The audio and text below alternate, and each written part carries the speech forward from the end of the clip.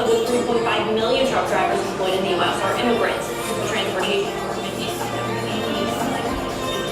All right, welcome. Happy Thursday. Paul, what's going on? Giants completed first sweep of the Cubs. The Cubs have not been swept this year?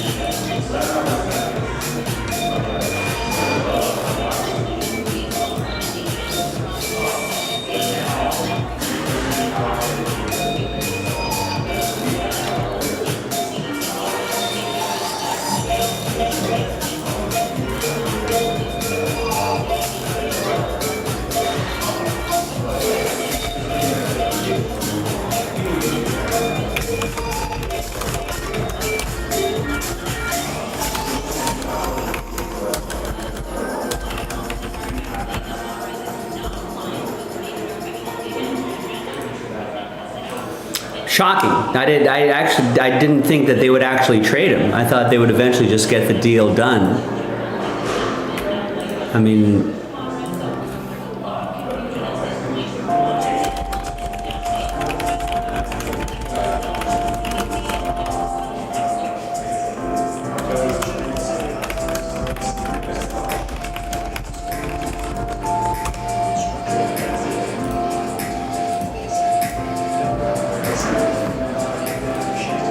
all right, just 5 orders to start the day. That's not a lot.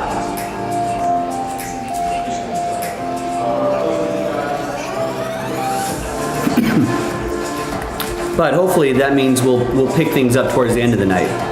That's usually how it goes. Bears off the board in Origins 2. Austin gets the first spot in the Guardians, Mets, etc., random number block for Boys of Summer. That's a buy one, get one. Adam picks up a spot in the Jags Saints random number block. Eric with a spot in the Chiefs Titans random number block. Joseph gets a spot there, so that's sold out. Last spot mojo and last spot mojo in the other random number block. So we are starting the day off with Origins.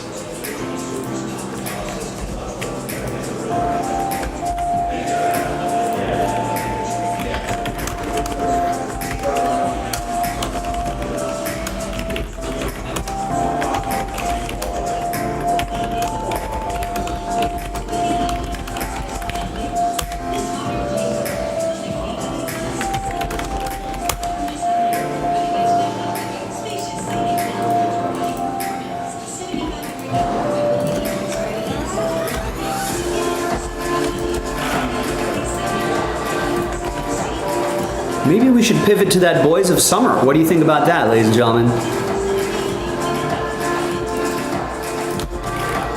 So this is now a buy one, get one, and there's still a 3-spot giveaway in the other one right there. Let's get some of that baseball going.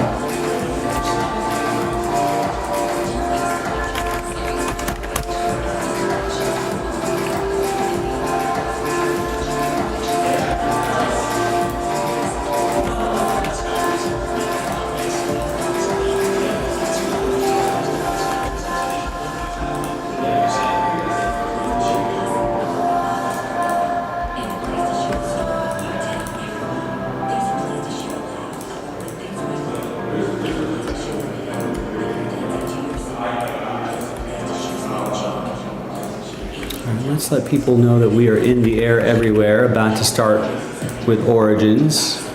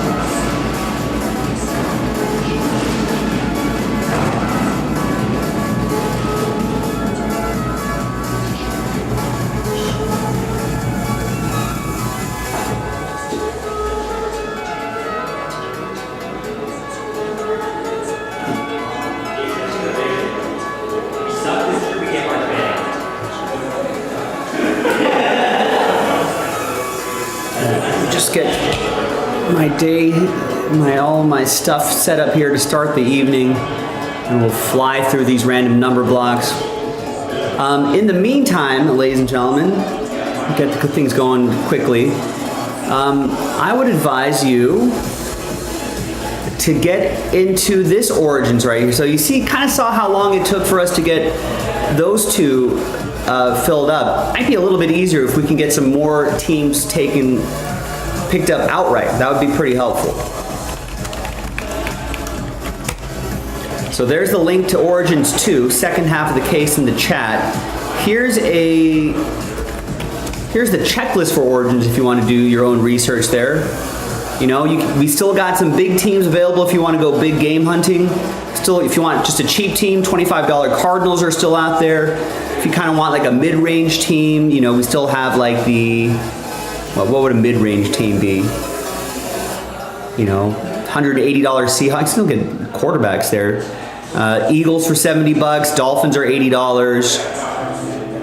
All right, Cowboys are $70. If you want to go big, you got Raiders, $300. Jaguars, $300. So some big names to chase there as well. It'd be very helpful. You saw how long those 2 random number blocks took us? So if we get some help with the full teams, that would be excellent. That would help the filler, if any, become a little less expensive.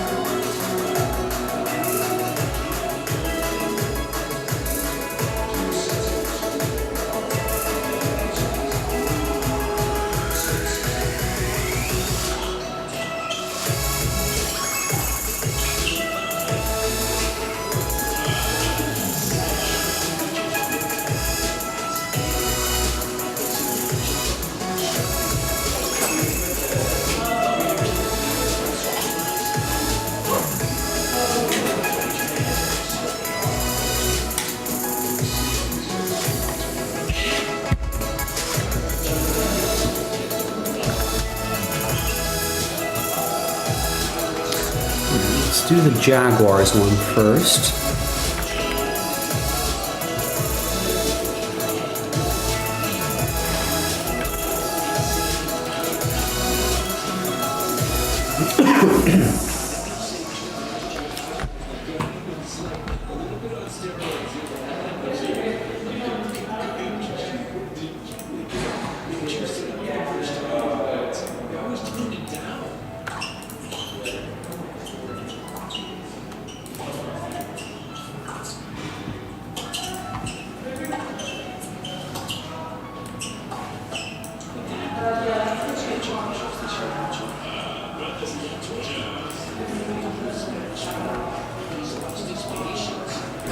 Yeah, Austin, I would love to get that one going next. We had a pretty good first half yesterday, but the second half, the last few nights have been pretty quiet. So hopefully things will start picking up tonight. That's the hope. That's the plan. All right, maybe this will get the people going a little bit here. Good luck, everyone. Hi, everybody. Joe for JaspysCaseBreaks.com with a random number block randomizer featuring a whole bunch of teams here: Jaguars, Saints, Broncos, Colts, Dolphins, Commanders, Cowboys, Niners, Jets, Cardinals, and a 4-spot giveaway here. So we only sold 6 spots outright. 4 of the 6 are going to get extra spots. So top 4 after 2. Snake eyes, easy. 1 and 2. So there you go. There's your top 4. Troy, Josh, Troy, and Joe. Extra spots going your way.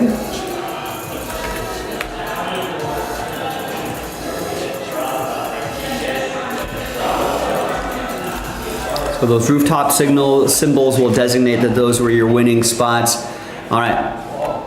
Now let's randomize you a number. Let's roll it, randomize it 1 and a 4 5 times. 1, 2, 3, 4, and 5. Got Adam down to Troy. And then 1 and a 4 5 times for the numbers 1, 2, 3, 4, and once more, 5th and final time. Nice. 2 down to 5.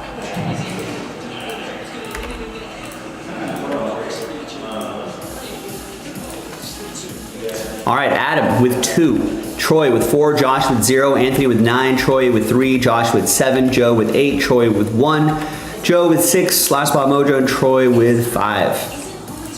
Let's order these numerically, and we'll see you in the other video for the break itself, JaspysCaseBreaks.com. All right, Dunzo's there. Let's do one more, and then we can.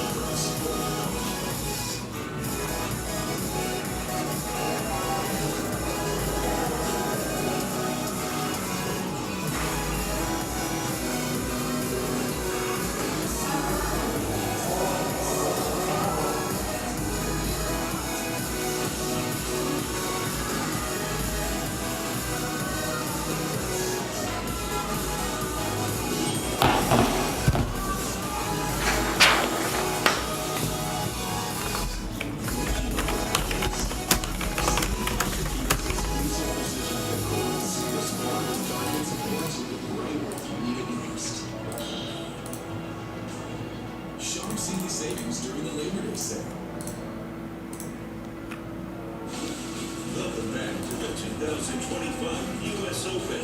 ESPN's coverage presented by Heineken 0.0. Into a stunning evening here in New York. Day 5 also getting through the remaining second round matches to half the mental and half of the winning action in the tour this evening. At the US Open right there, really the girls match showing Grandstand futures and seeing how well the tails has on the left hand with their hands with the points here. The seal really tight. Opening set now shows rocking the stage. The stage is really impressive. The crowd is absolutely rocking. Great to see them. So much representation from sides. Here in this men's singles encounter, Jacqueline Christian from against Ashley Drew for the United States. To the opening set, 6 games to 4. Christian still competitive. She leads 5-2 in the second set. And even means that she's wrapped it up somewhere in the distance on that one. It's flying into 17 now. This is very, very good. It's Captain Keenan, 15 seed. Representing Australia this season.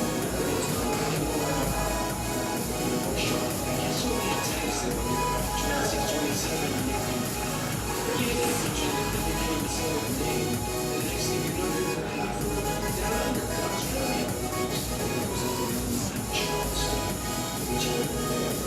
Which this year.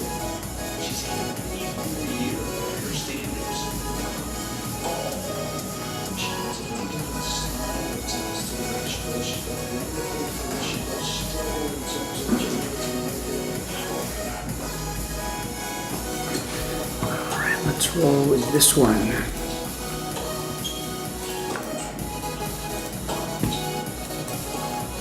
Hi everybody, Joe for JaspysCaseBreaks.com coming at you with a random number block randomizer for Origins Pick Your Team 1.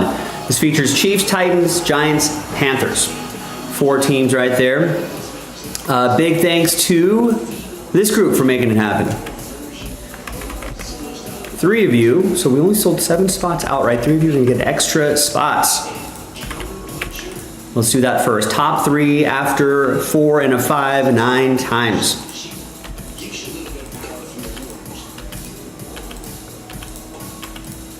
And 9th and final time. There's your top 3 right there. Mark, Austin, and Joe. Extra spots going your way after 9.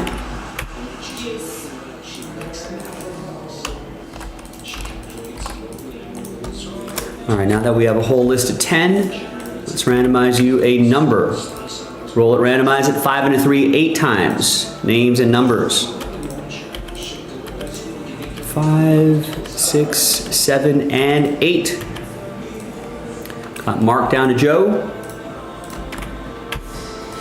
And then 5 and a 3. That's 8. 8 times for the numbers. 7 and 8. You got 8 down to 1. And here's how it shakes out for everybody here. Mark with 8, Anthony with 6, Troy with 7, Austin with 2, Joe with 3, Austin with 0, Anthony with 9, Mark with 5, Eric with 4, and Joe with 1. Let's order these numerically, and we'll see you in the next video for the break itself. JaspysCaseBreaks.com. Bye. All right, we did it.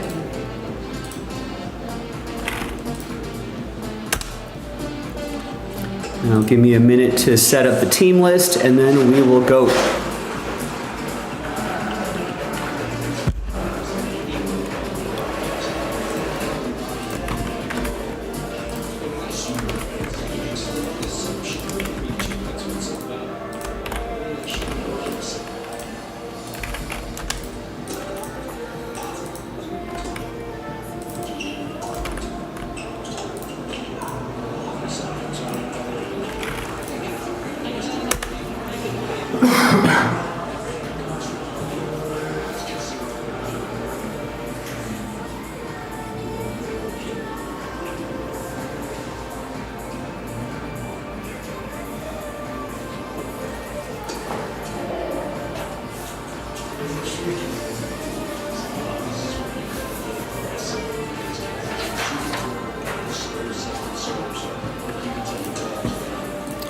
NFC North best division in football? Probably, right? That's going to be a tough one. Who's going to win that one? Micah Parsons to the Packers is going to be, I mean, that just instantly improves your offense by just that much, right? Or your defense, which will eventually help the offense. I mean, the trickle-down effect is massive.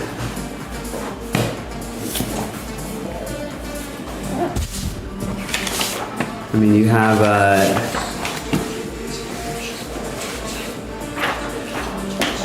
you know, if your opponent's not scoring that many points, obviously it's a lot easier on the offense. They're not under pressure.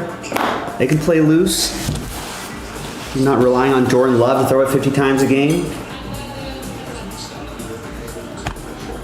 I mean,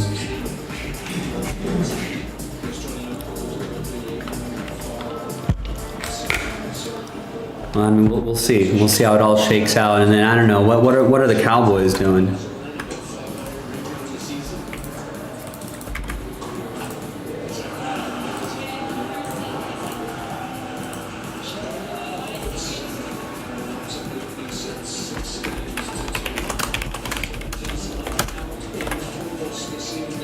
Eric's saying AFC West minus the Raiders is the best division in football.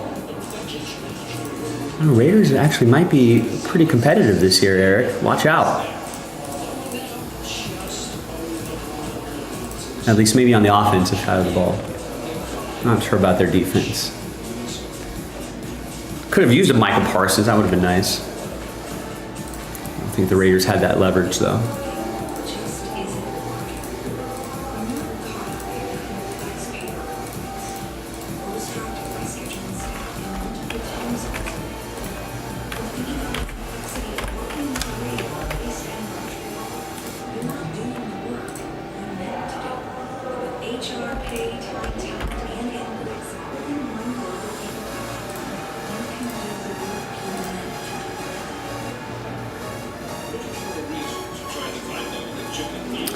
Well, not anymore, Austin. If you have noticed, he's been selling off slices of the team to big investors, including Tom Brady, among others. There's been others too. So I think the narrative of Mark Davis being cash-strapped is, I think he's going to continue to sell slices of the team as well as time goes on. So they've got an infusion of cash nowadays.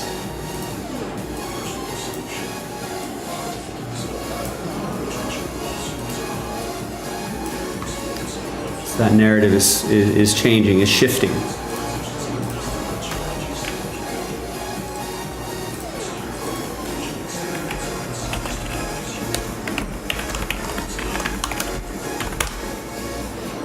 All right, remember, there's Origins Pick Your Team 2. The more teams we can get snapped up, the easier it'll be for us to, a lot easier it would be for us to get that random number block finished up. Yeah, that stadium definitely helps too, that's for sure.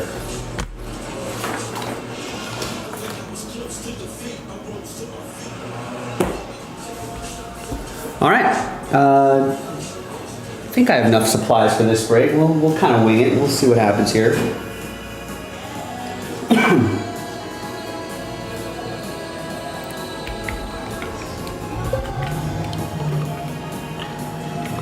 I think so.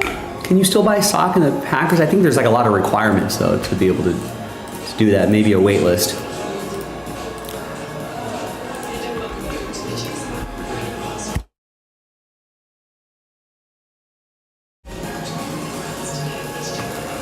All right, good luck with this one.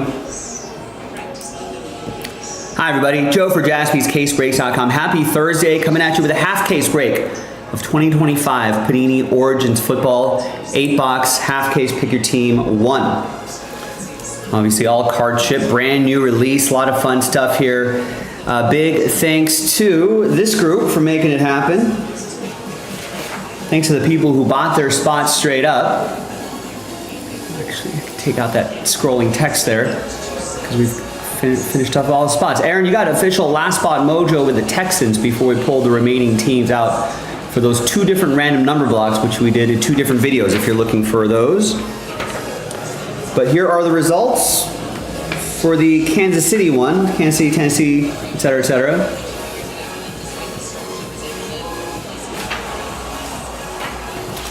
And there's the other one right here. Remember, I don't know if there might be a redemption. Zero will get any and all redemptions for those teams right there, including 1-of-1 redemptions. Obviously, 1 will still get live 1-of-1s. Same deal right here as well. There's also going to be non-numbered cards for these teams. We'll do a randomizer at the end to see who gets the non-numbered cards for these groups. All right, let's see. Put number block lists next to me over here. Let's pop open this fresh case of Origins. And let's see which half we're gonna do.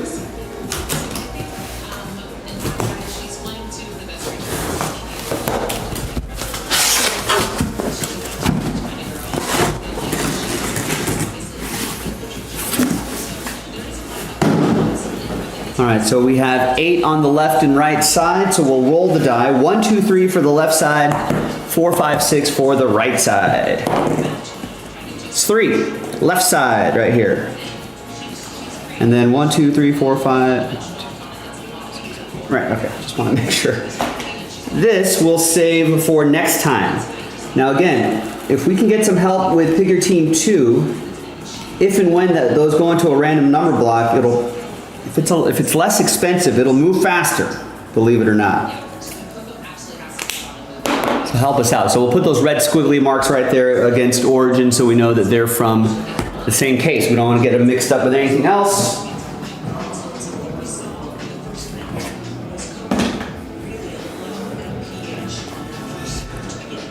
All right, 2 autographs, 1 memorabilia card per box on average. What else are we looking for? On-card rookie autographs, dual, triples, right? Ultra rare inserts including blank slate, primordial, and more. I feel like those blank slates they introduced last year, maybe? I think they do pretty well on the secondary market. They may fall 1 per case. I guess maybe one of these falls 1 per case. All right, so let's grab the cards from the bottom. So we got 3 there. Okay.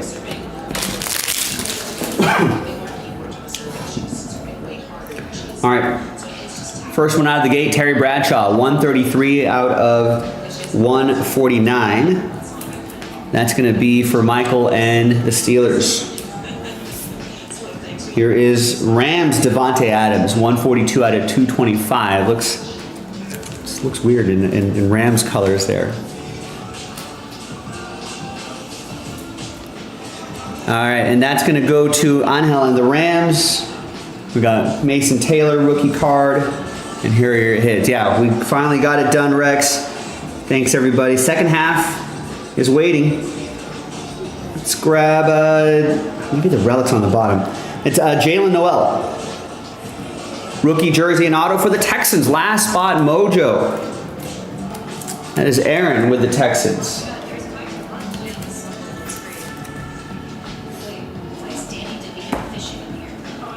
So is this the relic on the bottom? Yeah, there's Mason Taylor. 3-color patch, 26 out of 199. 3 colors in that little window there. Looks cool. That'll be for the Jets. Jets are part of the Jacksonville random number block group. So that will go to Jets 6. And that's going to be for Joe, last spot mojo. And the auto is Tetaroa? I'm going to have trouble with that name. McMillan, Tet McMillan.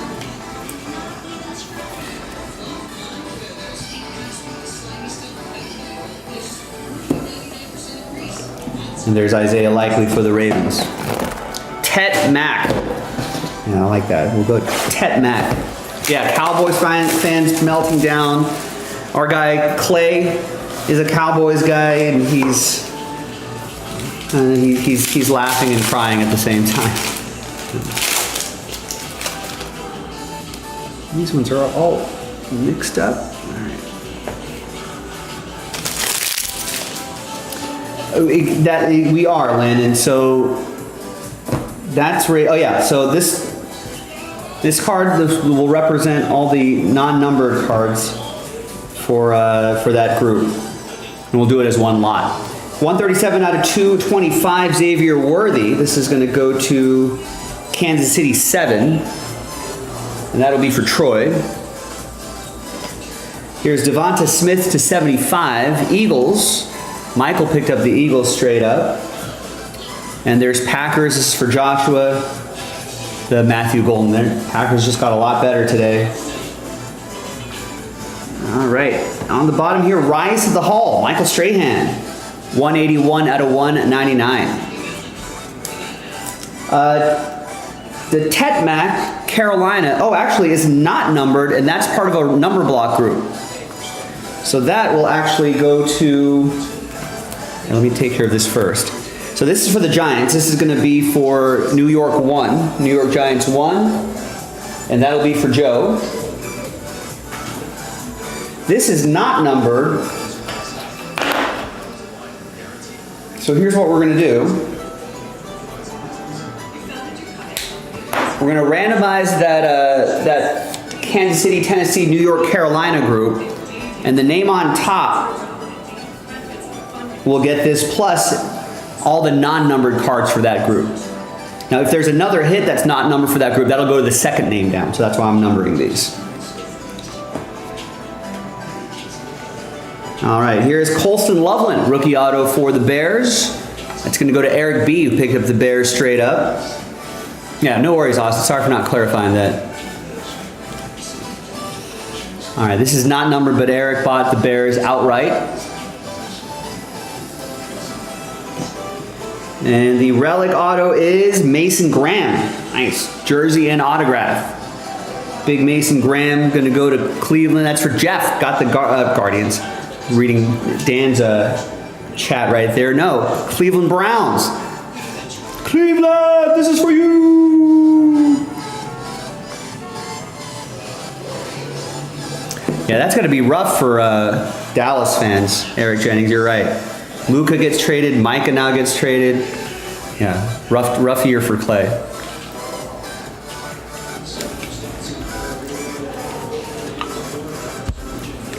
Cowboys and Cubs organization pretty similar with how they get and keep players. Here's Adam Thielen.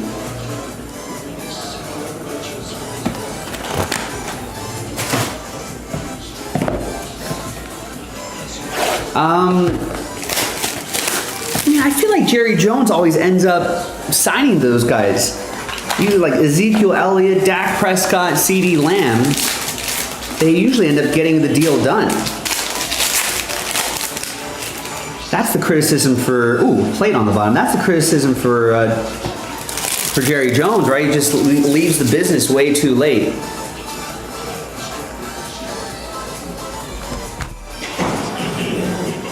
I think the Cubs just don't pay anyone in general.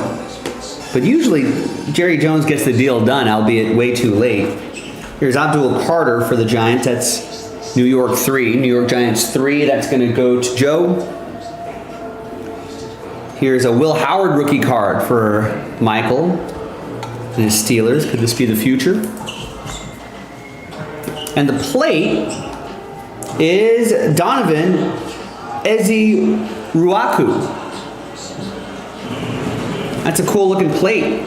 Going to Dallas. That's part of the Jacksonville random number block group. And Dallas 1 is gonna be Troy. Troy.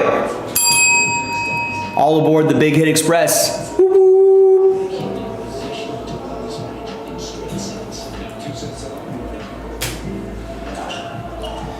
All right, let's see if I can grab the relic first. Should be on the bottom. There it is, 2-color patch, 109 out of 199, Quinshon Judkins for Jeff and the Browns. Cleveland, this is for you.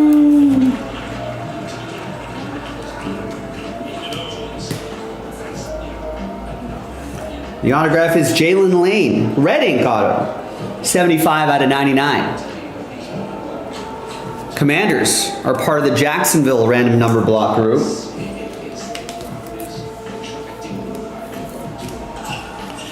And that is Washington 5. That's for Troy. And, ooh, nice Jalen Milroe. 10 out of 75. This could be a great one for the future. Seahawks.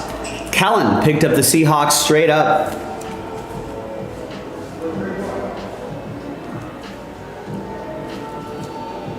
Congrats. And there's Matthew Judon for the Falcons. That's going to be for Wesley.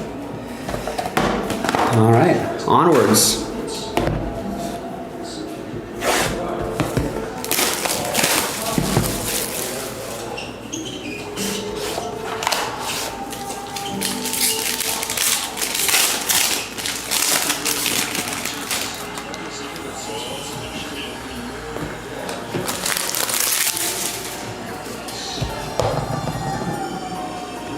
All right, here's second year Caleb Williams, 48 out of 50.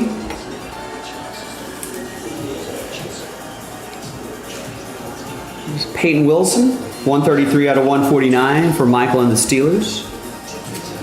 Eric B has the Bears. We'll get that Caleb Williams. And here's Cam Scattaboo for the Giants. Now this is also not numbered. So this will be part of the non-numbered group for the other random number block list. Let's set that over there. The relic, we've got Riley Leonard, 198 out of 199. Colts. Is he QB3 out there? Blue Horseshoes, that's going to be Jacksonville number block group. So Indianapolis 8 will be for Joe. Here's Kyle Williams, rookie auto for the Patriots. It's going to go to Mark, who picked up the Pats straight up. It's cool finally seeing the new rookie class, right? And the season about to start. We can see which one of these guys ends up becoming, you know, hobby hot. Here's Jalen Lane. Jersey and autograph for Washington. That's part of the Jacksonville random number block group. So that's the first non-numbered auto for that group.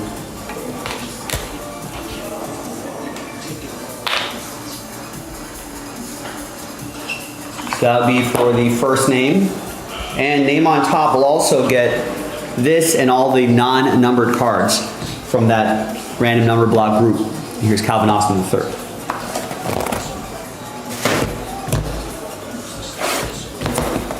Origins 2 in the store right now. Any team that you get would be helpful. Would help big time in making the making a future random number block a lot less expensive, which is always helpful. So help out JaspysCaseBreaks.com.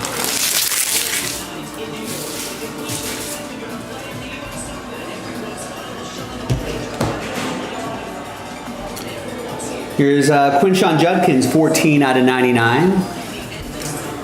Jeff and the Browns. 126 out of 225, Zaire Franklin. That's going to be Colts. Colts 6. It's going to go to Joe. And there's a Jalen Walker for Atlanta. That'll be for Wes. That's a good question. Yeah, how many cards do they make? Like, how many of these are out there, right? Noah's asking. Not sure. Scatterman should be with the Tet Mac lot. Oh, right. Yeah, I guess these are all, this is the Carolina group, right? And there we go. And the Jets are with the other group. There. Thanks, Austin. We're organized now. Here's another Jalen Lane, but this one's number 28 out of 99. So that's going to go to Washington 8, and that will be for Joseph.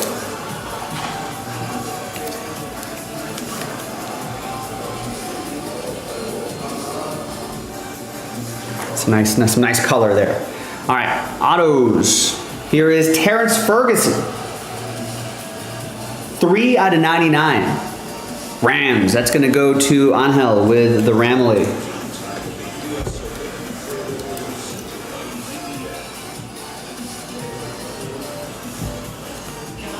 And here is Jalen Milroe.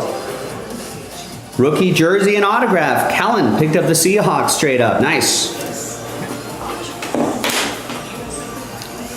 Marinate behind Sam Darnold for a little bit. See what happens. You get a little Jordan Love situation. He marinated behind Rodgers for a little bit.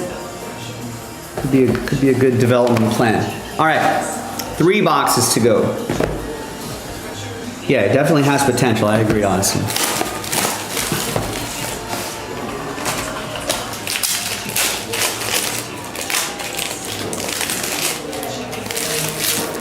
We've got a Kid Reporter card on the bottom.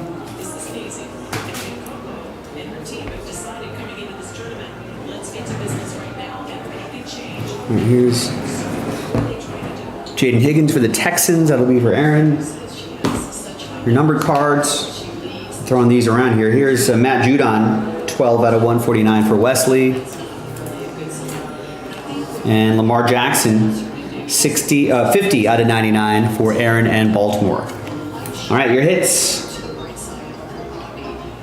Here is George Karlaftis, 15 out of 199. International origins. That's kind of cool.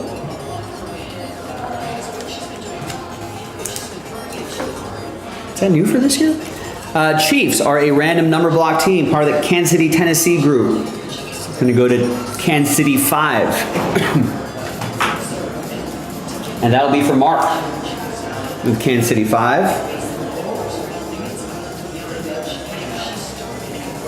And we've got a Will Howard autograph for Michael and his Steelers.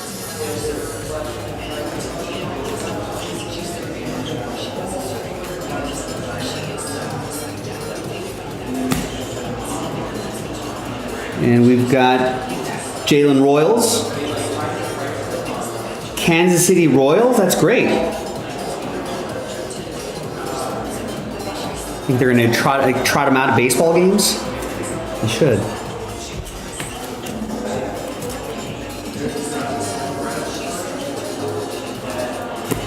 And there's Quinshon Judkins, rookie auto for the Browns. Jeff. Cleveland, this is for you.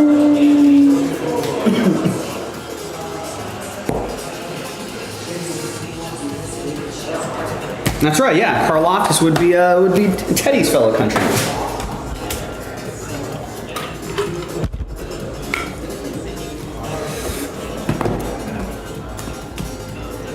Oh, sorry, yeah. I got so busy talking about that. This is not numbered, so that will be hit number 2.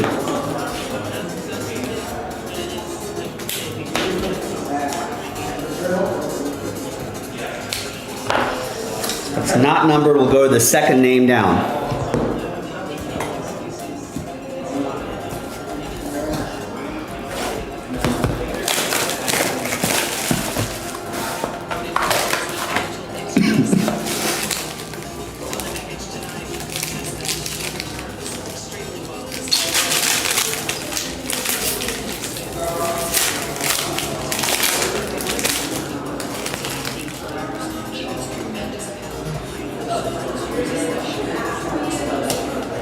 I think we've got 3 thicker hits here.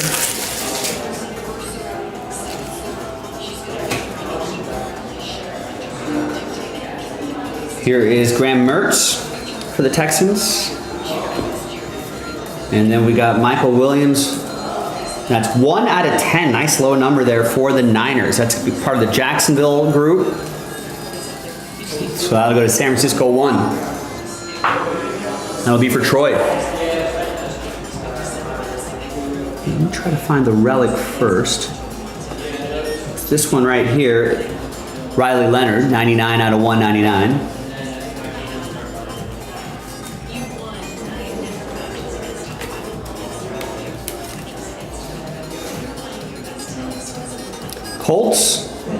Colts 9. That'll be for Anthony. Here's another relic. International origins. American Samoa. Panay Sewell. 142 out of 199.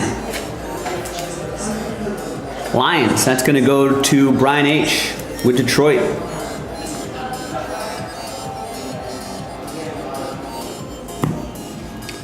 And behind Trevor Etienne is a Mason Taylor. Patch and auto. 40 out of 99 for the Jets. Jets are a random number block team, part of the Jacksonville group. That's going to go to New York Jets 0. Which will be for Josh.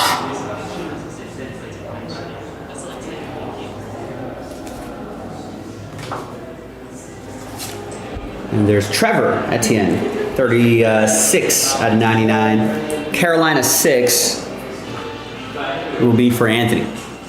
All right, final box coming up. Good luck.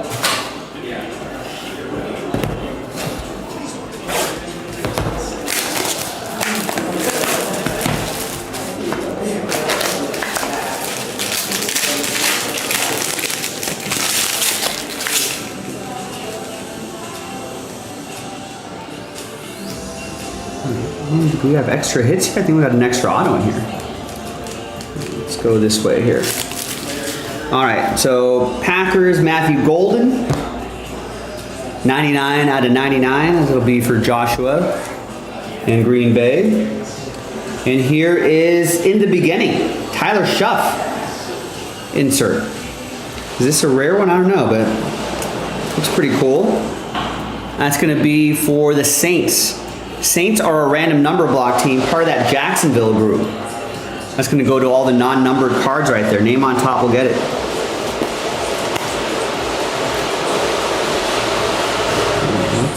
Yeah, that's over here. All right. Good luck, everybody. You got, Kyler Murray. You know, give him South Korea. 17 out of 199.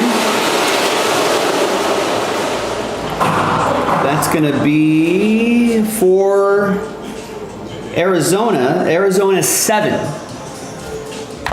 That's going to be part of the Jacksonville group. And that's going to go to Josh. All right, and these should be autos. We got Devin Leary. Rookie auto for Baltimore. That will be for Aaron and the Ravens.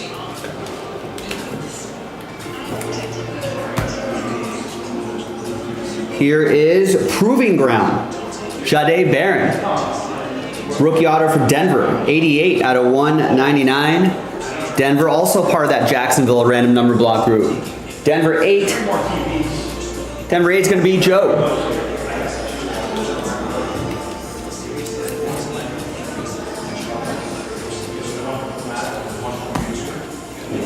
And back here is Shedeur Sanders. Rookie jersey and autograph for Jeff and the Browns. Cleveland, this is for you. All right. Does he get starts this year? It'll be interesting to see. And there's Jalen Walker, 209 out of 225 for West and the Falcons.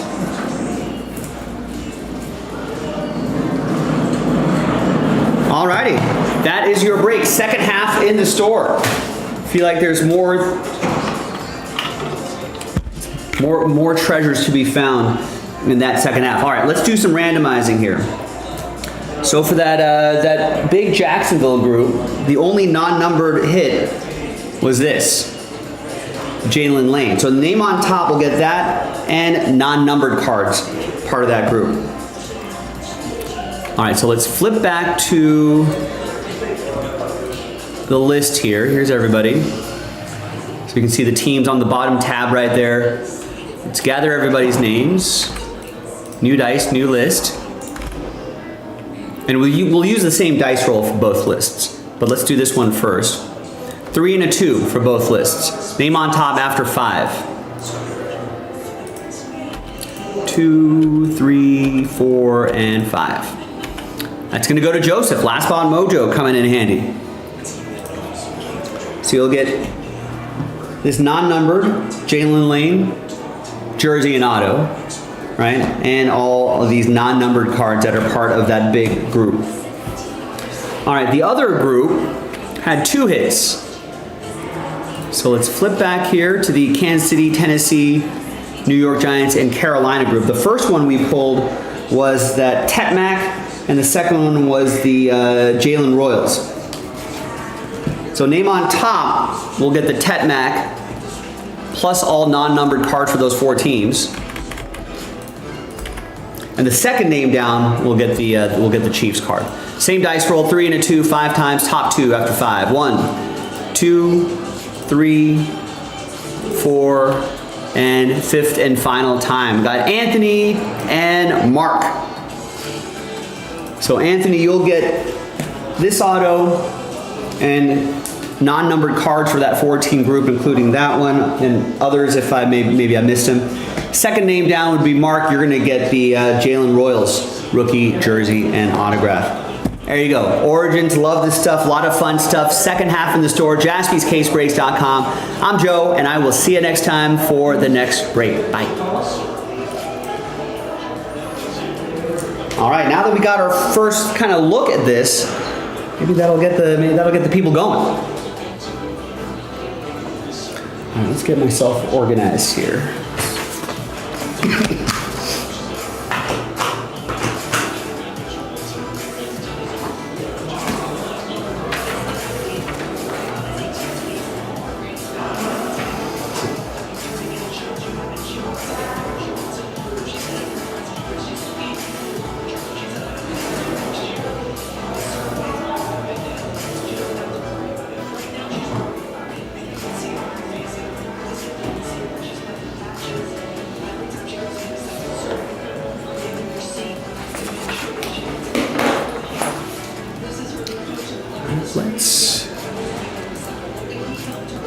I did not see the apology statement. I know that they apologized though. Was the statement, what, weird or? It's funny that they had to apologize.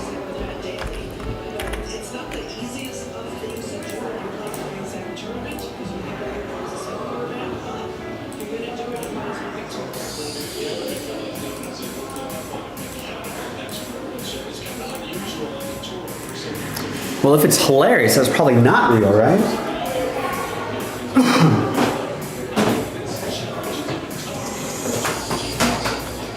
It's crazy how many companies, just because of some social media backlash, which does not really represent the majority of the population, but it's a loud part of the population, and how they just walk that back. They get scared and they walk that back. You know how much money goes into a rebrand? I mean, for those giant corporations, like, it's not cheap. It takes a lot of time. You know, they may have an ad agency that they work with. They probably have a whole wall of mock-ups. You have like marketing departments and CEOs or presidents or however they're structured, looking at all of them, improving some, saying no to others, saying yes to some. They go through this. I mean, I don't know what the money could be. It could be millions. You know, just getting teams together, graphic design teams together, getting all that stuff, blah, blah, blah, blah, blah, blah. Can you imagine going through all of that only to just be like, huh?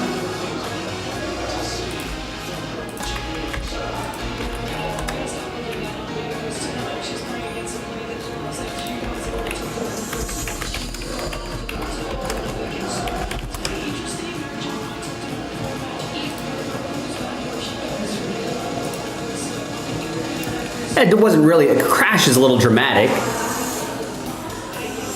How much could they have lost?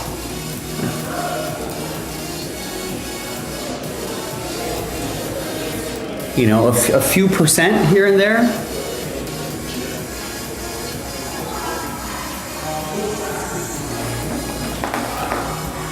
In the long run, it's gonna be fine.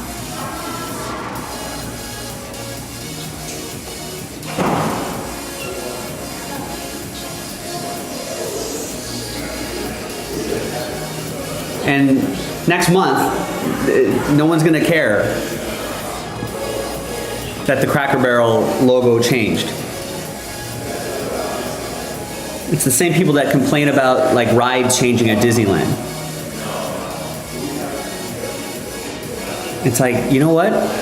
People are still gonna go.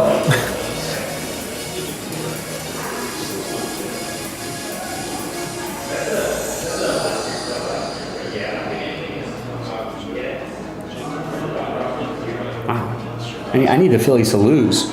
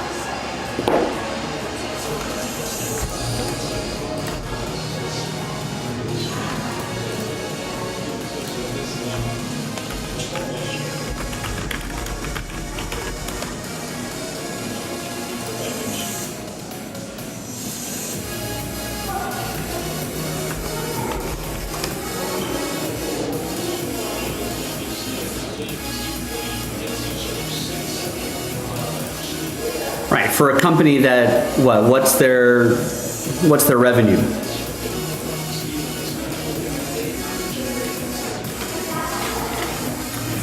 $100 million is a lot to you and me, but for a company that probably pulls in billions, like, it's not a crash.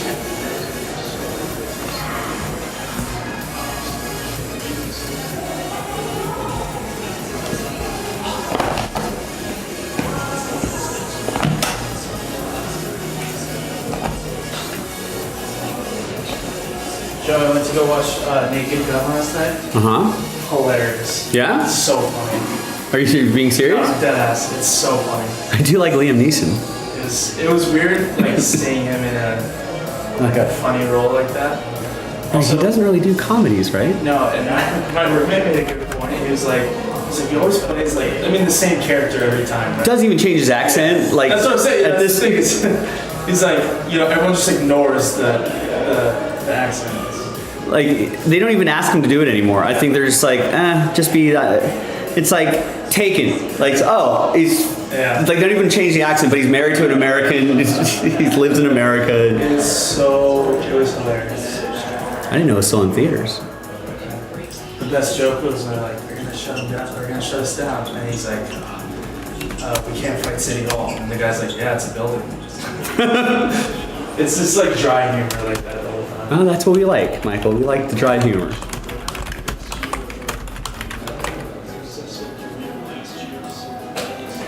But yeah, the Cracker Barrel is going to be fine. They probably wasted more time on this than anything. Who knows? At this point, I feel like maybe companies do bad logo. I don't know if it was even bad, but I feel like they do like these logo changes just to get themselves in the news.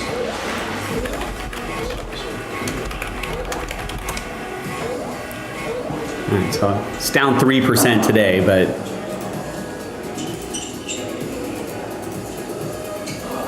you know, last 6 months they're up 32%. I think they'll be okay, Rex. They're up 48.7% in the past year. I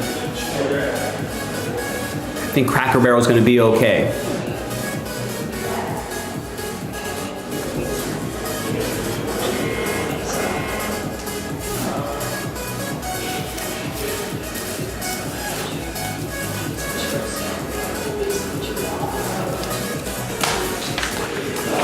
I don't think, I think I've been to a Cracker Barrel once.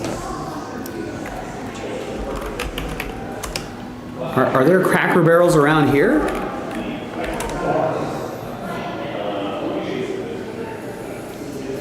Oh, this one's permanently closed. No. Los Angeles hates Cracker Barrel. I think the one I went to was this one.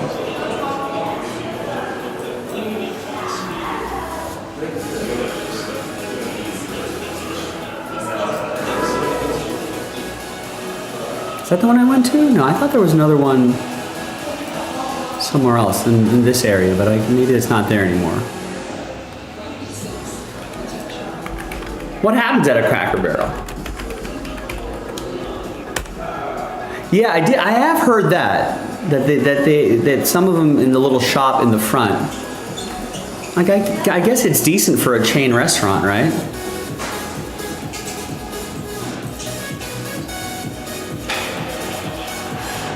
So what this was the new logo, and people wanted that. Oh yeah, is that?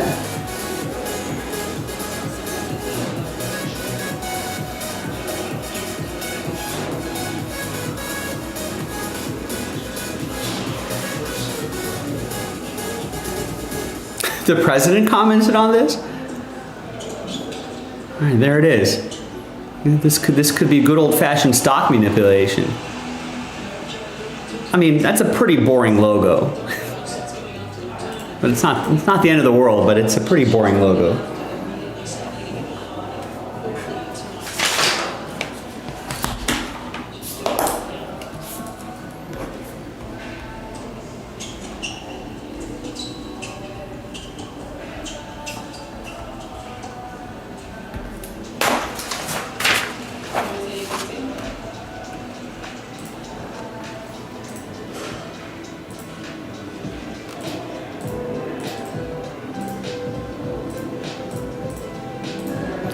You know, Starbucks changed their logo.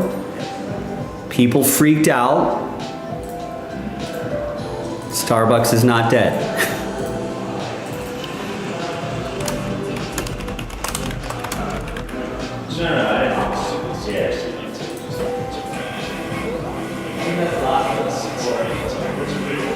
The Gap changed their logo.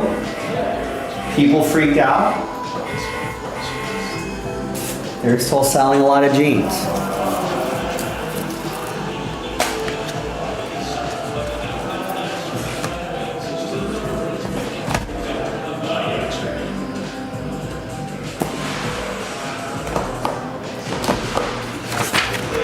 But yeah, a logo change.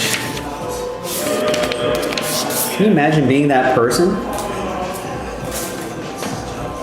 Logo change, never again. You know, not my Cracker Barrel.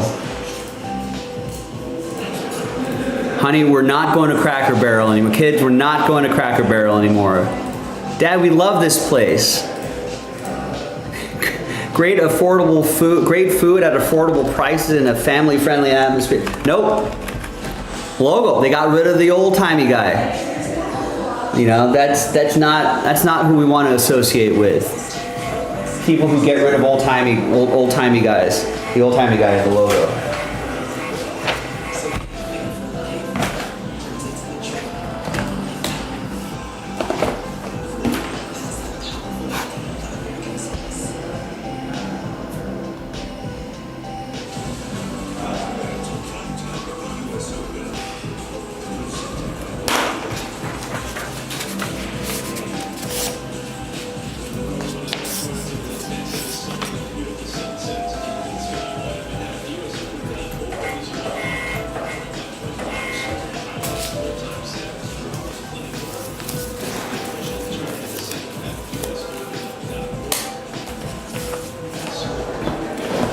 Right, yeah, I mean, I'll bet, you know, like, people are still gonna go to Cracker Barrel. The people who claim they're never gonna go to Cracker Barrel again, they're gonna go. And I assure you that. They're gonna go.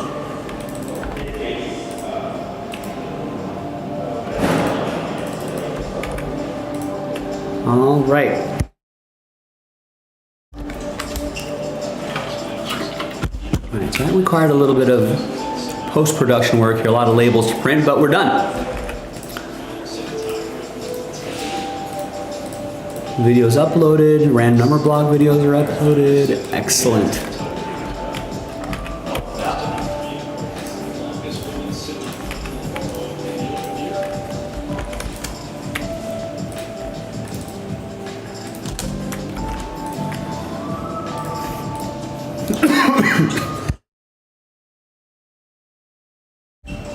What's up, Anthony? Great. Finally got that Origins done. So that was a nice way to start the day. Looking ahead to,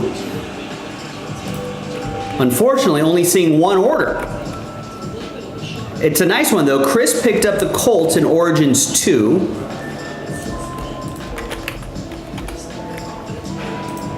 But that's all the orders I have.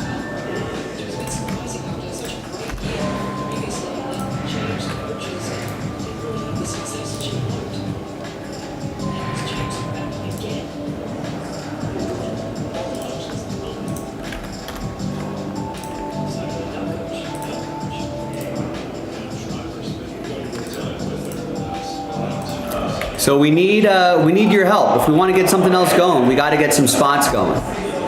My favorite franchise, I do not. Yeah, we just finished it, Anthony. So it's uploading right now. It should be uploaded.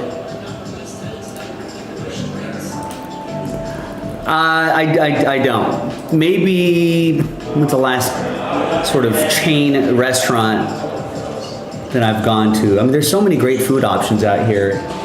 Like, why go to an Olive Garden? Why go to a Cracker Barrel?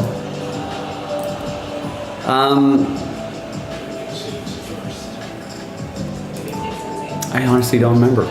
Like a California Pizza Kitchen, maybe? But I don't remember the last time when that was.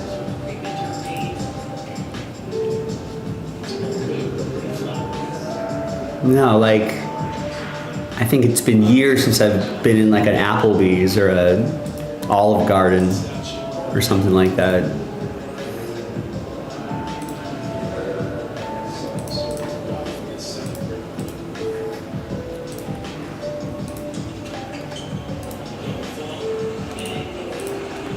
Oh, I guess if you're, I thought you meant, yeah. If I get like fast food, yeah, their national chains get into the rotation.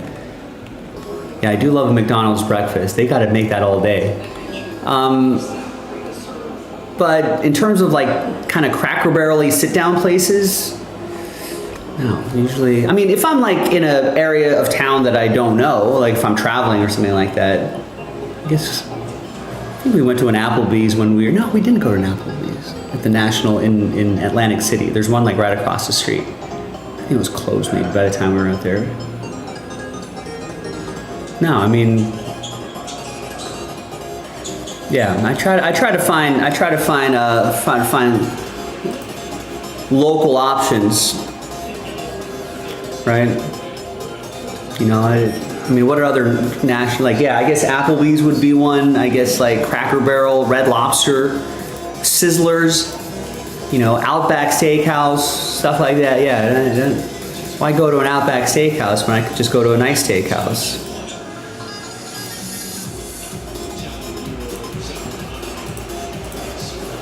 There's no other place in your neck of the woods where you can get a fish? Maybe a locally owned place?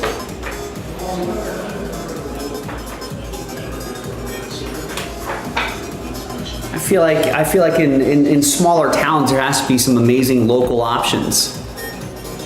Some old family owned place that's been in the family for decades kind of thing.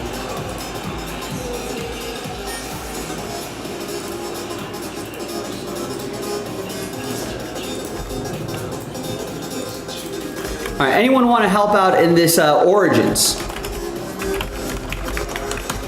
I know Chris just got a nice team in the Colts. If we can get that closer single digits, I could bundle up the remaining teams into a random number block and get it across the finish line that way. Now you saw when we did this one, right?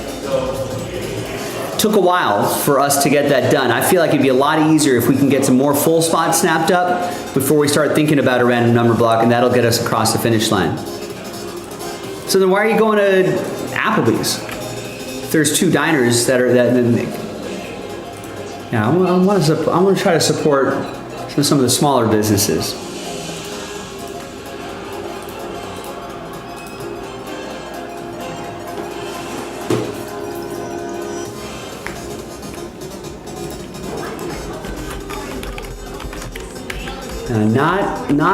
Not a Golden Corral guy. The only time I'll go to a buffet will be in Vegas.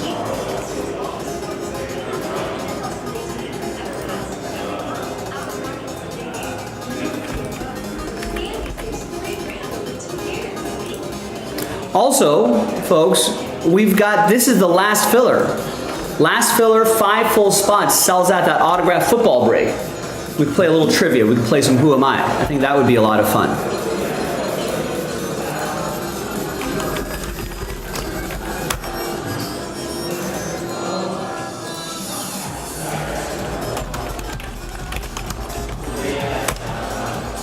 So we can get that done.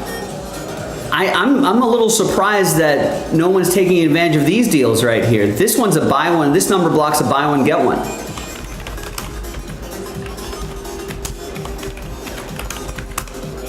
Austin fired the first shot in that. He's automatically getting an extra spot.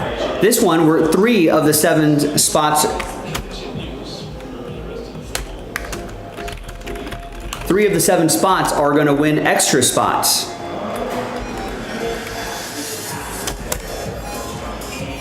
And that sells out an 8-box break of Boys of Summer.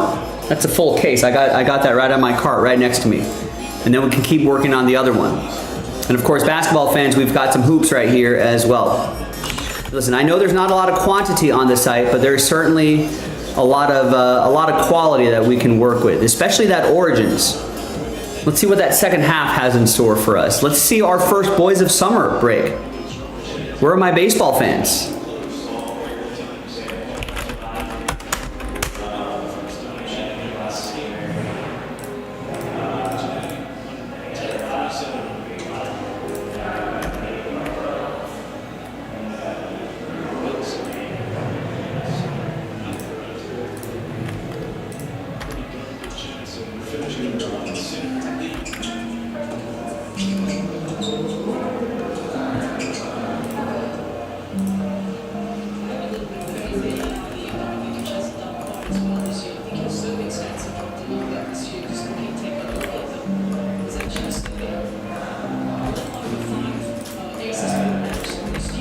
Now that we got our Origins done, I would love to see some of that baseball happen. Let's also highlight so that Resurgence box.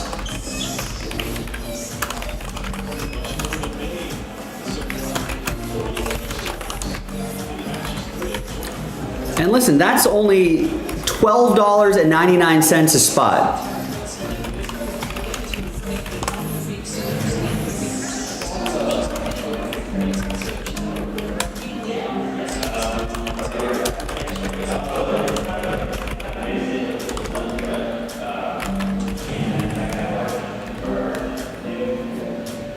I mean, I know a lot of times everyone's like, oh man, breaks have gotten so expensive, this and that. I mean, we're giving you a $13 a spot break with a chance to win a $63 spot and a chance to win a really nice autographed football. Let's do it. And we were cruising on this basketball, but no one's bought a single spot in any of the hoops. Right there, so basketball fans, if you want it, that's our last case of Topps Chrome Sapphire. I guess if we go another night without moving a single spot, maybe we'll take it off the site and, you know, maybe have the in-store or Fanatics Live, or maybe it'll go as personals. Might be easier that way. But it's available to us if you want it, basketball fans. Really, we just need to get anything going here. Where is everyone? In fact, in the last hour, I've only seen one order, and that order was already an hour ago.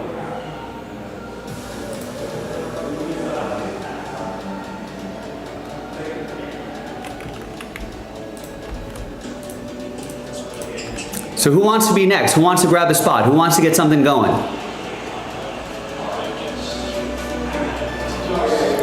I mean, last few nights, the first half of the show's been pretty busy, and the second half of the show's been kind of dead. Maybe we're gonna see a reversal tonight. First half of the show, maybe quiet, but we'll rock and roll in the second half. I'm okay with that. But I really do think we got to move at least some spots now in order to prepare for that potential rocking and rolling towards the end of the evening.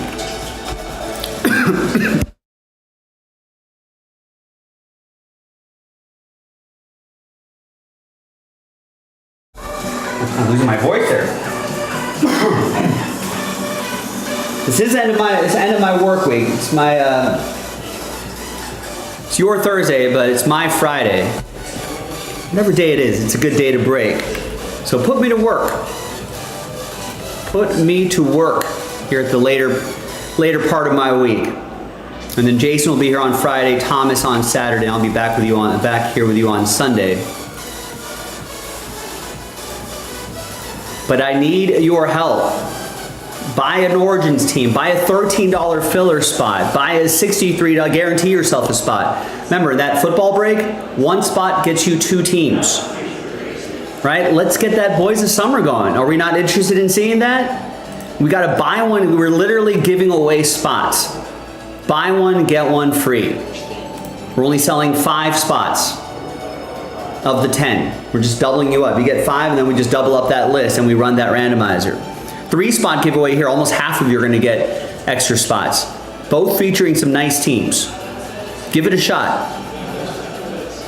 All right? And the basketball, that's a half case from a fresh case, and that filler is only $10.99. I mean, if we can't move $13 spots or $10, $11 spots here, I mean, we may as well just shut it down.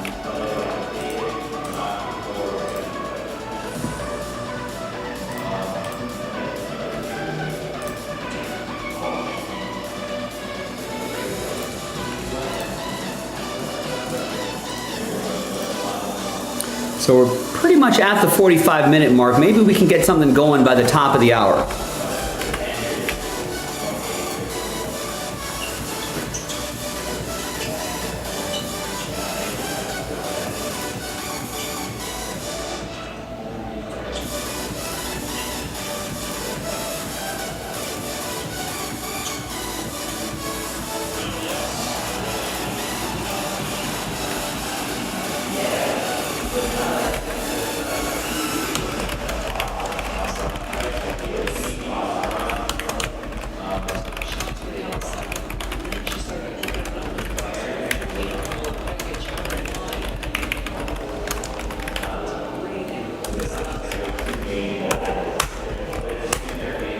All right, JaspysCaseBreaks.com, ladies and gentlemen. Got that Origins. We got that Origins. Maybe we can get that Boys of Summer going. I got the case right here, ready to break.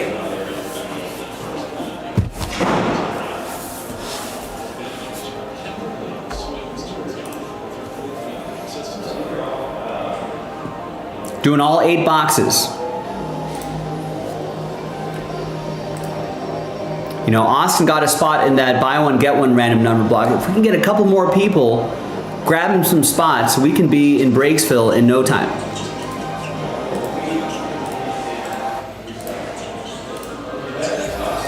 So let's put some bat signals out here. Let's see if we can get some people going here.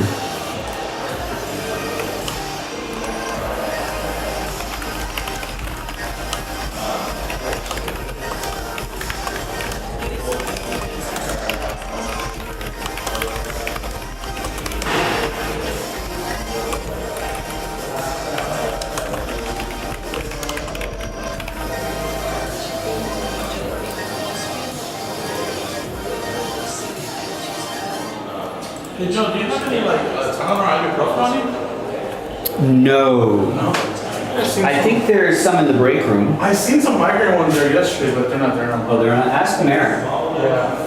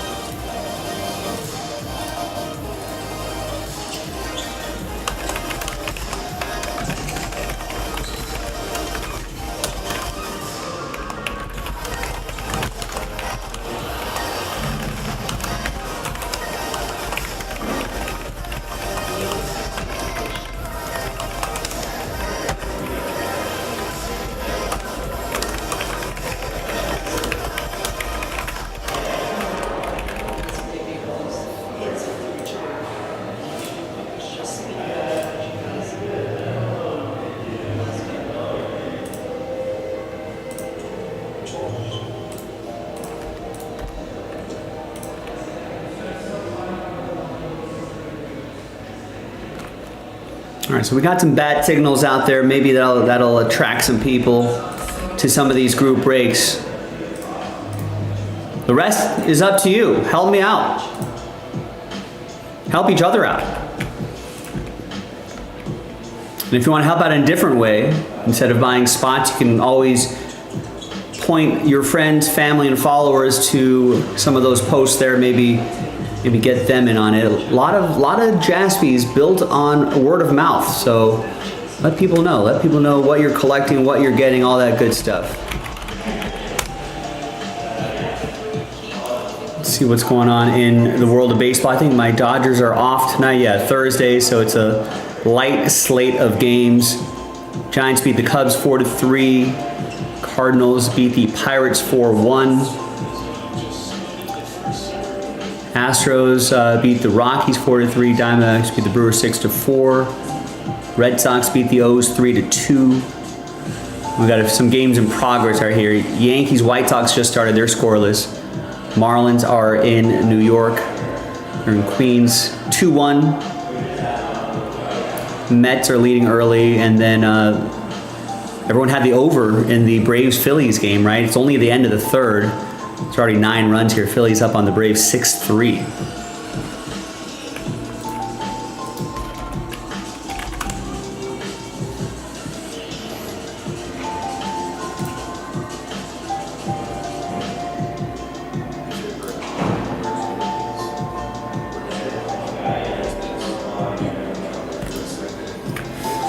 The big, I guess the big sports news of the day, Micah Parsons getting traded.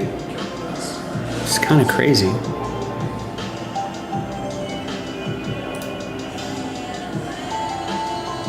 right, so they took a receiver in the first round. Got Micah Parsons.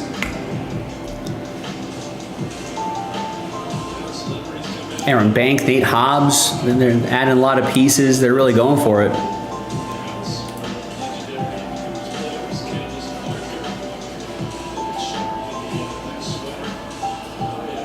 Oh no, I guess Irsay suffered drug relapse before his death, unfortunately.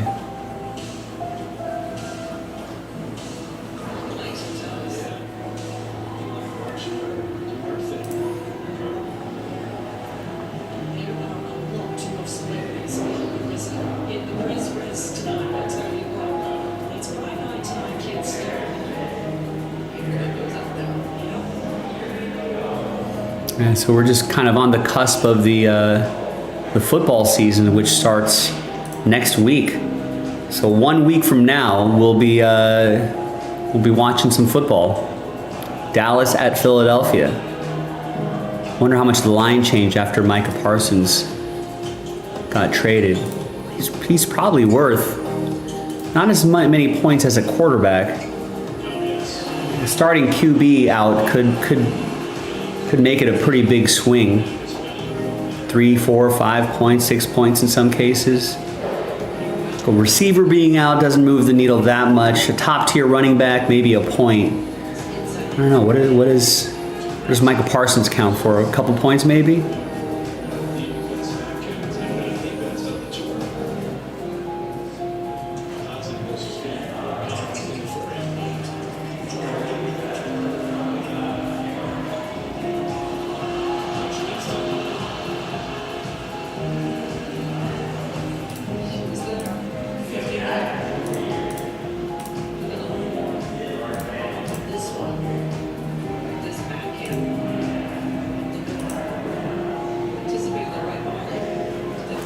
All right, well, ladies and gentlemen, who wants to get something going? Listen, it's been, I know there's not a lot of quantity on the site, but there's a lot of quality on that site. I think we've had 2 orders maybe in the last 2 hours. And that last order was an hour ago. So we're gonna need a little help here. Who wants to start things up? Kind of restart some things here.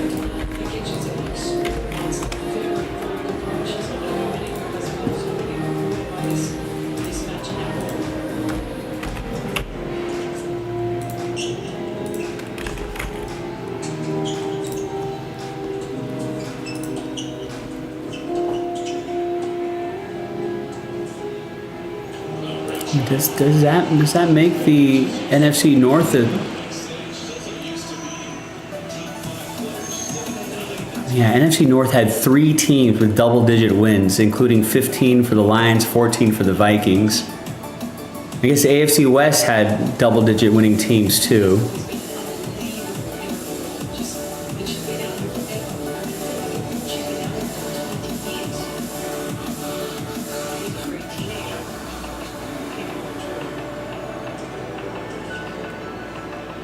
AFC North's pretty solid too. A lot of good winning percentages here.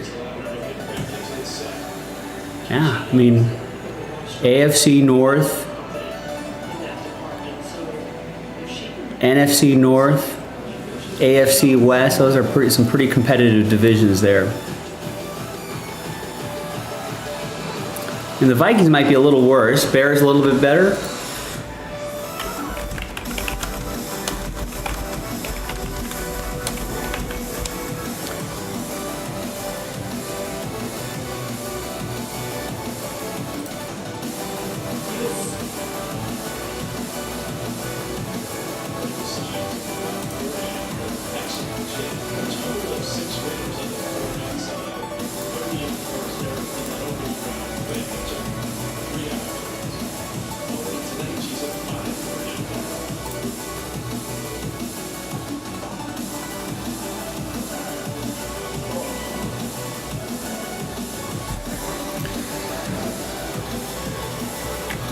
Oh, I got it.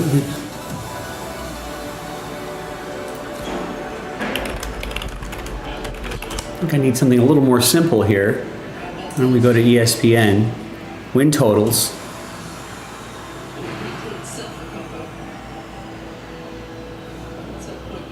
And Minnesota at 8.5 wins.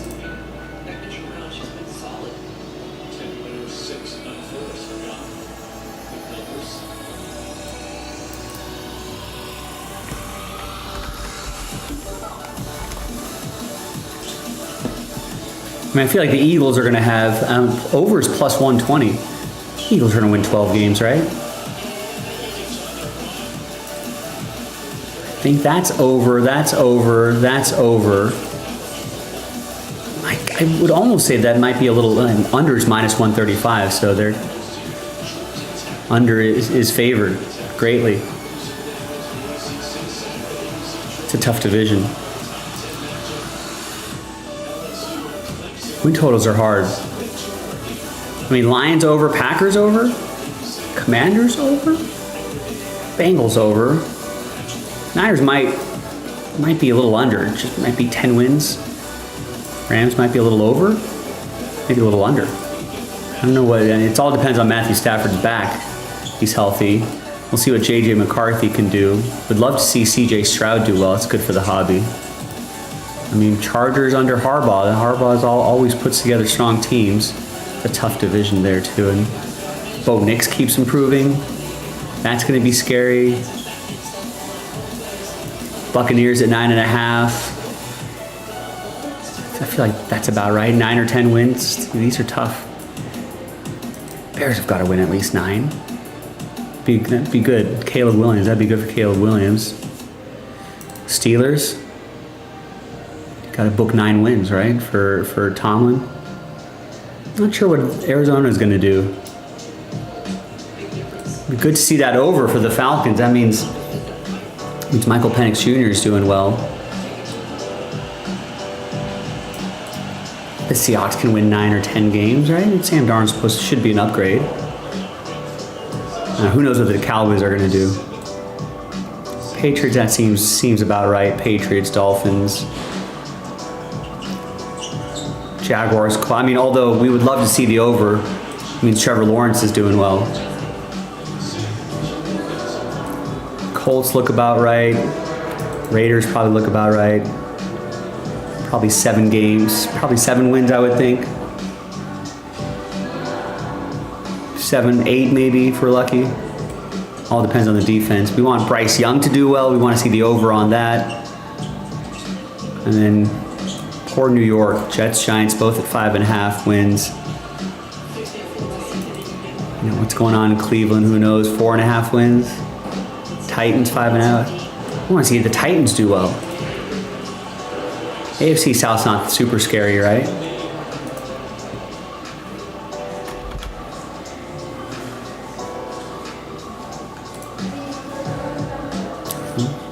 Cam Ward, Titans do well. It's good for the hobby. Spencer Rattler too. That's good for the hobby.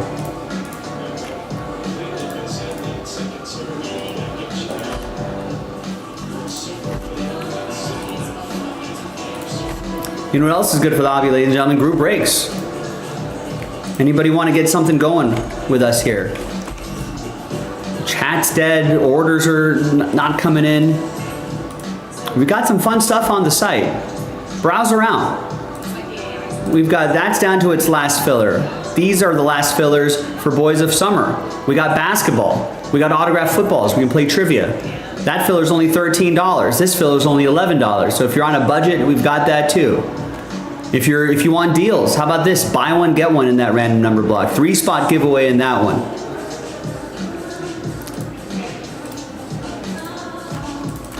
You know, we can easily get something going. We're pretty much at the top of the hour. We can easily get something going by the 15-minute mark, I would think. I've got the Boys of Summer case right here. That's what if you want to ask me, you know, if you want my opinion, I would love to do Boys of Summer. It's a good baseball break. You got a chance to win extra spots.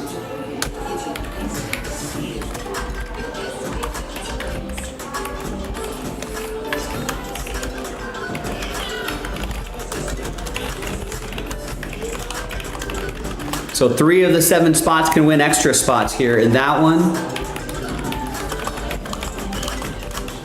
And this one's just a straight up buy one, get one. We're only selling 5 spots. Just double you up. That's it.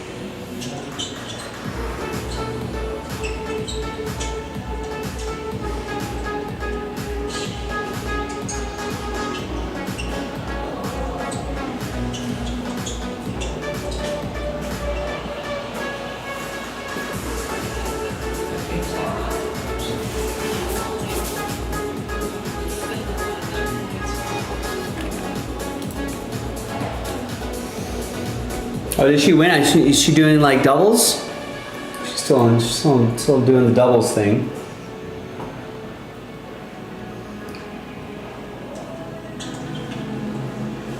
It's a good second serve from Coco Gauff.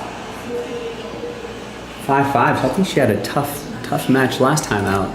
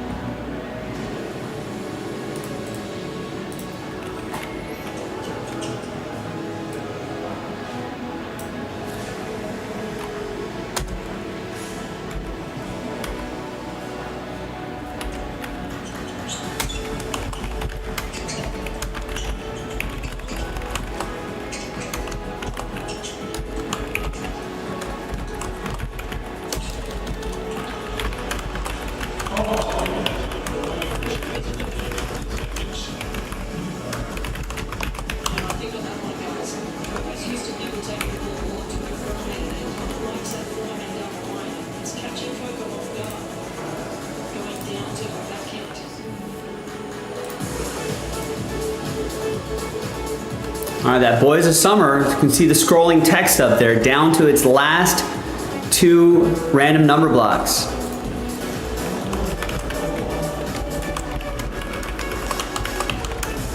Would love to see that.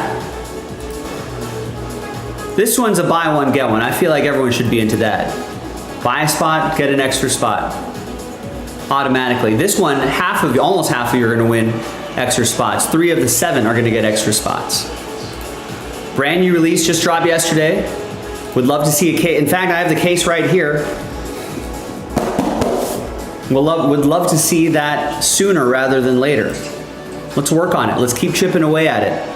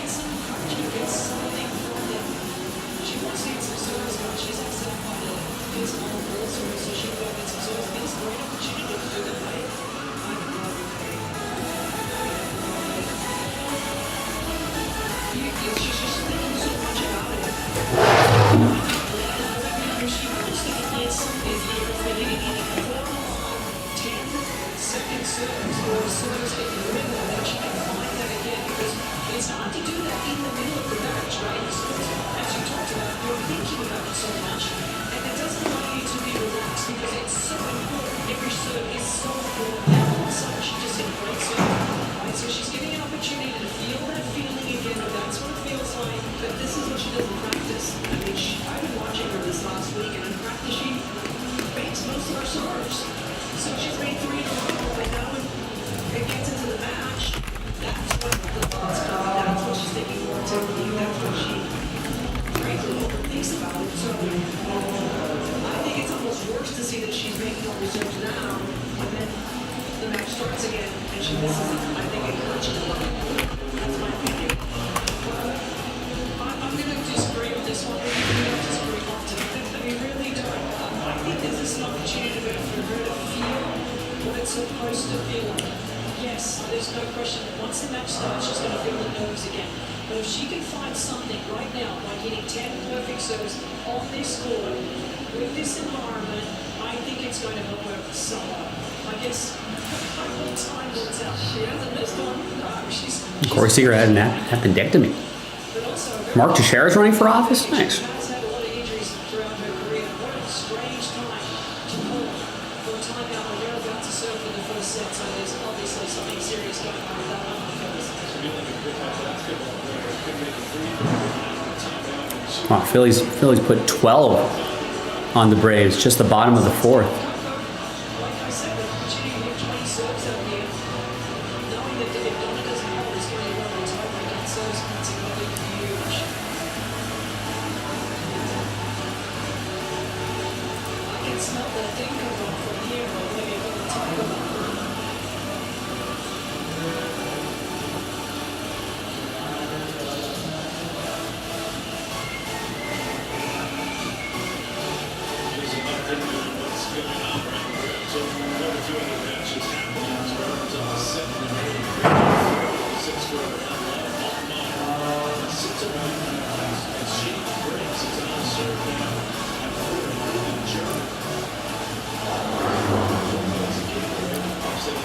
You took the under 17?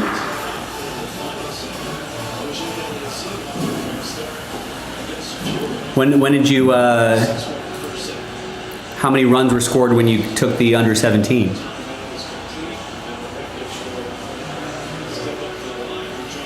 That's kind of crazy, yeah. Cal Raleigh could.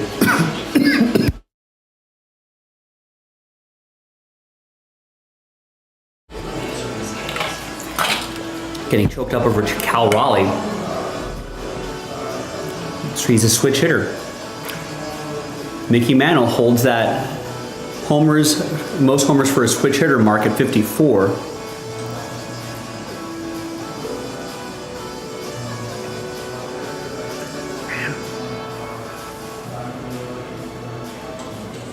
That's a kind of a key number, right? If he can get to 55, that would be crazy.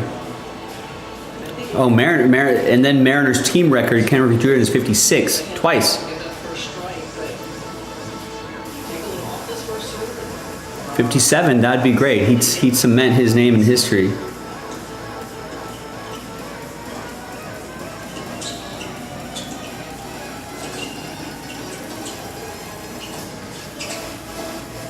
It was at 9 runs when you took the under 17. Ooh, it's gonna be close.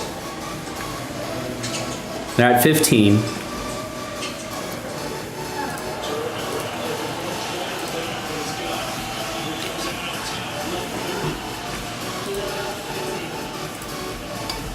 just such a big believer. Your thing that you know is not your best shot is not doing it for you tonight. For example, the serve. Don't let that affect the other things that you do. It's tough for old Cal Quantrill. What she does better. 9 earned runs in 3 1/3.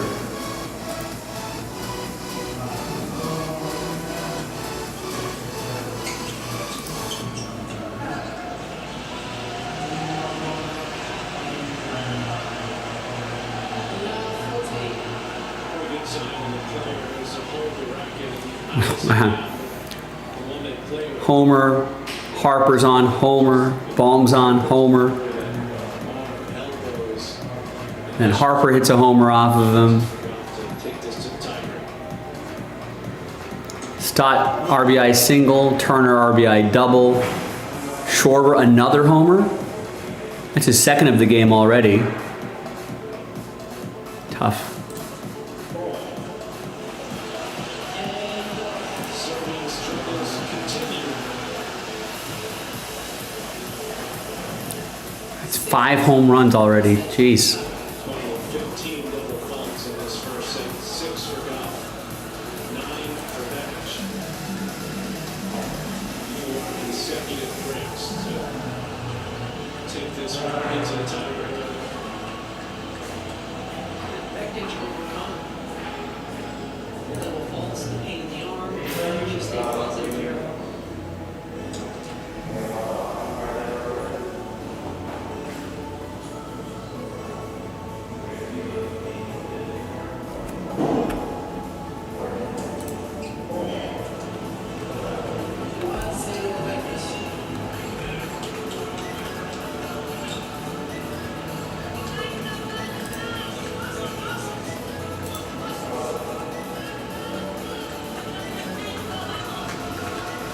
Players just struggling mightily.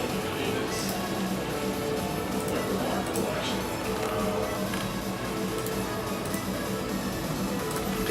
I don't know.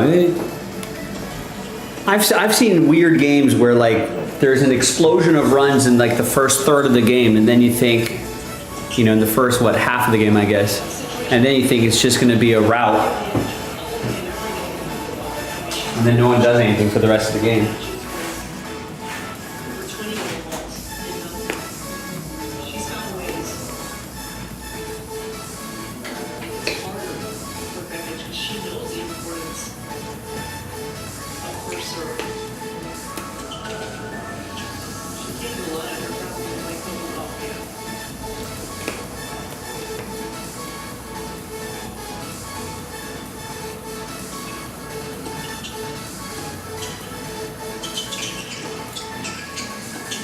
Activating there for Goff. To 2-1 lead. So at this point, Mary Jo for Goff just tries to spin it in. First serve, get it in. Just get it in. That we agree on.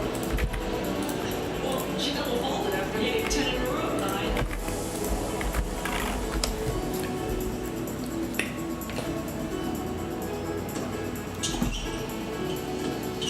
Good return. Decent speed on that serve. 103. Beckett continually just throwing her ball down, so continued problems with the elbow.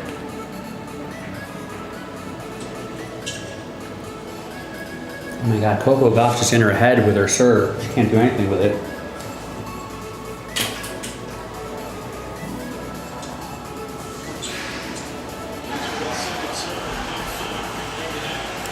That was a good second serve though. I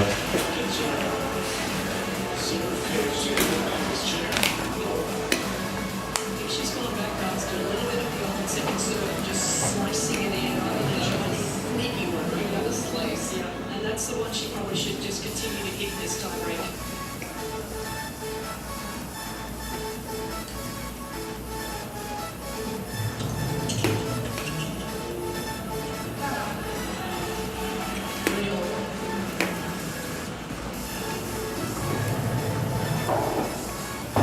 Talk to players through the years that have had issues with the second serve and losing their confidence, and one thing they often comment is that at one point you just don't feel the arm anymore, you don't feel the spin, you're tossing up and you're just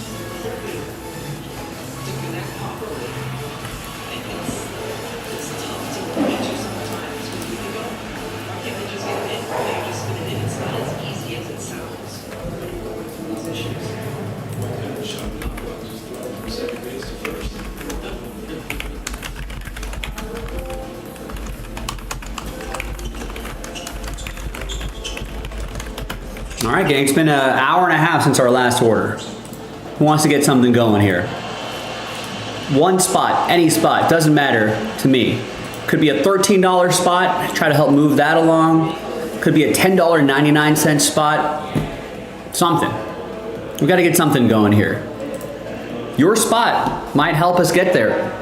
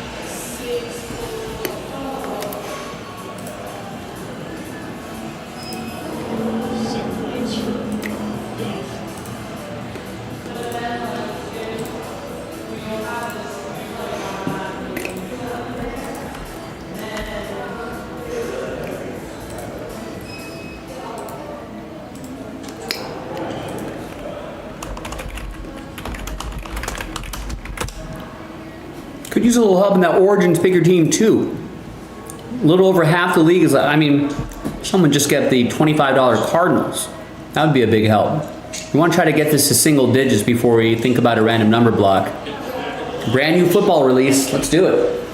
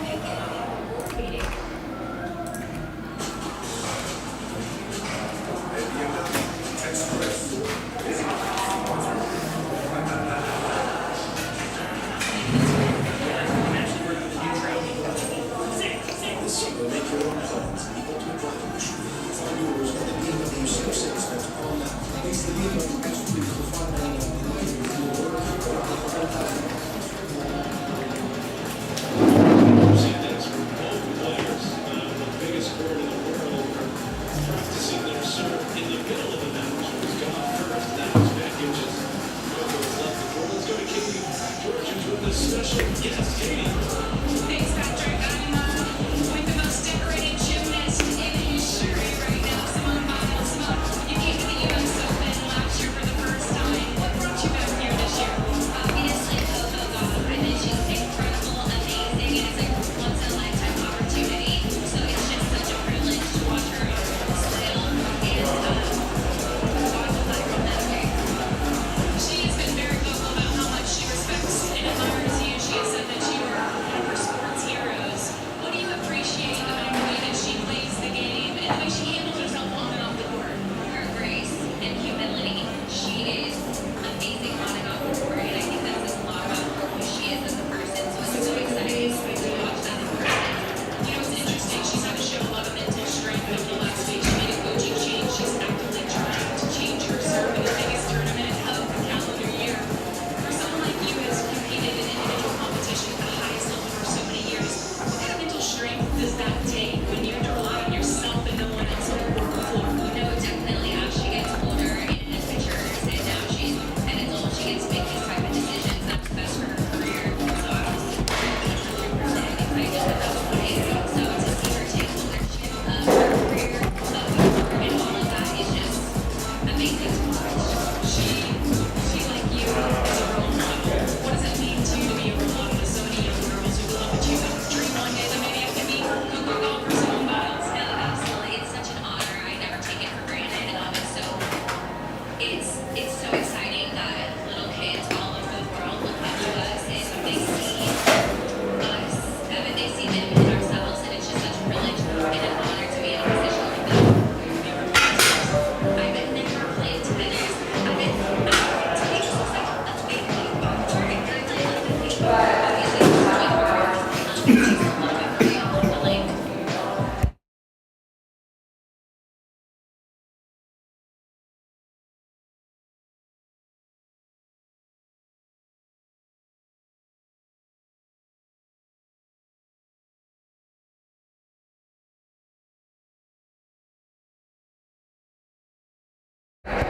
This year. Oh my gosh, Super Bowl, like, let's go. No, they're really good. Especially my husband, he feels right now at 30, he's the most like, he's the best shape of his life, which is so exciting to hear. And so I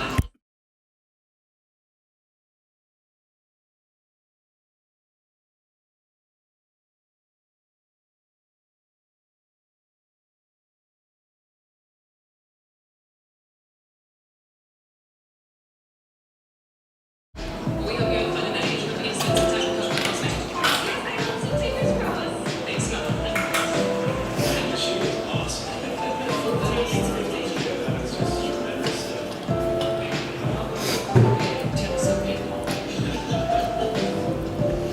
There's someone who had to overcome difficult moments in her story. All right, who wants to get something started here? We're still waiting on our order. We need an order here. It's been probably at the 40 minute, about 15 quick minutes. It's going to be 2 hours since we've last seen an order. We need someone to get something somewhere, anywhere. You know, I prefer Boys of Summer, but it doesn't. At this point, it really doesn't matter to me. $13 spot, right? $11 spot, at least someone get that. Someone want to get an $11 spot? I mean, I'd be happy with that. You know, maybe a $13 spot right here. Just something to try to breathe some life back into some of these breaks. Or grab, you know, there's still some cheap teams in Origins. We need to get to that filler. We need to get to that single digit zone to maybe get a filler going, push this Origins across the finish line. All right, would love to see Boys of Summer. Baseball fans, let's try to get some of that going. Something, anything. Reset. I think that was a very dream. She's dealing with a lot more than Donna Beck's doing. She's dealing with what she's been through herself. And it's going to be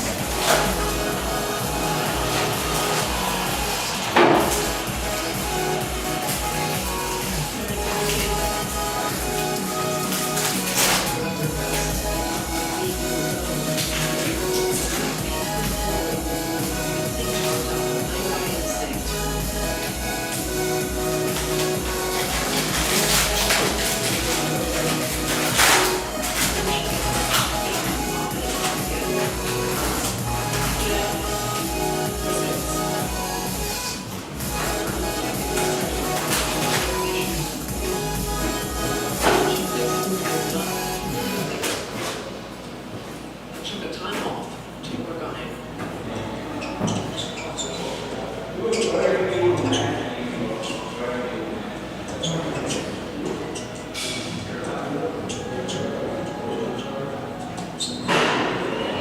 great shot there.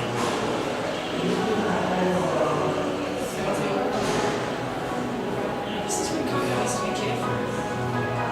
She got into a little trouble in the last match against Stojanovic.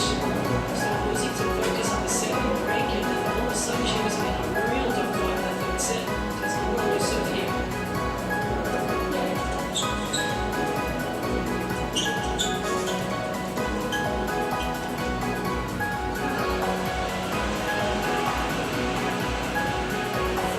At the end of winning that first set. She goes, maybe way the tears, the emotion. Tells you it's not about this match. You want her to be happy. You want her to be enjoying the competition, the challenge.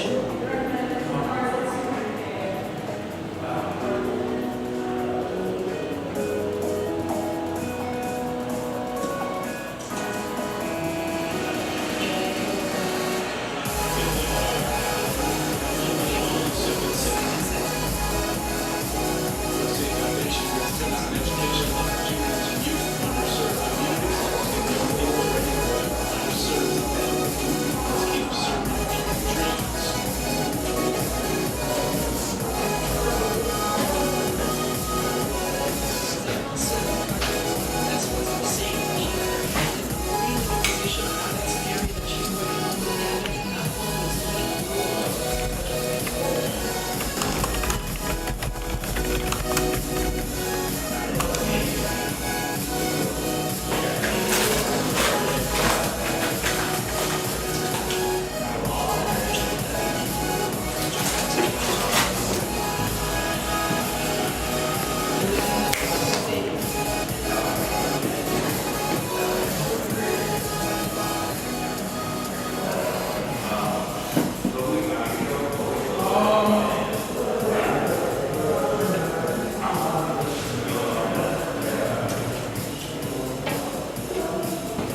Does Kyle Schwarber have a legit chance at MVP? How sure? Yeah. No? 45 homers, 110 RBIs already? Does he pitch? He does not pitch. Which means he doesn't get lit up by the Rockies. That's true. Alright. Had a nice game yesterday. Yeah, he did.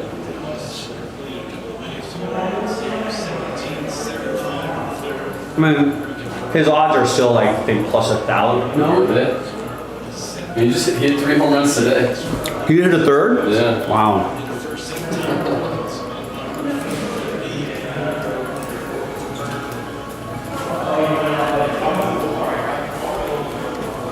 I mean, I did say that if you are going to make a bet on MVP, there is value in taking Kyle Schwarber, because right now Aaron Judge is minus 120 and Cal Raleigh's plus 125. That's Really? Yeah, that's really close.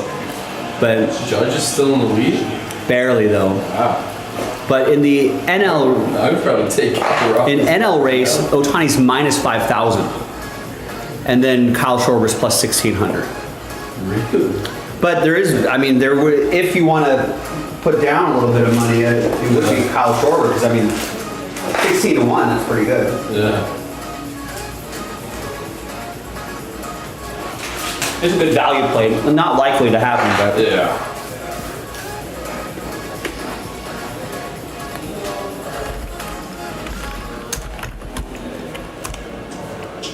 I'm surprised Judge is still favored. It's kind of falling off. So Aaron Judge's Fangraph WAR is 7.5, Cal Raleigh 7.3. Ohtani's 5.9, and Schwarber's not even close. Yeah, Kyle Schwarber's 3.9. Yeah. PCA, I think's up there, right? PCA's 5.6, yeah. Yeah, but nothing else really up there. So yeah, I mean, I think Ohtani has. Yeah. I mean, you know, he hits for average, he hits for power, he's stealing bases, he's driving in runs, scoring a lot of runs. Schwarber's pretty much like, he'll give you the homers and RBIs. Homers and RBIs and slugging. But Judge is still hitting 323. So like, I don't know, people might like the switch hitting catcher story. That's the thing, it's at the end of the day, it's still humans voting. Exactly.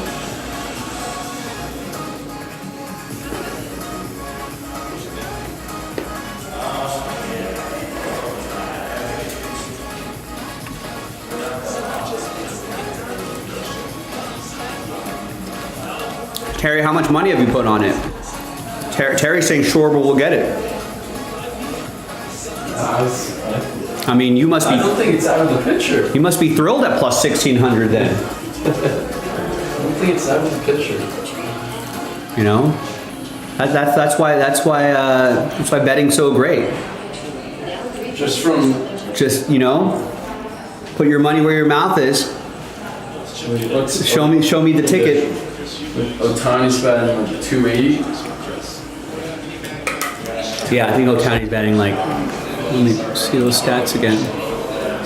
People just honestly, I can see people almost being like disappointed. And like from last year's season, 50-50, Right. this and that, and like he's nowhere And near that. he's hitting 278. Yeah. Right. He only has stupid. Ohtani only has 45 home runs. He still has 40. Doesn't it? I mean, He still has did 50 last year. Yeah. Only 45 I thought with he a was month to like go. 40. Oh, I didn't realize he had that many still. Yeah, he's still hitting 278. He's got almost 1,000 OPS. Less stolen bases though. It's only 17. Unbelievable. Scrub. I'm busy worried about his arm. Yeah, Crap. he's a scrub. Dude can't even steal a bag. What is he, getting old? Yeah. His legs not working? This is unreal. Terry did put $100 on a futures parlay. Scooble, Cy Young, and Kyle Schwarber MVP. Whoa. What kind of numbers you get on that? Future's best. Scrooble's probably the favorite. I think so. Schwarber's probably nowhere near the top. Oh. We'll see. Short Versace would probably. Almost plus 3,000, says Terry. That's Civics nice. is probably better than See, Versace that's right good. now. That's good value. You're liking it. Cash out. Good value.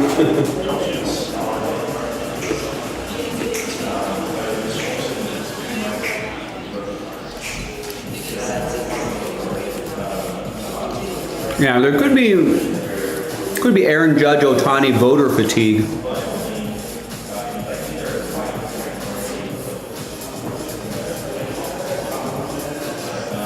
That certainly could be a thing.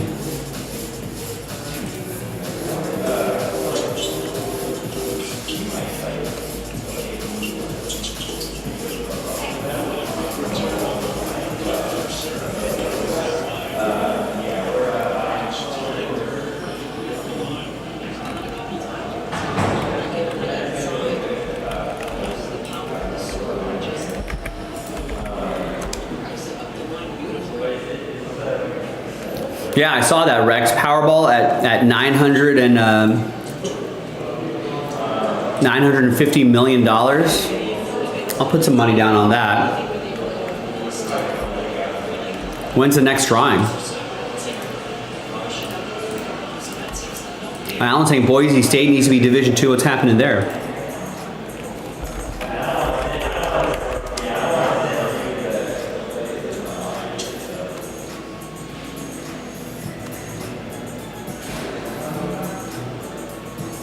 Saturday's the next one? All right. All right.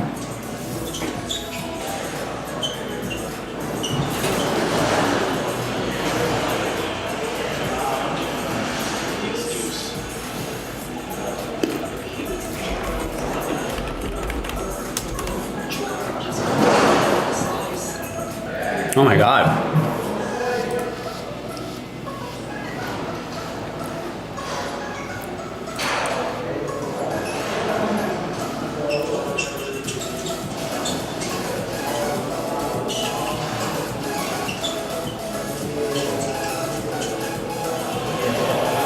College football is they were that's what I was looking for. Thanks, Alan. They were minus 5.5. That's tough.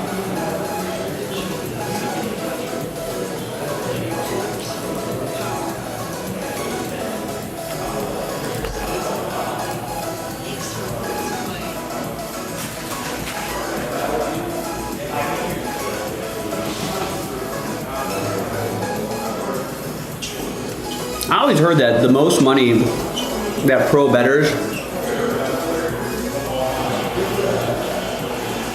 like the professional sports gamblers always say, college is really where I mean the lines are too tight in the NFL. They've got those dialed in. But pro gamblers will always say, like, you can always find some book to screw up college basketball and college football. They just don't get those. I mean, there's just so many universities, so many games. It's hard to really get those numbers perfect across the entire college football board. So some of these pro gamblers will just study the boards of like these random collegiate games, and they have their own system and their own edges and their own numbers that they're crunching just to find a bad line and then just hammer it.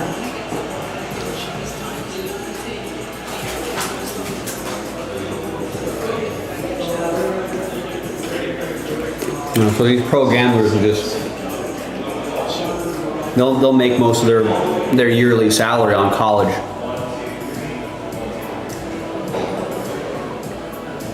And then after that, I think it's baseball. And then like NFL is just notoriously difficult. If you win like 52% of your bets, if you just are a little over 500 betting NFL, you know, you're happy. Yeah, what's up? Guy working played baseball at OSU.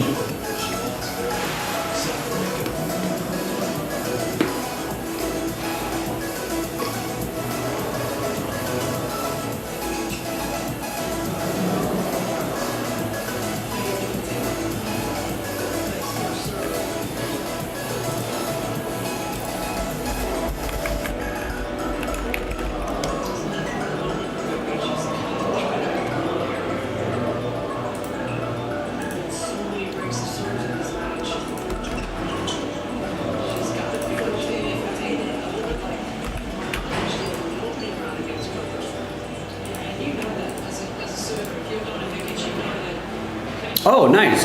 Went to Tulsa, that Dustin May deal. I was like, yeah. I was like, Zach Erhard, that name sounds familiar.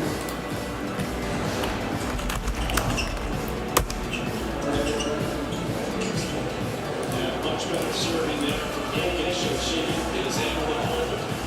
And after now 26 minutes, it's gone. Good, that's good to hear. Seems like Dustin May's having a tough time out there though.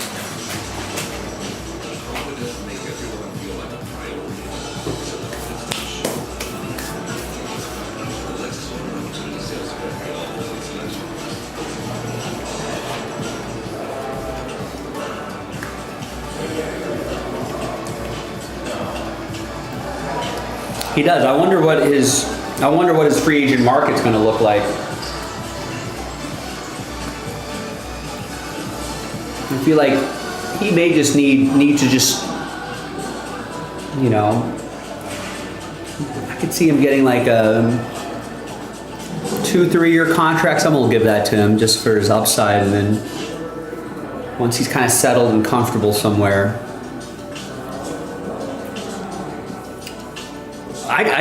I could definitely see that.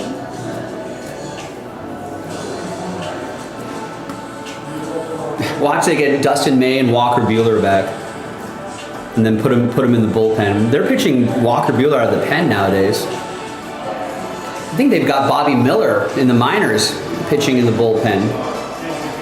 I mean, if those guys can just, if they can just, you know, if they can just, they can easily crush 1 or 2 innings at a time, right?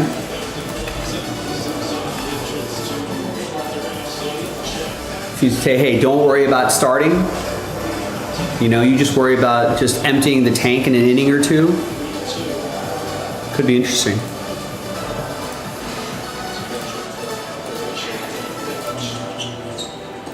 Like Dodgers could easily be like, hey, you went out there, you tried being a starter, you got the chances. Turns out maybe you're not a starter.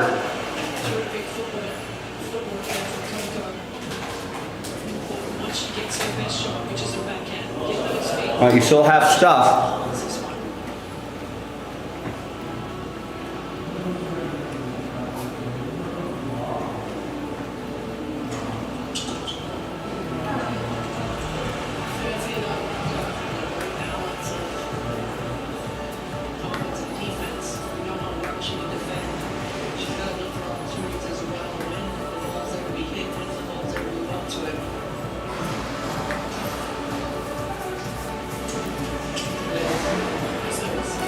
You know, Bobby Miller experiment in the bullpen could be interesting too.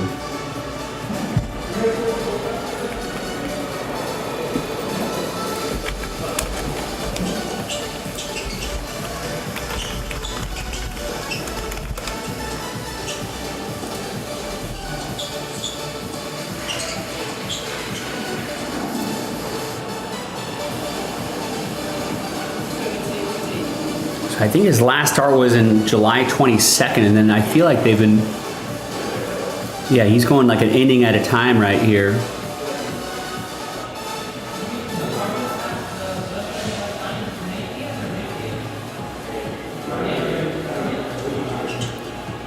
Well, last time out was a little rough, 1 2/3, 2 earned runs, only 1 strikeout. He's still figuring things out. Last 2 appearances, 2 earned runs.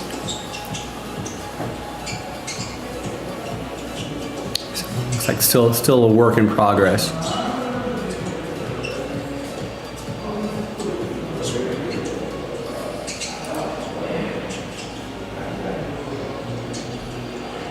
I mean, what's going on, Johnny? What's breaking soon? Well, nothing, I'm afraid. Not at the moment. We need some help. We need some people to breathe life back into this evening here. Last order I got was 2 hours ago. I know there's not a lot of stuff on the site. I get that, but there's a lot of good stuff that we can work on. Football, basketball, baseball. So we need some help from the people to breathe some life back into this evening. We've only done 1 break today, the Origins. Just get a spot anywhere, Johnny. I'm just kind of desperate for just a spot from anyone, anywhere. Doesn't matter what break it is. Personally, I would like to see Boys of Summer. We haven't done a break of that yet, so we got 2 random number blocks that's there.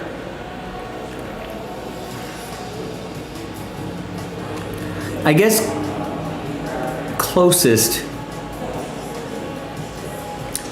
I guess would be Boys of Summer. Between those 2 random number blocks, we got 11 left on that one. This one's a buy one get one. All right, and this one we're only selling 7 spots outright. 3 of the 7 spots will get extra spots.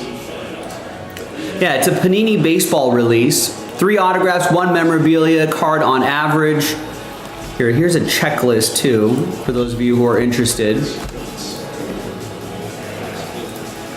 So give you a kind of a visual look at what this kind of looks like. Kind of has like a old school sort of look to it.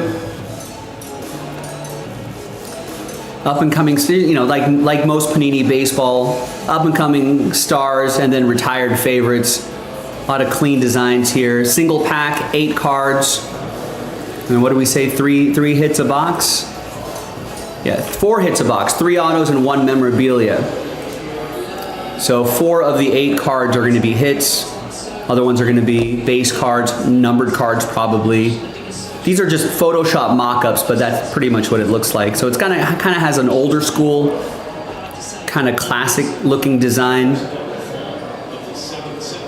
I think the whole idea is sort of a vintagey sort of look there. So there's like relics too.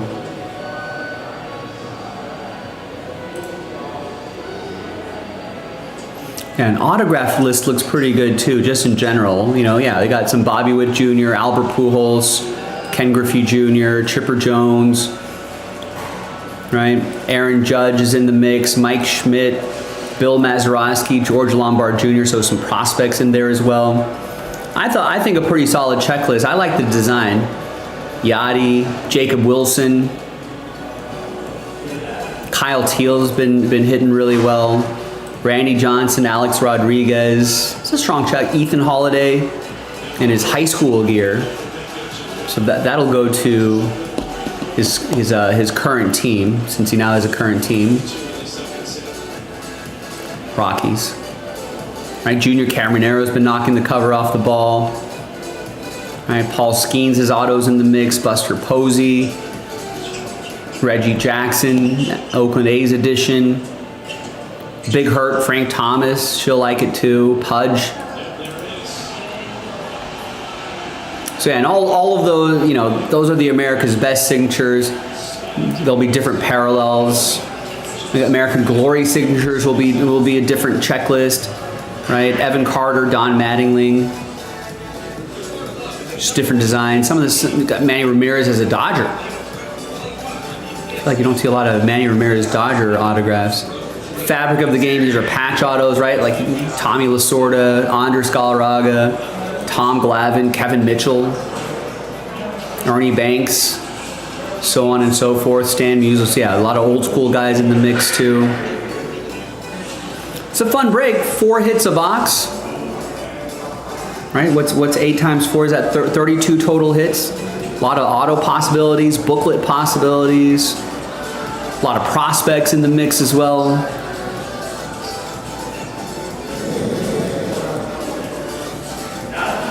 I feel like it's a good autograph list. And I think all the relics and all the autos too all have 1-of-1 possibilities.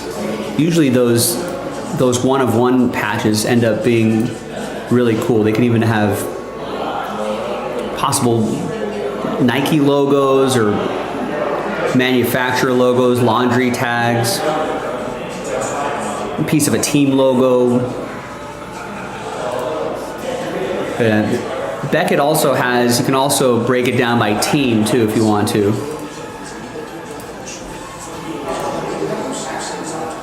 So yeah, I think it's a fun product, brand new release. Book possibilities would be pretty cool. Is Travis Bazzana gonna get a call up? And instead of buying individual teams, we kind of bundled them up into a serial number style. So this group has Guardians, Mets, Rangers, Rockies, Tigers, Royals, Giants, Cardinals, Rays, Diamondbacks. Buy one, get one. And this one is 3 of the 7 spots. We're going to get extra spots in this one. This one features a different set of teams: Brewers, Padres, Mariners, Cubs, Angels, Marlins, Twins, Phillies, Blue Jays. Brand new baseball release just dropped yesterday. And really, it's a total of only 11 spots. 11 spots away from unlocking that break. So it's not like we need, 30 people to get a spot each like in that filler. Although that filler is only $13. That could go pretty quickly too. So yeah, that's kind of what we're looking at. We've got football as well. If we can get that closer to single digits, I can bundle up the teams into a random number block. Like I said, that's only $13 a spot. That helps sell out the Fanatics Under Wraps. 2 full-size autographed footballs. That's a fun break. We can play a little trivia. Who am I? We've got basketball available as well. That filler is only $11. Can help fill up, and that 1 spot gets you 2. And that's a half case, fresh case. Boys of Summer is on my desk right there. I'm down to do that whenever you want. But we need some help. We've only done 1 break today, that Origins case. That was toward the beginning of the day.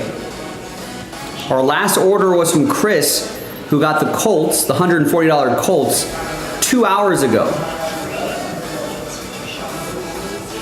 So he got that at basically 4 o'clock Pacific. Now it's 6 o'clock Pacific. And not a single order has come in. Again, I know there's not a lot of quantity on the site, but there's definitely a lot of quality on the site. So go to jaspyscasebreaks.com.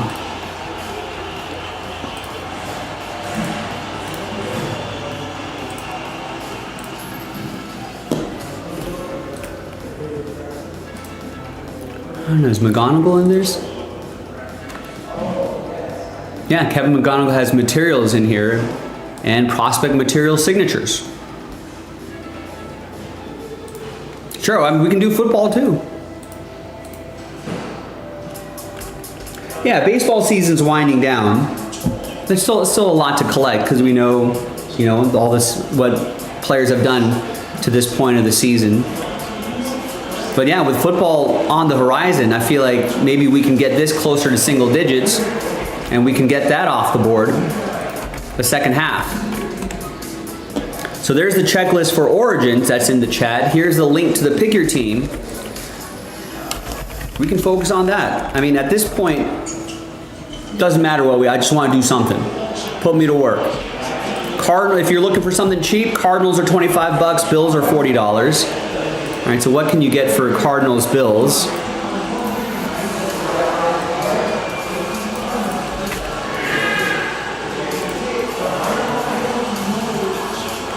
Sorry, where's that checklist? There's the checklist. So just to give you an idea of like price points and what you can get for you. So for an inexpensive team like the Cardinals at $25,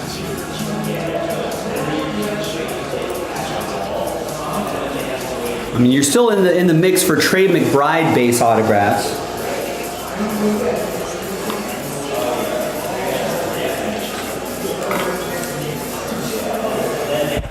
We got, and then some relics here.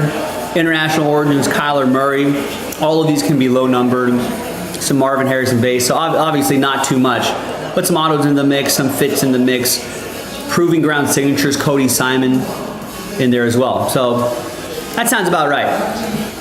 Sounds about right for a $25 team. Bills are a little more expensive at $40.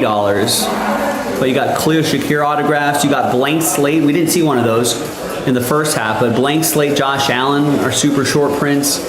Dalton Kincaid, original gridiron Josh Allen's. Again, parallels could all have low numbers as well. That could be fun. Now contrast that with an expensive team like my Raiders that are $300. And you can, football fans, you'll know why the Raiders are $300.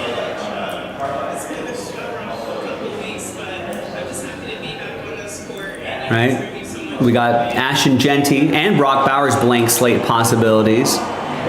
Right, but it's mostly Ashton Genty. He's got hometown inscriptions, along with, this might be receiver of the future, Jack Besh. Some more interaction, and you can already see that the checklist is larger as well. Rookie autographs, rookie booklet patch autos, rookie jumbo jersey autos, rookie jumbo jerseys, blah, blah, blah, blah, blah, blah. Rookie stars, dual patch signatures, so on and so forth. Get some old school guys in the mix. Wow, that would be awesome. Marcus Allen, Ashton Genty, dual auto to 10. Got some Tim Brown, Tim Hendricks in the mix as well. So already for the $300, you can see just how much larger the checklist is. Right now, kind of in the middle would maybe be like no Pickett autos in there, Terry. I don't think he's gonna have an autograph in this set or any future set. Maybe a base card. What about the $80 Dolphins, right? So let's contrast that with the $80 Dolphins. Yeah, Jack Besh's brother was killed in that New Orleans truck attack. It's really sad. So he's said anything he does in football, he's doing it for his brother in his memory. So $80 Dolphins, not the shortest checklist, but not like a giant checklist either. You got base autos, Jalen Wright, Tua, Tyreek Hill. I don't know what this set is. I feel like that's a misprint right there, but Future Fabrics, Quinn Ewers in the mix. Right, so the rookie auto, Quinn Ewers. So this could be, it's $80 to chase a quarterback. These days, you never know. We saw what happened to Sam Darnold. We saw what happened to Baker Mayfield. And, these quarterbacks and Jordan Love. We saw these quarterbacks develop and turn into starting quarterbacks in the NFL.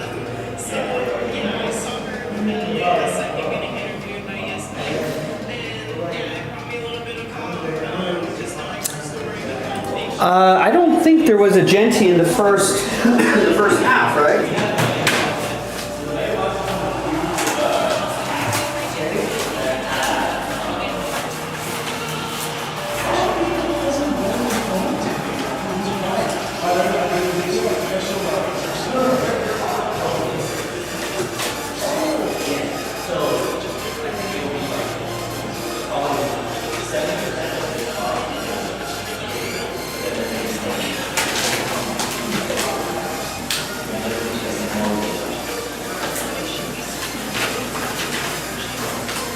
I don't know, but I've only done one break.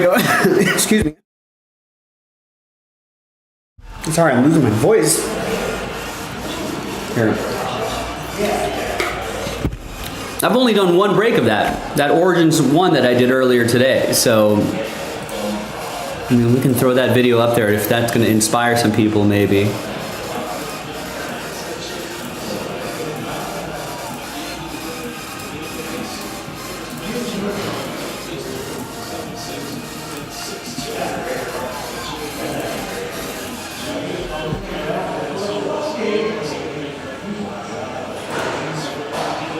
We did pull a Shedeur Sanders, so for anyone thinking about the Browns, if we can get it down to, single digits, we can easily bundle the Browns into the filler. I feel like I would have remembered if I pulled an Ashton Genty autograph out of the first half.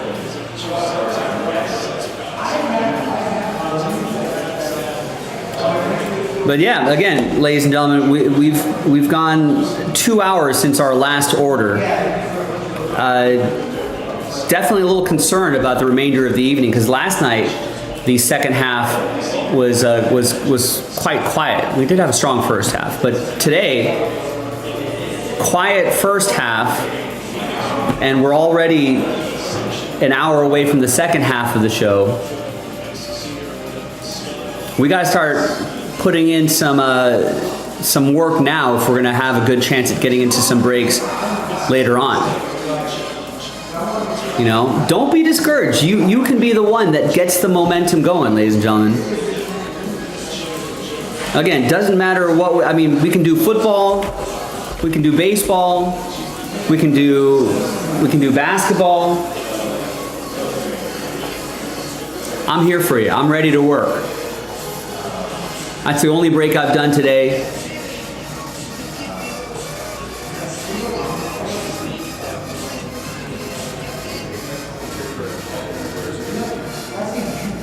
Origins always has a nice clean look to it too.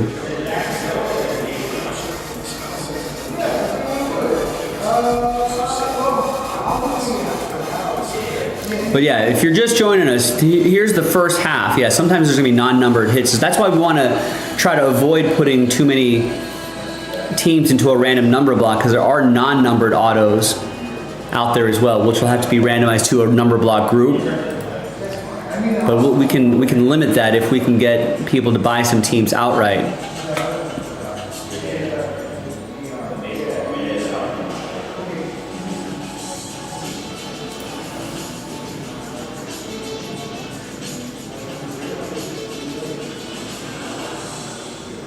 Oh, we had a plate down there as well.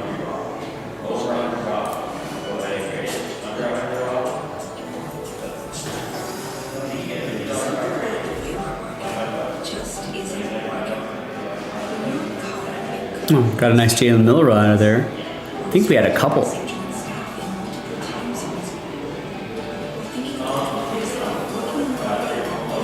Yeah, there'll be some non-number. If some teams go into a random number block, there'll be some non-numbered base as well, which will be randomized, collected as one lot.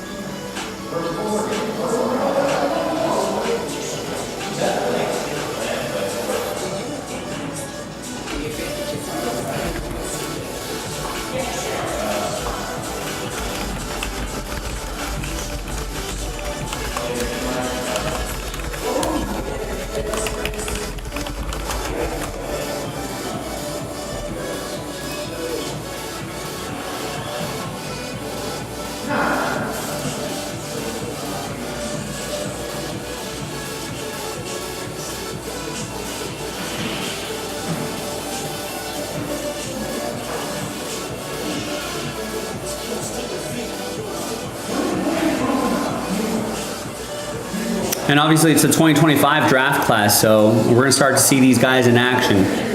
Be good to have some of these hits handy and kind of hope that if they have a big like first few weeks of the year, that would be cool.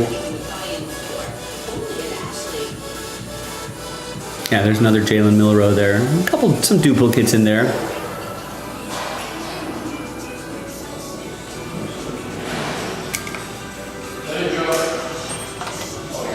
See you, Thomas.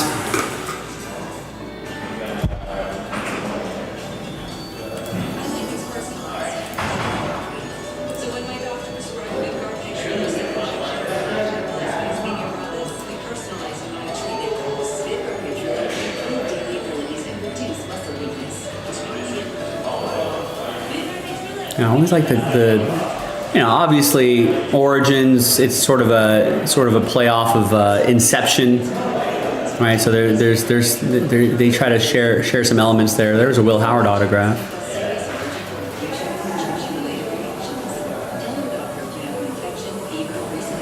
Someone sitting on the ground up?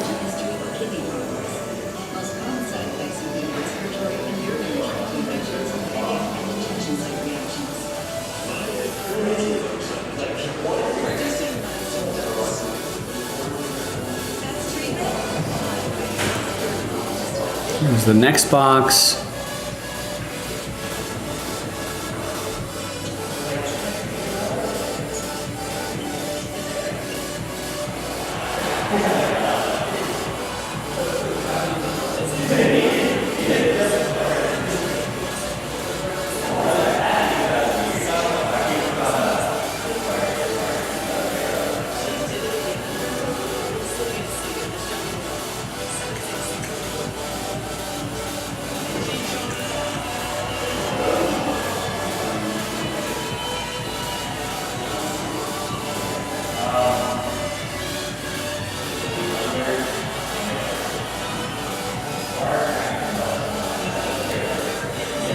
And here is the final box.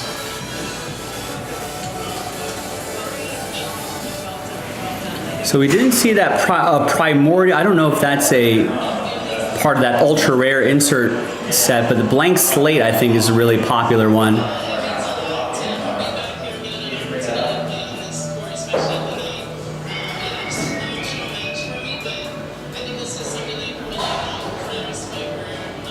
I think this box might have had an extra hit in there as well.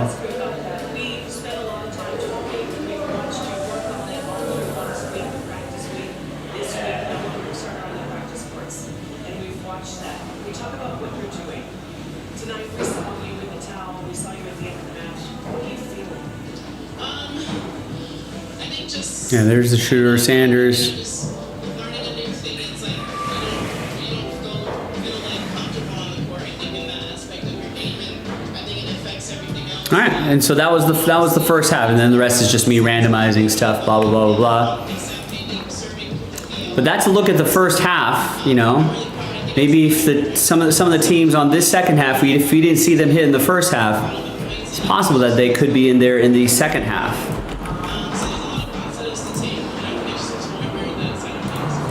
That's exactly what I was just about to ask you. So Origins fans, football fans, baseball fans, basketball fans, I need you. Right? If we can, again, if we get that Origin closer to single digits, the filler will be less expensive and we can get it done a lot more quickly. But we have to start chipping away at that now. That's the last filler for the Under Wraps autograph footballs. That's a 2 football break, right? 2 full-size footballs. We can play a little trivia. That's always fun. You can buy yourself a spot outright for $63. 1 spot gets you 2. Keep that in mind. Or you can try to win your way in for $13. That's the only filler we got to do. These 2 fillers will knock out a case of Boys of Summer. I got that on my desk right here. That's ready to roll. One of them is a buy one, get one, that one right there. And that one, almost half of you will get extra spots. Sells out Boys of Summer baseball. And not a single person taking spots in that basketball, but we've got some hoops available for you as well. That's only $10.99. And we got some full spots available too. So basketball season also is going to sneak up on us before we know it. So it'll be good to get that in the collection.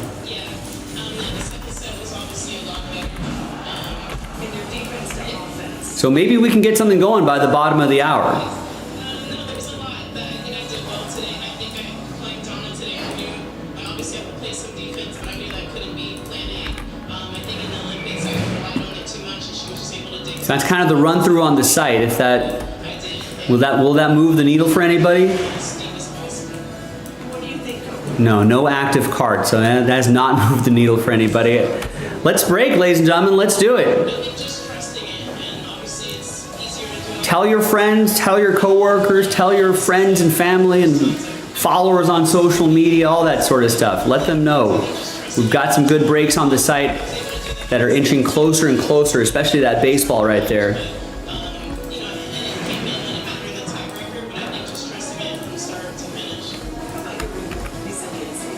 Some things can be taught, some things you just have to obviously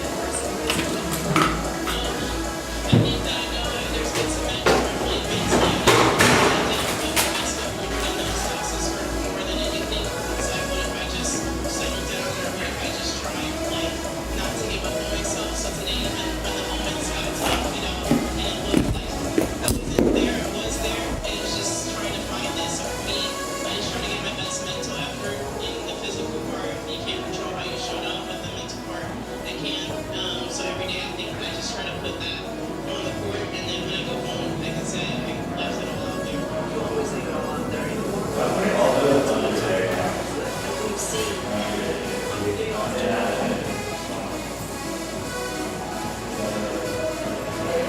In those 20 games, it's only Sydney with 4 innings.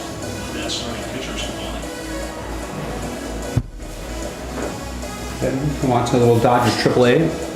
So that they're all set by Wolf.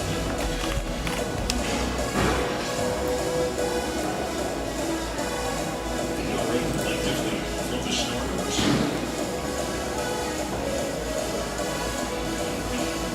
As well for 7 and 1. They're at 8. For the Comets pitching staff and all, Jim's not going to get well lost. One ball in, 2 strikes. Here's the pitch to Jordan. Easy for Ronald's few steps, and he was not going to make the catch that early. And this one on one, and goes wire and 1-1 down the base. To be on and on before the Comets are 5-0. So Casey Comets baseball presented by Trade Shows. This is hard. Watching it show. The Spectrum TV plans get all the streaming apps to My TV included at no extra cost. Now all together. So, score the games. Reach all the touchdowns. Sing all the shots. And serve all the matches. Across your devices. Spectrum TV. It's way easier than that.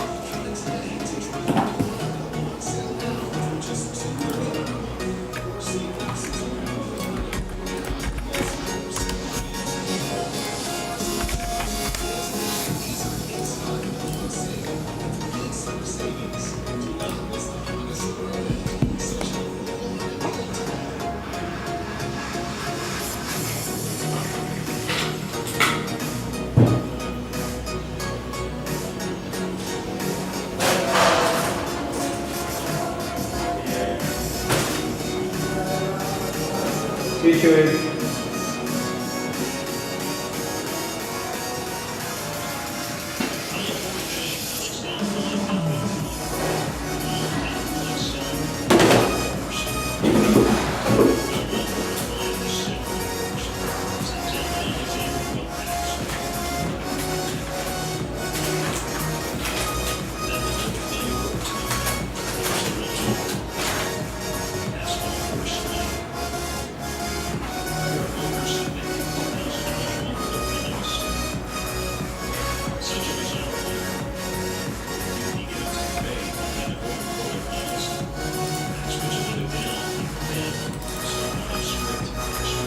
not that I deserved it, but I'm getting a little hungry. Maybe we'll get dinner going by the bottom of the hour.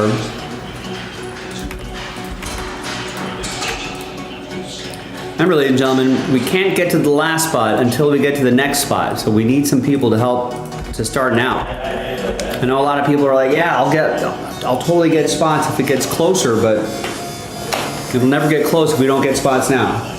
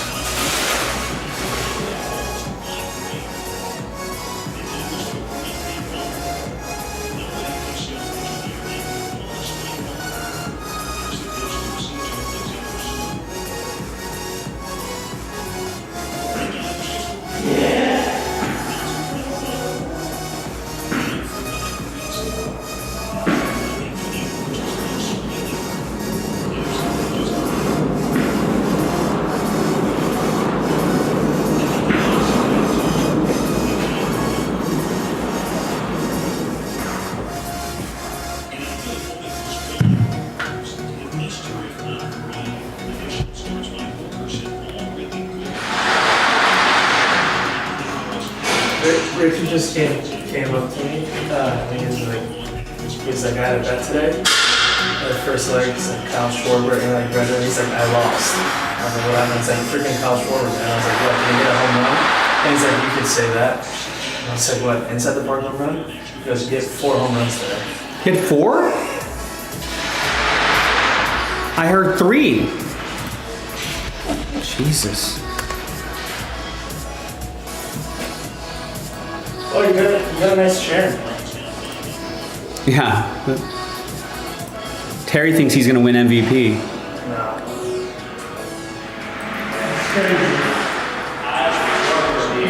4 for 5, 4 homers, 9 RBIs.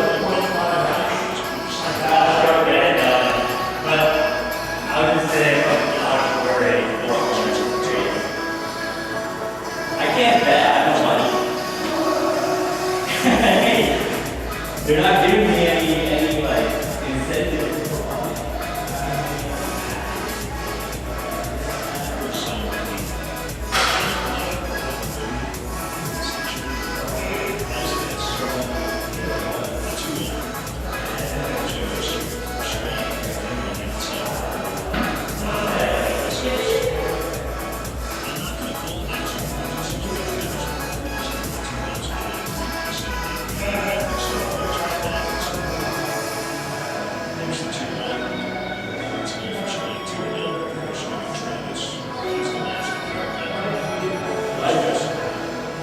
Hey, crazy world, I guess.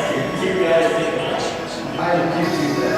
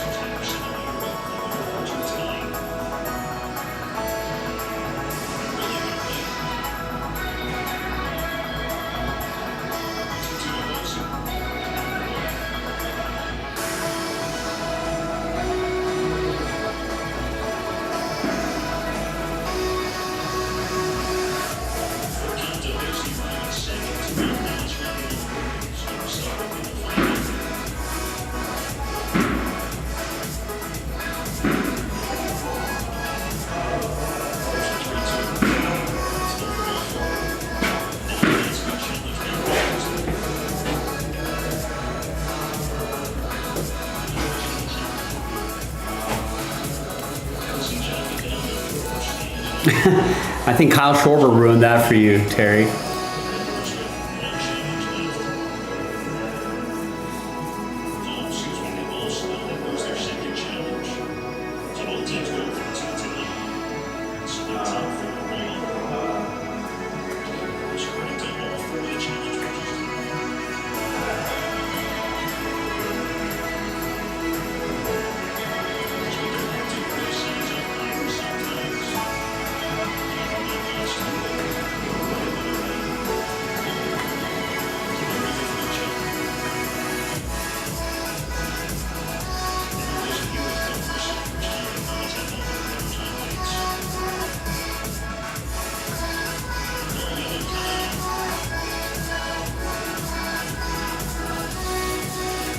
Thanks a lot, Kyle Schwarber.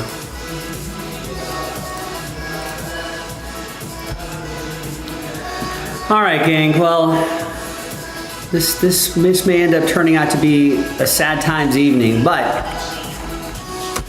still holding out hope. We got the second half of the show coming up soon. I'm gonna step away, scarf down some food. Hopefully, we'll come back to an order, any order. It's been 2 hours and a half, 2.5 hours since we've seen our last order. Yeah, I mean, I might. Like I said, I did say that if, you know, it's a good value play. Like, Cal Raleigh's not a good value play at plus 100, but although the number might be different now after tonight, Terry. I may have to wait for him to slump a little bit and then, like, snatch him at a decent number.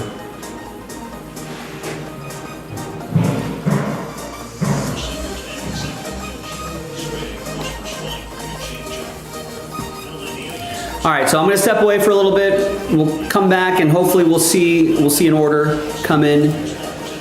And then, I mean, in fact,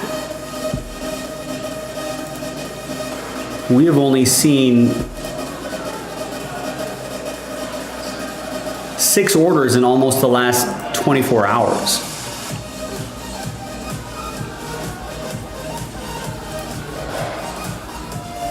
So I don't know, maybe everyone's watching college football, maybe people are getting ready for, you know, they're out of town for Labor Day weekend, maybe the last vacation possibility of this summer. Maybe we got people out of town, I'm not sure what's going on, but hopefully we can get something going.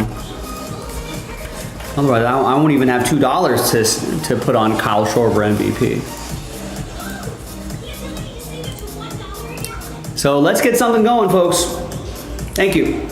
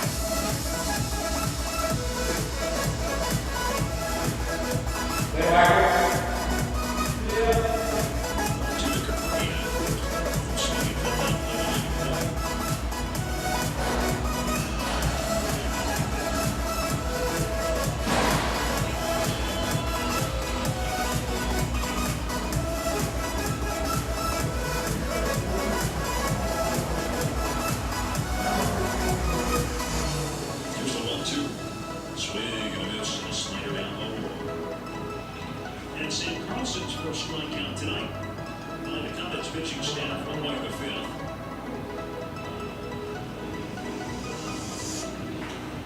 And Boyd the hitter. Bases clearing, 3-run double the first, a strikeout in the 3rd.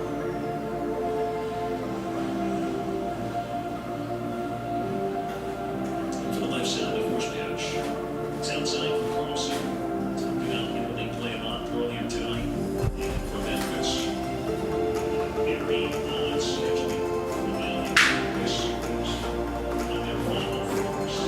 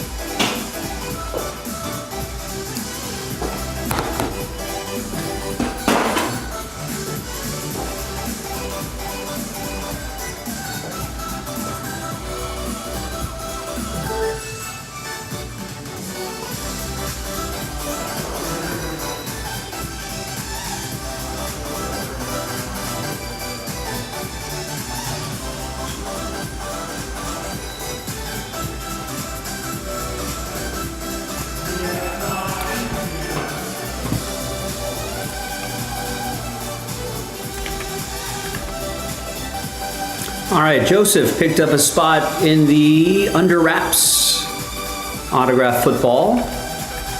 So now we're down to 4 spots and the last filler. It gets 2 teams in Origins, Jets and Dolphins. Nice, thank you.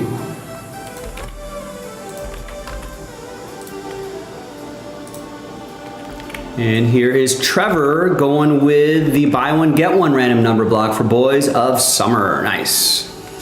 So a little bit of action here. We like it. We like this little bit of action here so that we get that down to 3. So now we're only 10 spots away from unlocking the Boys of Summer break.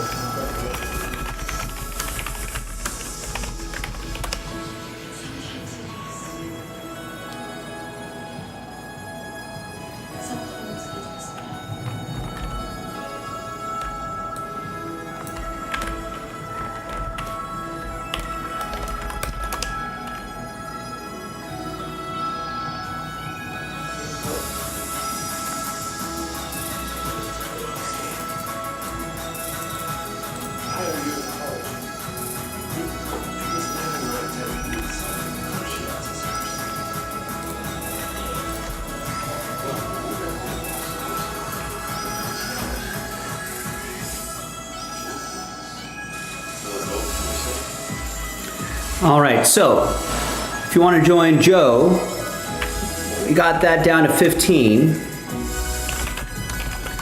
Again, like I said, if we can get that into single digits, all right, 9 or 10 teams, we can bundle up the rest into a filler. We should be able to get that done tonight. And Trevor was going with Boys of Summer.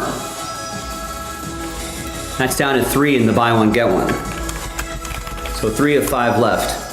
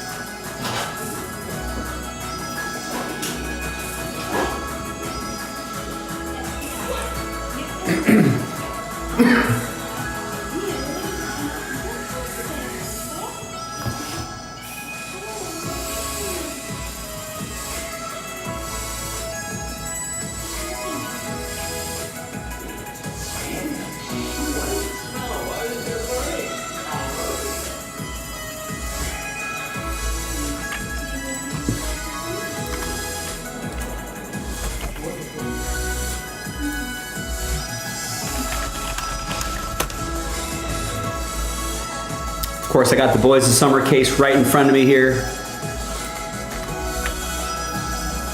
Ready to break when you are. So let me know. Maybe we can have a strong second half of the show. Let's breathe a little life into the second half. I know it's been pretty quiet today, but always plenty of time to make a little noise in the second half of the show. We can even get maybe at least this random number block. We can do the randomizer video there, and then if that's the last one, that might move twice as fast.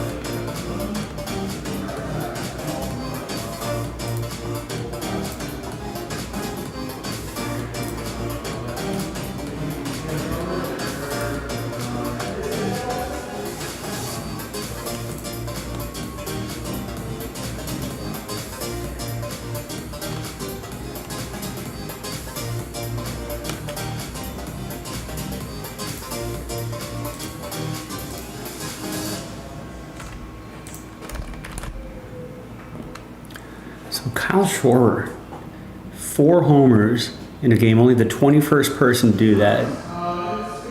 I was wondering if he got close to Sean Green's. Sean Green had a 4-homer game against the Brewers in the early 2000s, but he had 19 total bases because he had the 4 home runs and then a double. The previous record is 18. And then Nick Kurtz matched that recently. No other major league had 6 hits, 5 runs, as many as 4 extra bases in a game until Ian Kinsler in 2009.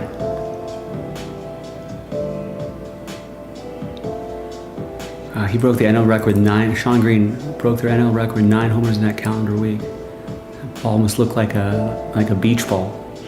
Everything just slows down.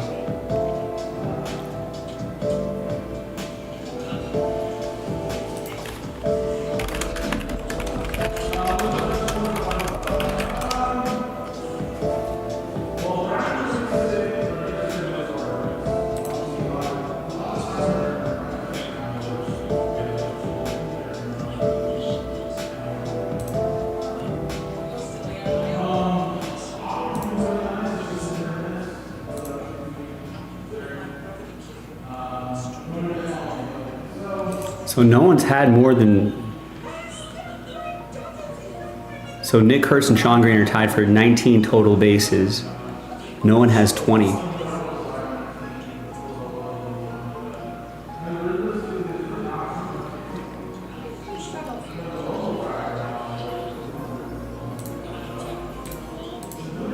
I guess 5 homers in one game would do it. I guess the other difficult part is, like, at some point, don't you start walking then after the first 2 or 3? Don't let him get to 4.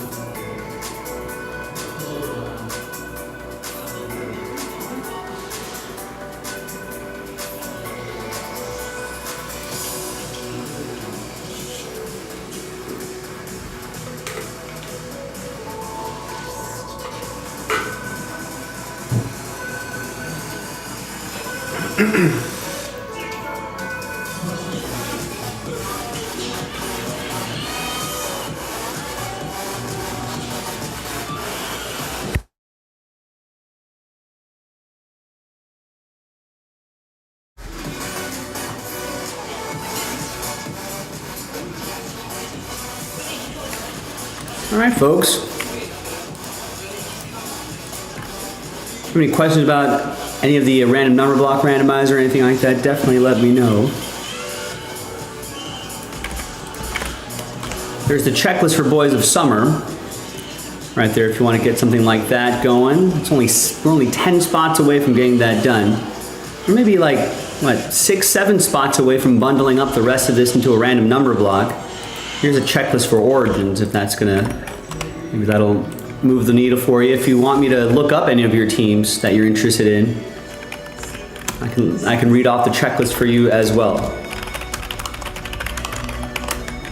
15 left in Origin, so a little under half the league left. Cardinals, Bills, Panthers, Browns, Cowboys, Broncos, Jaguars, Raiders, Saints, Giants, Eagles, Niners, Seahawks, Titans, and Commanders are remaining.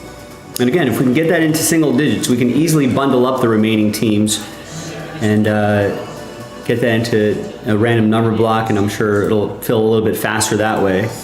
$25 Cardinals, right? $40 Bills, $70 Cowboys, $70 Eagles, $60 Niners. You know, at that point, someone might grab like the $160 Saints or something like that, $80 Commanders. Just like that, we've cut that number in half, and we can get a random number block, can bundle up the remaining teams into a random number block and get us to Breaksville.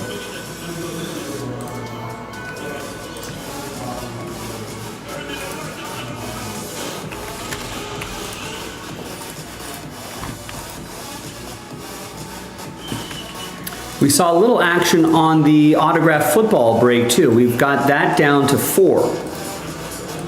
It was at 5, now it's down to 4. 4 spots and the last filler, and when we're done. Play a little trivia there as well.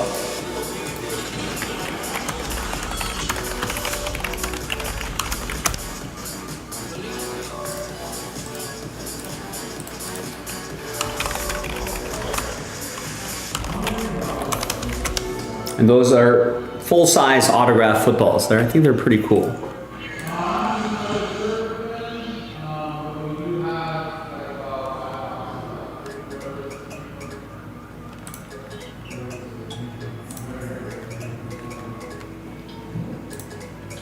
Here's an example of one of those.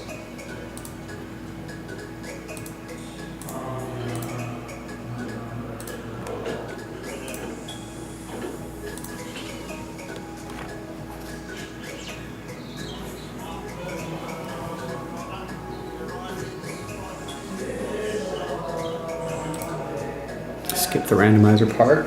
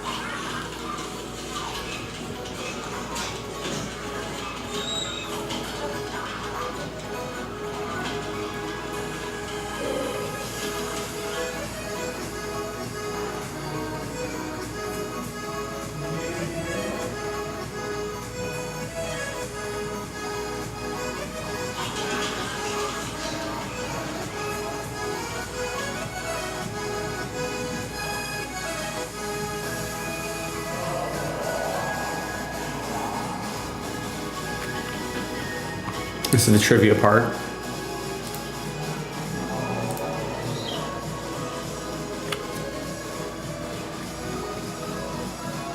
The review.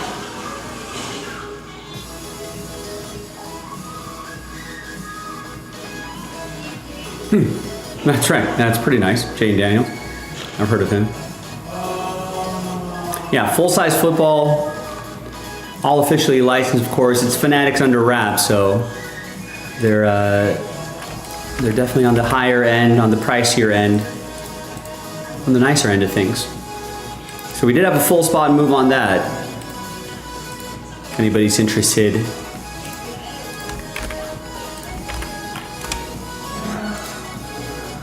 And the filler is only $13 a spot, so if all those full spots disappear, I feel like that filler would go pretty quickly. Can't get to the last spot until we get to the next spot, ladies and gentlemen, so hopefully you'll help us out.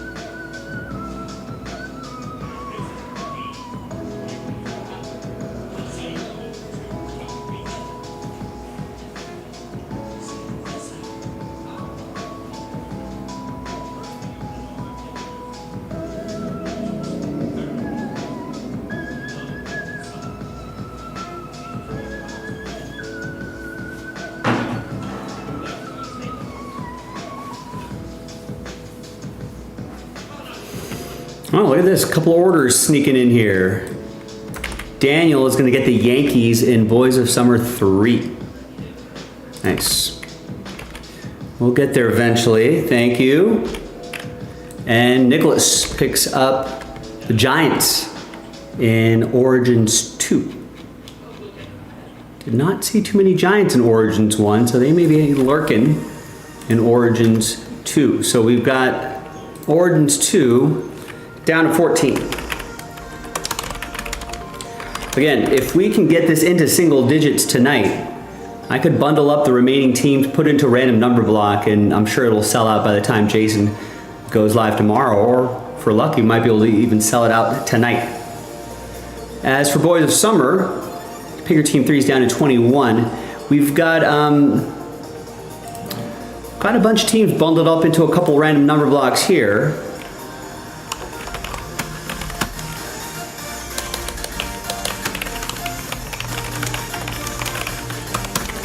So that link will take you to the baseball section. One of them is a buy one, get one. The other one, 3 of the 7 spots that we sell are going to get extra spots. In fact, you see that information right on your screen right over here. We're only 10 spots away from unlocking that break. I've got the break right on the table here. Ready to rip it when you are. You know, maybe we got 3 hours left in the show. Got some orders trickling in.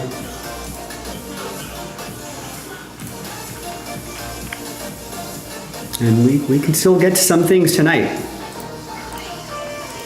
I feel like that baseball we can definitely do. We've got some nice giveaways, right? It's a whole case, 8 boxes. And it's 4 hits a box, 3 autos and 1 memorabilia card per box. That's 32 hits, 24 autographs, book possibilities, prospects, future stars, and legends. We've got some active players in there too. They got Bobby Witt Jr. in the mix, Paul Skeens. So usually Panini stuff nowadays, a lot of it's either players that are not quite major leaguers yet or players that are retired, old favorites. They do have some active players in the mix as well. And here's the checklist for Boys of Summer and Origins. I'll drop those into the chat for everybody. But yeah, autograph list still features some active players like Bobby Witt Jr., right? Aaron Judge has autos in here. Jacob Wilson, Kyle Teal, who's been hitting really well last month or so, right? Junior Caminero, Paul Skeens, right? Kobe May, although he hasn't really gotten a season into gear this year, just quite a lot of injuries. But yeah, that's Nolan Shanuel. So there's some examples there. Connor Norby of some players that are Zebby Matthews who are here. Let's see if the MVP, Kyle Schwarber, is here. No, the only Kyle here is Kyle Teal and Kyle Manzardo. What a ridiculous day for him today. He's definitely MVP of today.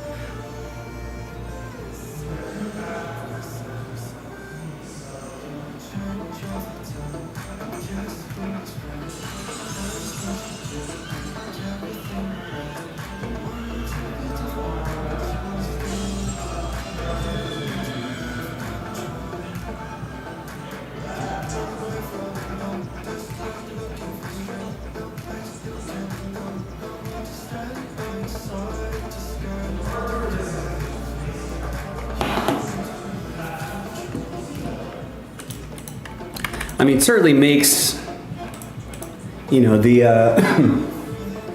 the NL MVP race a little more interesting.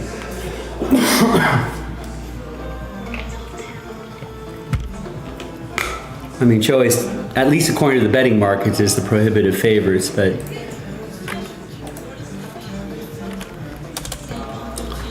I don't know how often this website that we use to keep track of this, sportsbettingdime.com,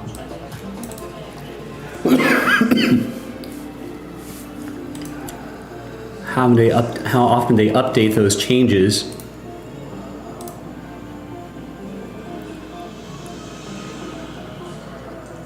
I mean, they must, right? I feel like they haven't you know what? I don't think they've updated this. I think they update this monthly, maybe. So maybe yeah, I mean, daily these odds probably shift so often that you don't really get a big picture for it, but yeah, it looks like they're doing it monthly. They did a couple times in May, a couple times in June.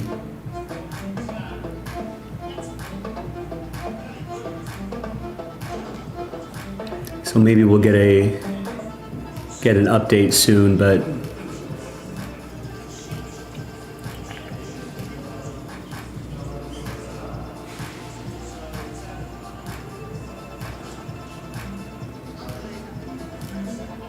yeah, actually the last update was, okay, so on July 16th, it was Ohtani minus 950. And then I guess the early August update, BetMGM has the best odds at minus 5,000. FanDuel I'm at minus 10,000, which is kind of crazy. And there's Kyle Schwarber. I guess the best odds you can get is also still on FanDuel at plus 1,600. Some places have it at plus 1,100. BetMGM has it plus 1,100. Let's see. DraftKings has them at plus 1,200, 1,300. I don't know why these links are broken here, but I don't know how to navigate this site.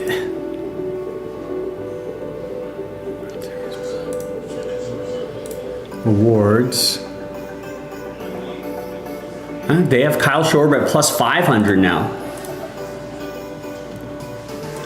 That's as of, it says Sunday, September 20. Oh, that's when it closes. So I'm sure they update these daily. So Judge and Raleigh, back in early August, they had minus 130, plus 100. That hasn't changed. Judge is minus 130, Cal Raleigh still plus 100. And they had Ohtani. They had Ohtani at minus 7,692, which is odd. But he's now at minus 1,000. And Kyle Schwarber went from plus 1,300 to plus 500. Yeah, I'll bet a lot of people are hammering that plus 1,300 number. I mean, he's been hitting all week, but I'll bet that might have been plus 1,000, maybe plus 800 at the beginning of the day. You know what I mean? Before the game, that might have been a lot. That might have been a lot higher. It wouldn't surprise me. Ohtani might have been minus 2,000.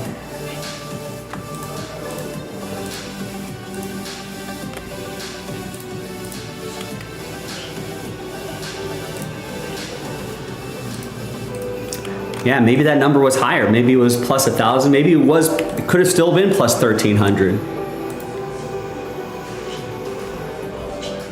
But I'll bet they definitely want to lower that number, you know, during this. I don't know. This is an interesting. I'm not good enough at math to be a part of the industry, but a lot of the big sports books, they're hiring like top mathematicians. They're hiring top economists and analysts and data analysts and stuff out of the top universities, and putting them to work building, you know, or all this stuff. Like, I don't know, it'd be also like people that might end up, you know, probably smart enough to crunch numbers on Wall Street and do data analysis for stocks. but you know, maybe doesn't like that part of the biz, they probably end up going to like big booking firms, sports book firms, because they use a lot of the similar things to, the quants, right, to try to generate all of this data that they need to do. I'm sure AI helps a lot now, but humans still have to build those things. Because it's not just, right, you know this, Terry, but for others, it's just like, it's not just, you just set a line, you take bets. Some books may also be over leveraged on certain spots. Maybe for some reason everyone went to DraftKings and put a ton of play on Kyle Schwarber. So now if they have a Kyle Schwarber liability, if they win, they got to pay out, right? So there's almost like insurance kind of levels there. There's sort of stock market, when do you sell, when do you buy? Everyone has their different strategies for that. But it's somewhat similar to these big sports books. They're like, okay, we've got too much leverage on Kyle Schwarber at plus 1,300. You know, like that number's too sweet. Everyone's hammering that number. Maybe we have to lower that.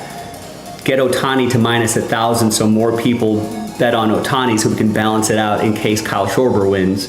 So they have to kind of play that game where they try to balance the money out. And then, you know, because they could be over leveraged. You know, maybe too many people are buying Ohtani and Kyle Schwarber stock. You know, maybe you got to make, you know, someone might think Pico or Armstrong could still do it, and they look at plus 20,000. This is how Vegas makes money. Plus 20,000, someone's like, yeah, I'm gonna put $100 on this, you know?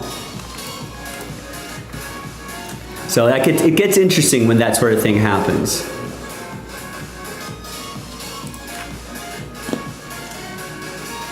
Cy Young looks like it's pretty much set. Rookie of the Year race, it's going to be Nick Kurtz. I think he's had most of the far more at bats than Roman Anthony this year. I'll bet if Roman Anthony had the same amount of at bats that Kurtz had, I wonder if that race would be a little bit tighter. Roman Anthony's been playing pretty well. I think Nick Kurtz has I think he's just put too much distance ahead of him. It's too little too late for Roman Anthony. This race becomes interesting, yeah. What do you think here? Drake Baldwin was the favorite for much of the season. If we flip back here, I'll bet we can get older odds. I like this site because they keep track of the odds throughout the season. Right? For the longest time, Drake Baldwin was pretty much the favorite. Late May, he's plus 314. Augustin Ramirez is plus 562. Jacob Mizorowski had a moment. But I feel like Drake Baldwin was in the lead for most of, I think he's that red line right here.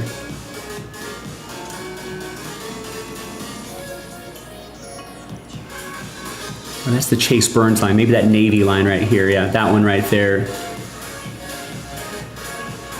As you can see his odds getting lower and lower and lower. So he's kind of flattened out like right over here.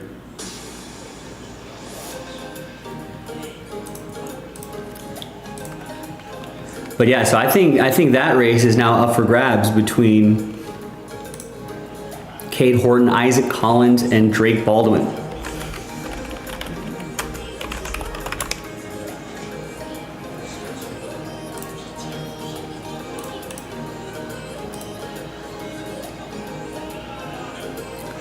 So Drake Baldwin is doing all right, but it's definitely cooled off considerably.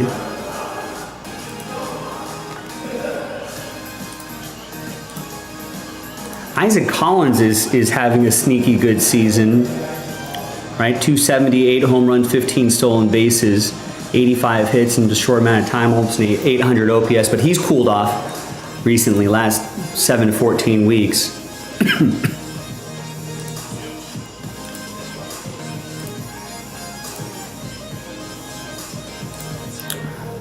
But that's given Cade Horton room to work. Look at that, his last 7 starts, 5-1, a 4.9 ERA, 37 innings, 34 strikeouts. just 11 walks, and a sub-1 whip.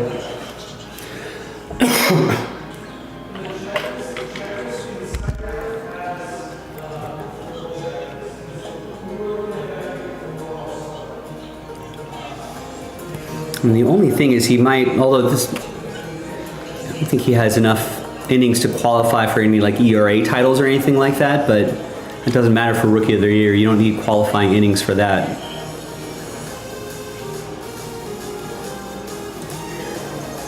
I think Mizraski, is he injured or is he?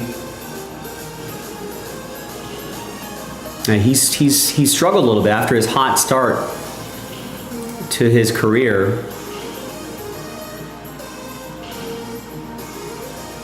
Right, 12 strikeouts against the Dodgers. I remember that game. Right, he had one blow-up game right here, that 5 earned run game. But then his last few starts, last 4 starts, he's been struggling. 4 innings, 2 earned runs, 1 1/3, 5 earned runs, 4 innings, 3 earned runs, 5 innings, 3 earned runs.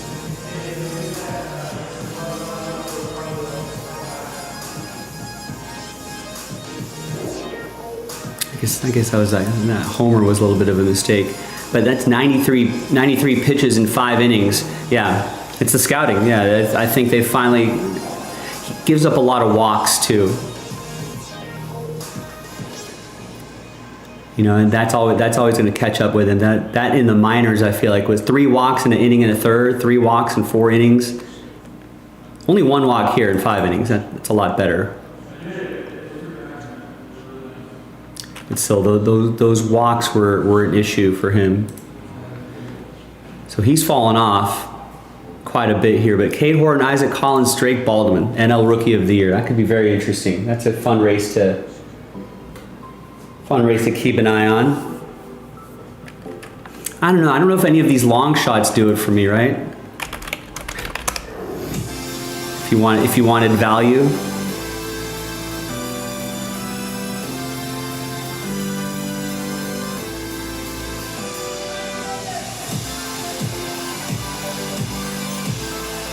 Right? Yeah, it's not like Matt Shaw's been lighting it up the last week or so.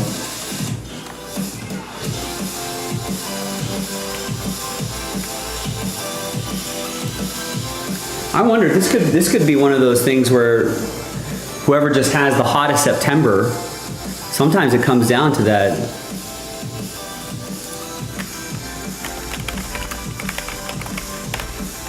I feel like that's the year that Josh Donaldson, a little while ago, remember back in, what year was it, 2015? So this is 10 years ago, but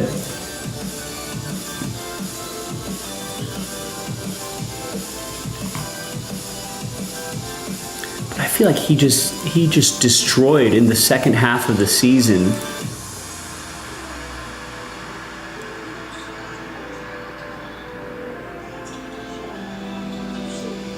I guess he started off kind of hot too. He hit 319, 5 homers in April, March, 306, 10 homers in May, and then cooled off in June.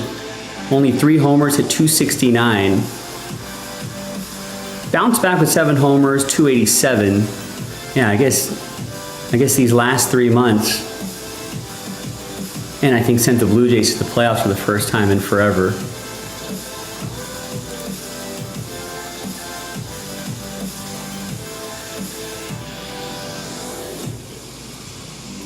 If there was an extra month in the season, if there was one more month in the season, I feel like Roman Anthony would make a run at Rookie of the Year. He might just run out of time.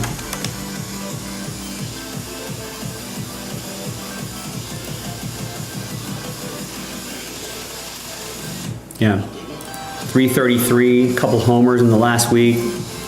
Strikeouts are still kind of high. You want to see that cut down, but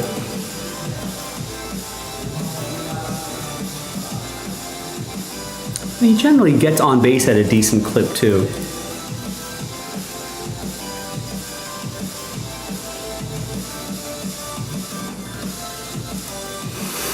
Let's look at Caglione. Although he's not even on the roster. Is he injured?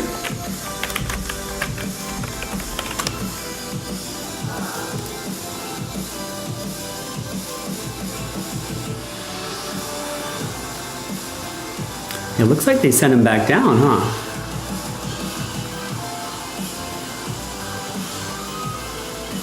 Oh no, injury? Late July, hamstring injury?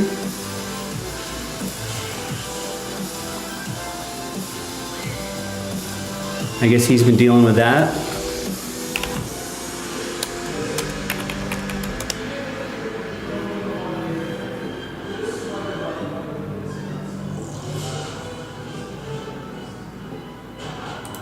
I guess he's making some rehab starts, according to Google AI. So that's what happened. Hamstring knocked him out for a little bit, and they're bringing him back slowly, I would imagine. You know who's hitting really well? Kyle Teal, who the Red Sox sent to the White Sox for Garrett Crochet. Kyle Teal's hitting .458 in this last week. It's not really flashing any power, but he gets on base a lot. Got a nice strong average. I think he had like 2 or 3 games in a row where he went 3 for 4, hitting .400 in the last 15 games, .343 in his last month.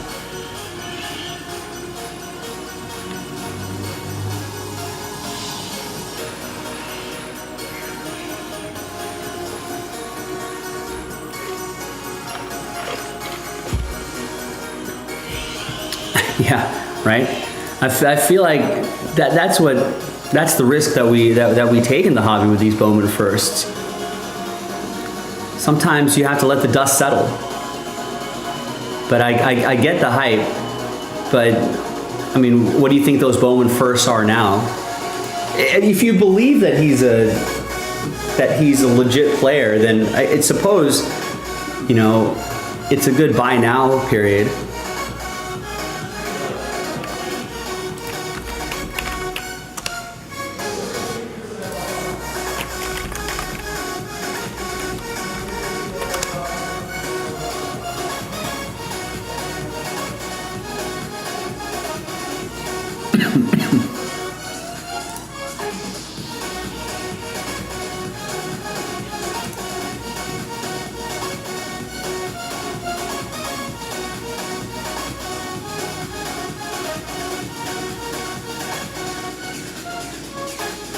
I mean, that PSA 9 still went for $1,100,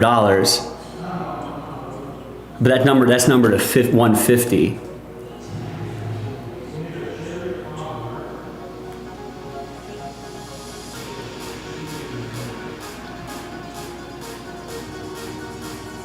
But yeah, I'll bet these prices are a lot more. Just like a raw Bowman first Chrome Auto, Jack Caglione. Was maybe double that 2 months ago.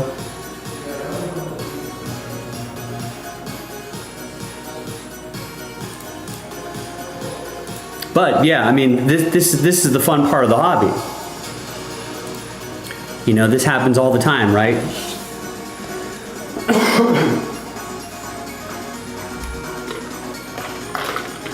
People jump on the IPO. The Jack Caglione IPO way too early, right? And then, you know, only to see it drop a lot after that. And then, you know, if Jack Caglione Incorporated is truly a great company, then we should see it work its way back up. So some people just have to be patient, just have to be long Jack Caglione. Let the other suckers short Jack Caglione. Right, wait until the off season. You know, wait for people to get out of the Jack Caglione market too early, too soon, maybe. If you believe that he's the real deal, that's where you can take advantage. That's generally with most of the sports, right? Off season, that's where you can get your best deals in the middle of the off season of you know.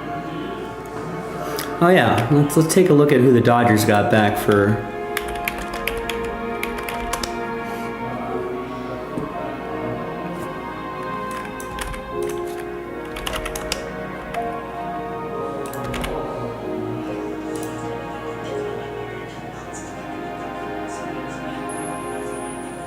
Yeah, I don't know when this was updated. It sounds like it's updated.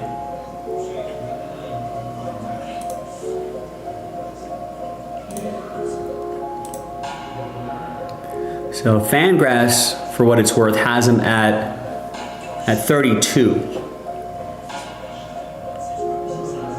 5'11", 230. Yeah, you're a lot of Oklahoma guys, huh? Future value of 40. It's got some raw power, power speed combo. James Tibbs is supposed to be really good too. That's who the Giants traded. So Tibbs has been traded twice in a season.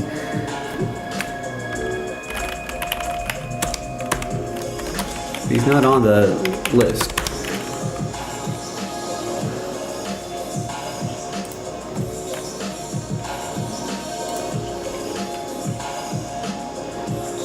It looks like he went to Oklahoma State though.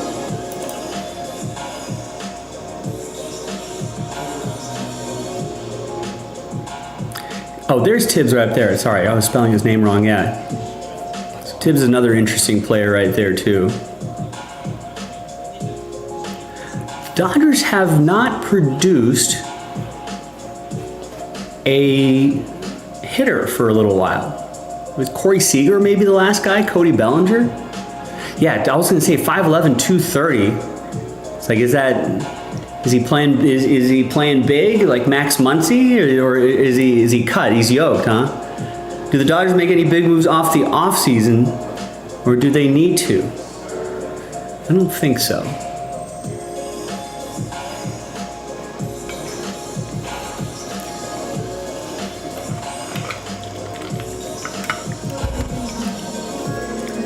Yeah, I guess Michael Busch, he's having a really solid season, but he was never gonna supplant Freddie Freeman. But I mean, like, a prospect that can crack the Dodgers, right?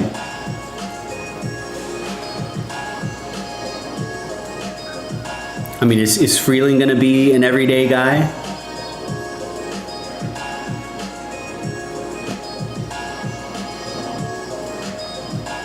Maybe, I don't know. Dodgers are losing Max Muncy next year, so although I think we were talking the other night about this. I think it's Max Muncy is the kind of guy who's probably going to be, it's probably, Freeland's 24, so he's older than a lot of these guys, right? Tibbs is only 23, and Josue de Paula, Zaire Hope, I think are still a couple years away. I could see them just signing Max Muncy for like a year. Do like a year plus an option year or something like that. But they're gonna wanna see if guys like Alex Freeland, I don't know if he's not really a third baseman, Mookie's at short, so I don't know where he's gonna go. He's probably gonna have to learn how to play third. But you can kind of forgive issues with the glove, like Max Muncy, if you can be decent with the bat, and that's TBD for Alex Freeland. All right, I mean, but he's supposed to have the tools. He's got a 50 grade, raw power, speed.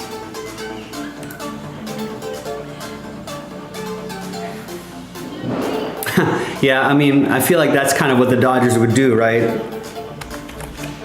Everyone falls in love with these Dodger prospects, and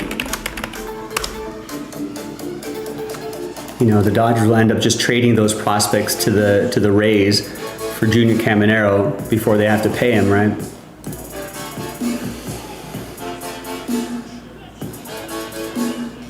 I mean, Caminero doesn't even have his arbitration year set.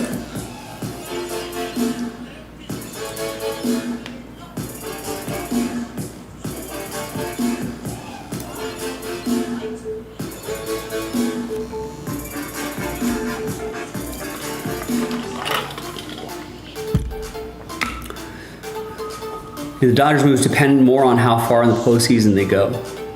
I don't think so. I mean, what are you gonna do? There's not too many places. There's just only so many spots the Dodgers have. I mean, they'll probably want to go with a left fielder, but do they find that internally? I mean, do they go for Kyle Tucker? I don't know. They probably will try for Kyle Tucker. But there's really, unless Kershaw retires, and even if he does, there's still Yamamoto, Snell, Glasnow, Ohtani, Sasaki there. They're not really going to add any starting pitching. I mean, that bullpen is not as strong as we thought it was going to be. But they may, I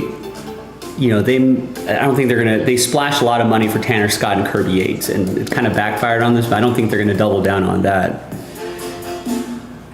Dodgers are getting a little older, though. I think that's the thing that is a little bit of a concern. I don't think it's going to be too concerning for another few years. This offseason, I don't know. I don't think it's, if this team is healthy, then this team's winning over 100 games this season. But it just hasn't been. And that's the problem. That's more of the problem than really more than anything, is how do you keep this team healthy? That's a big thing for the Dodgers. Personnel is not necessarily the issue. There's only so many places where you can add starters. Yeah, I guess left field you could get a Kyle Tucker in there. I wouldn't mind that. But then where do you put Tommy Edman? Does that mean Pajes doesn't play anymore? Kyle Tucker, and then is Edman Pajes platoon out there in center? Does Teo stay in right, or do you push him to left? No, Kyle Tucker's right field, right? Yeah, I guess you could move Teo to left. Yeah, sorry, Kyle Tucker's right field, that's right. So that would work. You move Teo to left, Kyle Tucker plays right. You have a Pajes Edman kind of platoon in center field, Muncy at short or third, Betts at short, and then a Kim Edman Freeland combo at second base. And then eventually you got to start thinking about maybe Will Smith moves to first when Freeman ages out.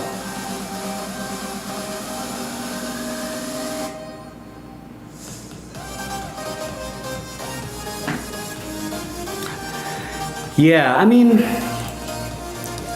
it's not like he doesn't have playoff experience. Remember, he had that big game against the Mets last postseason.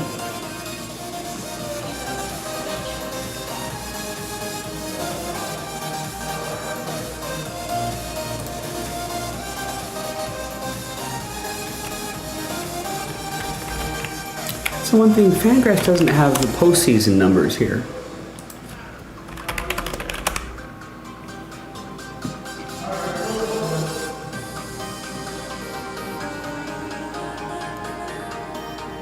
But yeah, he had that 2-homer game. He didn't really play a lot in the DS series, only a couple at bats, but played 5 games against the Mets in the CS. 235, 866 OPS. That 2-homer game I think definitely helped, but no doubles. Just 4 for 17. 5 strikeouts, no walks. I think he kind of got exposed already, but if he can improve just even a little bit off those numbers, that's fine for a guy who's probably going to be hitting in the bottom third of the order, if everyone's healthy.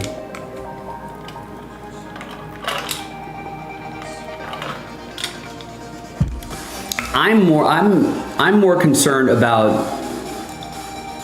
And every time I think Pajes has turned a corner, I'm more concerned about his fielding. Sometimes he makes and base running too. Sometimes he'll make a boneheaded base running play. He'll blow through a stop sign at third. Not necessarily. There should be, if he's just average with the bat, if he's not if he's making some good decisions at the plate, he can run into a pitch here and there and get a home run. He can ambush someone and get a home run, and I like that potential pop. But sometimes on the base paths, I feel like You know, he gets a little overconfident sometimes on the base paths. I think he thinks he's faster than he really is. Sometimes in the outfield, it's a little shaky as well. That's why Tommy Edman needs to come back like 100% healthy. I definitely trust him a lot more in the outfield and with the bat. Be a little more consistent.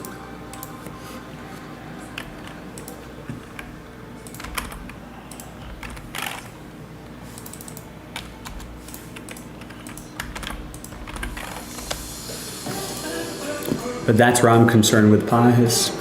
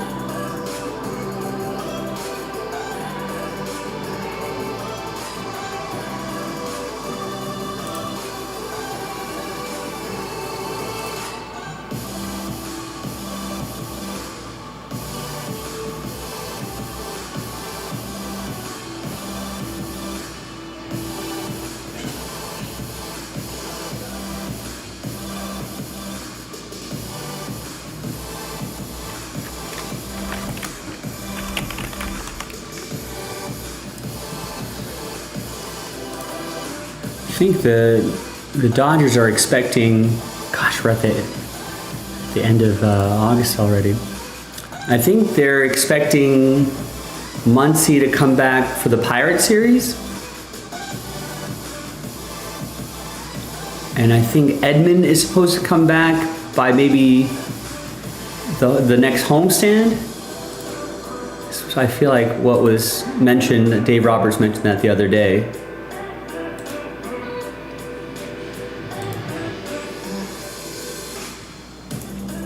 So getting those two guys back are going to be super helpful. Hopefully, I mean, Edman's doing rehab starts, so hopefully that ankle, or Edman hasn't done rehab starts yet.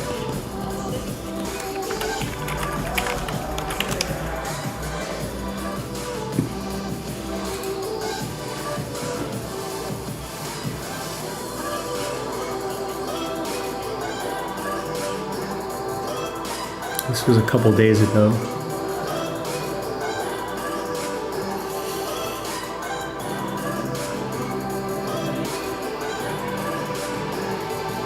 I guess they haven't really said.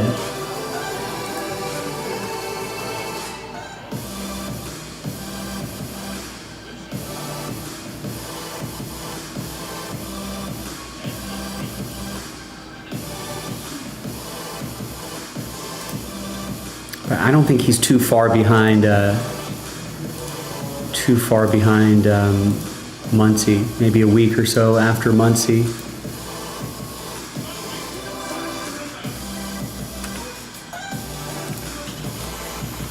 I did see that, Rex. I think I was a little surprised that Heidi Gardner is moving on.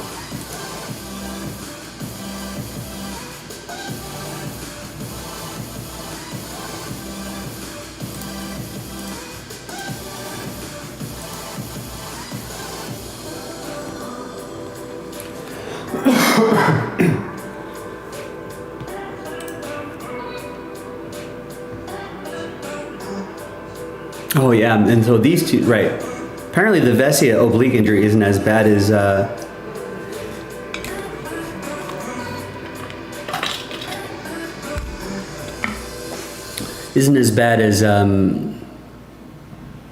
they originally thought. So if we get Vesia and Brock Stewart back in the mix, that's going to help big time there. Yeah, Kim is another guy that started in left field and played 5 innings. They're looking for those Michael Conforto replacements. But Kim could play out there. I don't know if Gradral or Kopech are coming back. Oh, I guess Kopech's doing some rehab outings. Gratterall may not come back this season.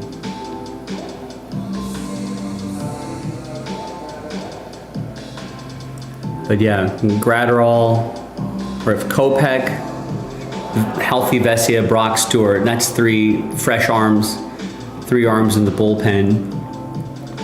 And then Kim, Edman, and Muncy coming back. I mean, that's at least two regular starters and a platoon guy in Kim.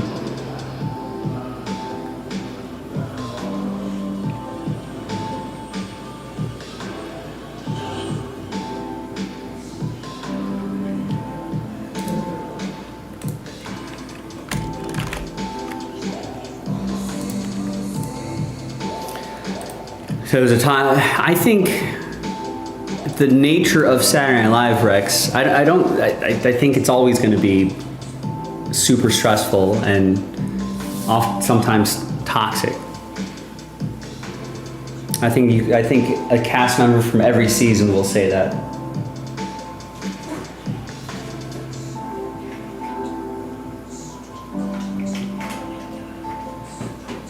You know, it's a short period of time to get good material done. You're working with these guests every week. You're competing to get sketches on air, and you know,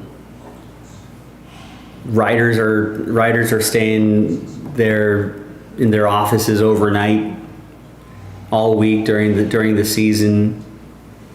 I mean, that's what they say. You pretty much don't have. You don't have a life. You're just, especially if you're just like a writer, right? You're not even a cast member. It gets pretty difficult too. Yeah. And the burnout factor is definitely high for, you know, unless you're like, you know, a longtime cast member or something like that, or someone who's always going to be in sketches regularly. Rest here, it's super competitive, super stressful. You might be friendly with people, but you're also competing with them for work.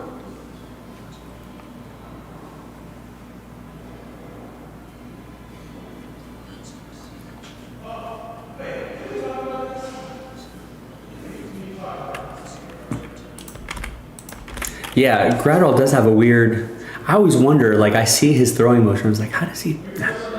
It just seems like he kind of flicks at it, and then it just goes 100 miles per hour.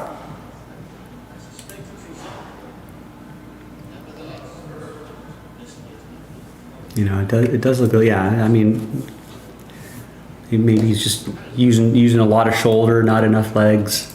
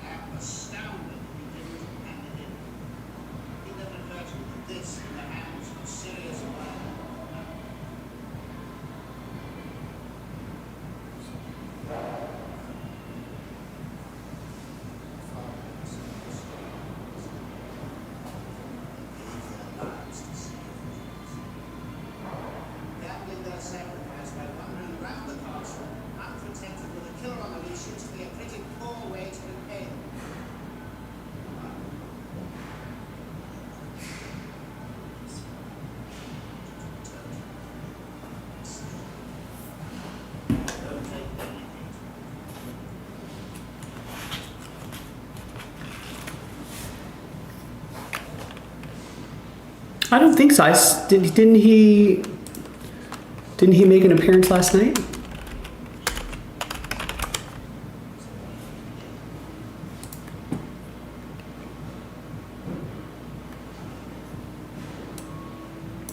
Yeah, he pitched an inning last night. 1 hit, 1 walk, 3 strikeouts.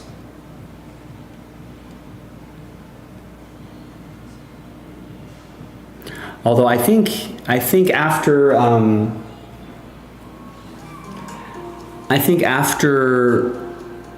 kind of a rough sort of return, I think they put him in jail for a little bit.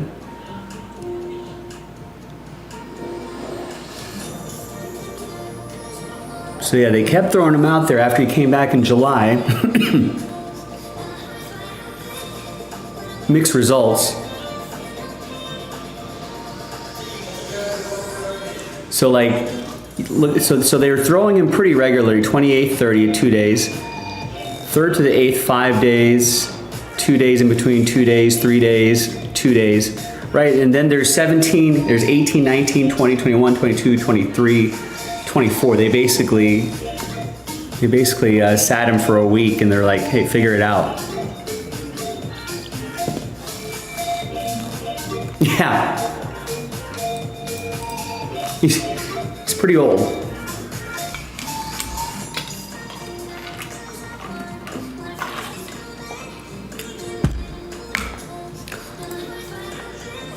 Yeah, that's one thing with the Dodgers that this bill is going to come due at some point, which is why I think there's a lot of urgency in like next 2 to 4 years, 2 to 5 years, to win as many World Series as possible. Right? Ohtani's 30, Will Smith is 30. Freddie Freeman's already 35. Muncy's 34. Betts is 32. Right? So, Teoscar's 32.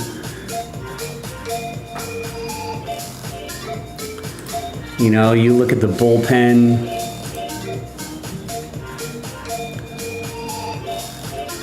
Right? There's 37-year-old Clayton Kershaw.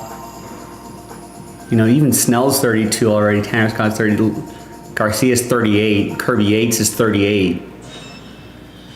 You know, Kopech's already 29. Trinan's 37. Even Anthony Bonda's already 31.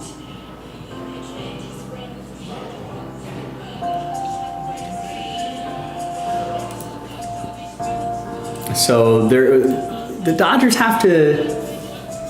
It's not super urgent, right? Usually the fall off. I was up late one night, I couldn't sleep, and I did a little research on this. I think I was worried about Freddie Freeman. I was like, when's like it's gonna happen? Father Time's undefeated. You know, how long does Freddie have before you can kind of start seeing it this season? You know, the ankle not healing as quickly. It's still bothering him a little bit. Struggling with his swing. I mean, but baseball players, you know, nowadays, just with better health and medicine, I feel like you can get to like 37, 38, 39, as long as you're relatively healthy. You know, and you take care of your body, you can probably get to your late 30s. But how many more seasons does Freddie have? Which is kind of crazy to think about. But he turns 36 in September.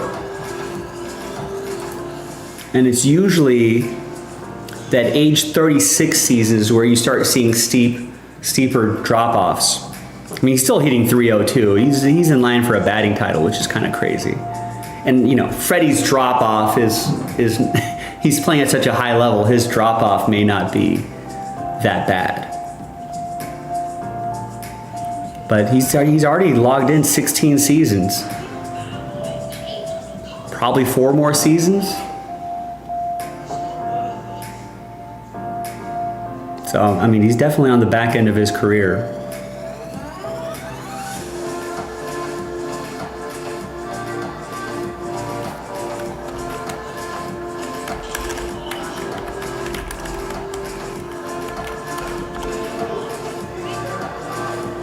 If he wants to get to 3,000, he's got to average about 150 hits rest of the way.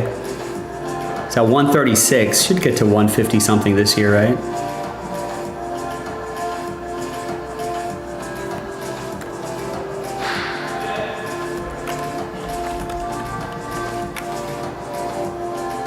It's about what, 27 hits a month? Yeah, maybe get to 160-ish. If he goes on a tear, maybe a little bit higher than that. But I feel like he'll need a knockout like you know, might have to have a throwback season next year, have a 200 hit season next year. That might help him get him to 3,000 by, how long is his contract?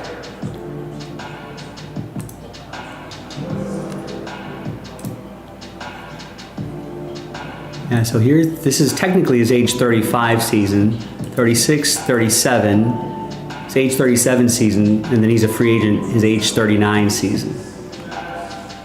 I feel like this is another situation where the Dodgers will probably sign him for like a 2-year deal or something like that.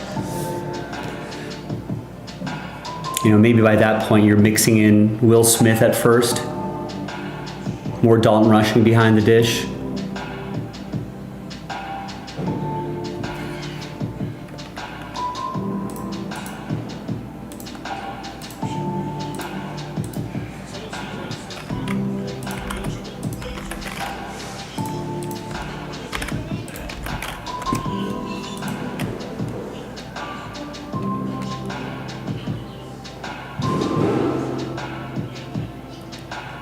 Yeah, I mean, like, Kike's not getting in here. You gotta find, like, another Kike kind of player. He's 33.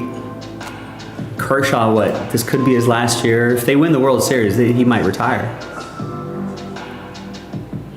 Or maybe play a season in, like, in Texas or something like that.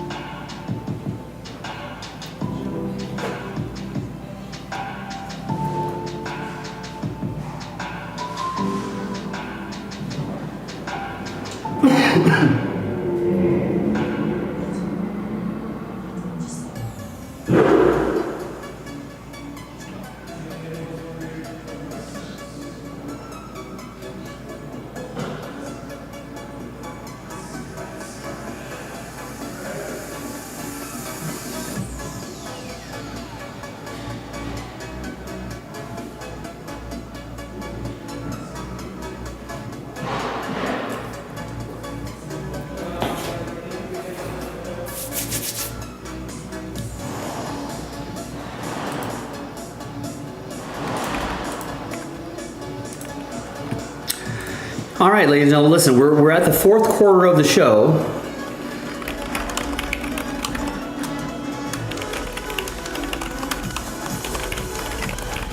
If we want to get something done, it is late night rally time.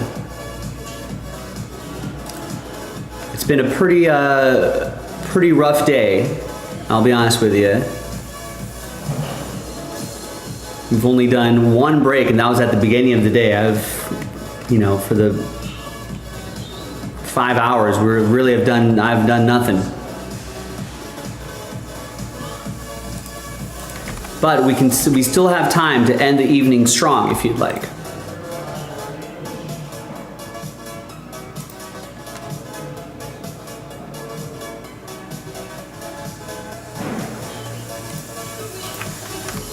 I think our best bet, I mean, there's only 10 spots between the two number blocks. There's only 10 spots in that Boys of Summer. That is probably our best bet. Or if we can get some more teams rolling, if we can cut that number in half, right?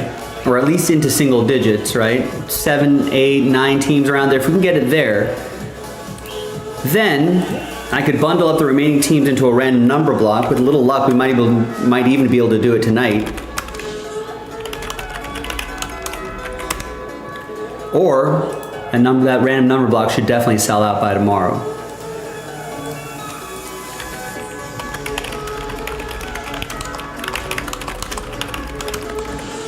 Now those 10 spots that we have to sell between those two number blocks, remember, one of them, that one right there, the one where my cursor is, 3 of the 7 spots are going to get extra spots, right?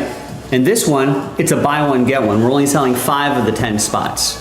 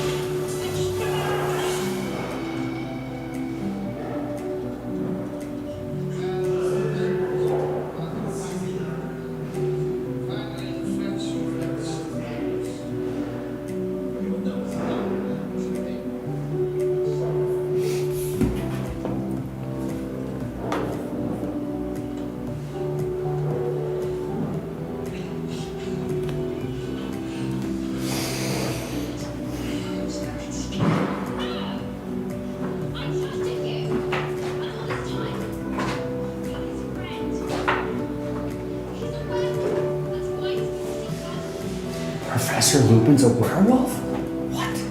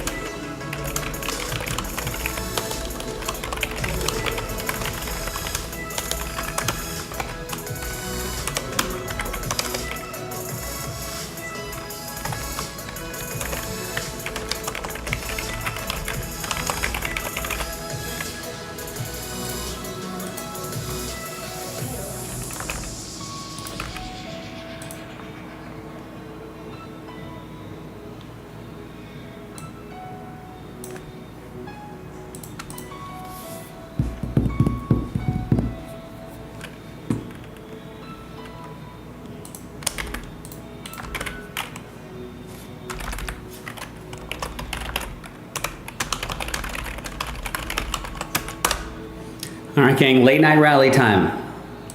Think we can get something going before in the final 2 hours of the show? I hope so. I'm ready. I'm ready when you are. Boys, the summer's ready. 10 spots left between those two random number blocks, and we're giving away spots within those random number blocks. I've got the case right here ready to go. Would love to knock that out tonight. I want to take a look at what we've got in here. What monsters are lurking inside?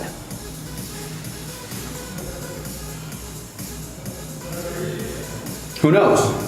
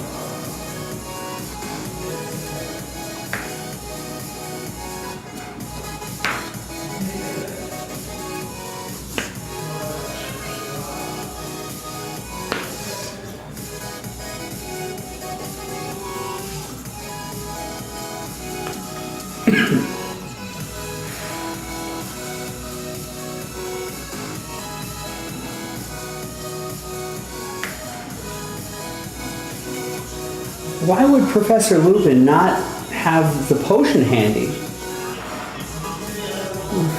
If he's a werewolf, if you think you're a werewolf, you would have a full moon cycle. I feel like would be on your calendar. He'd definitely be an alert.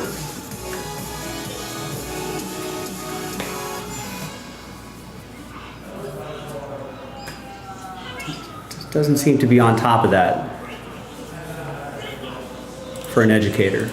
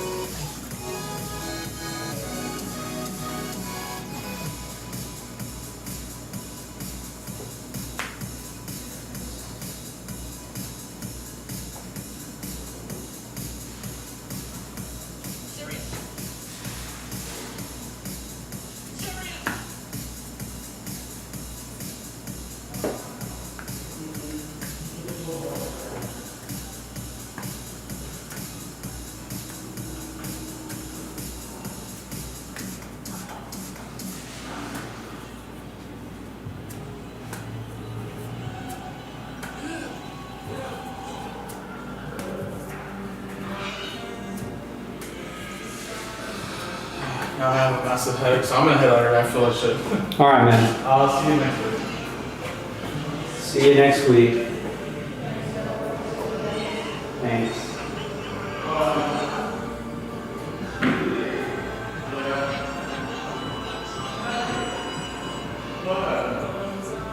Not feeling well. That's all.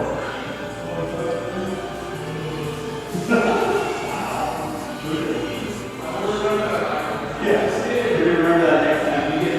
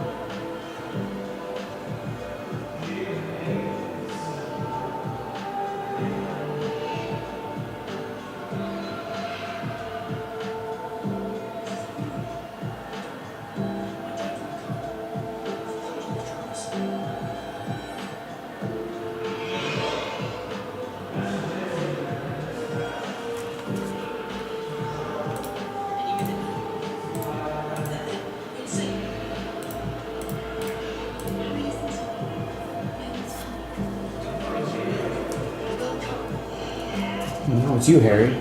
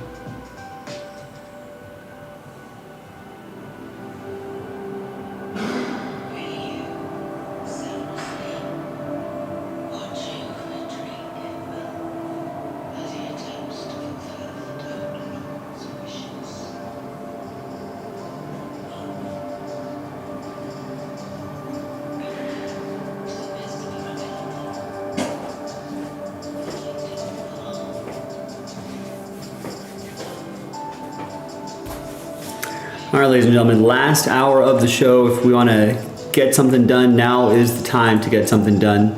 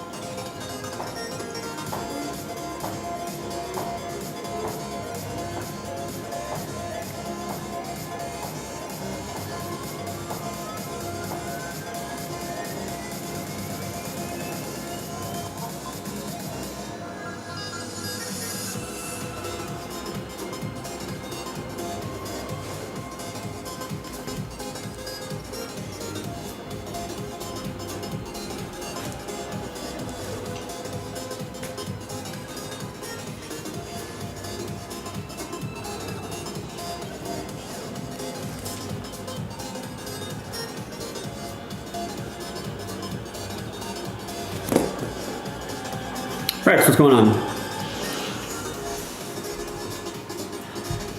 I mean, yeah. I mean, if he keeps hitting like this, he can certainly get to 60. I mean, 4 home runs in a night. Some people would love 4 home runs in a month. That's, you know, it's pretty incredible. I mean,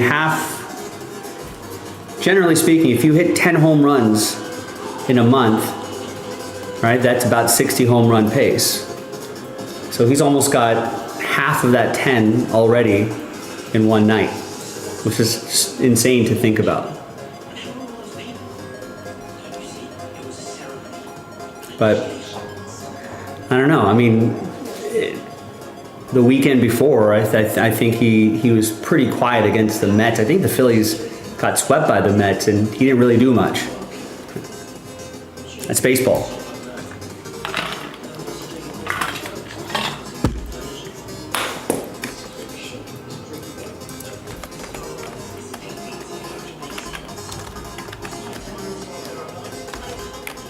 So how many is he at now? I mean, MVP is not a home run award though. Just because you have the most home runs doesn't mean you're automatically MVP, right? You got to do other stuff.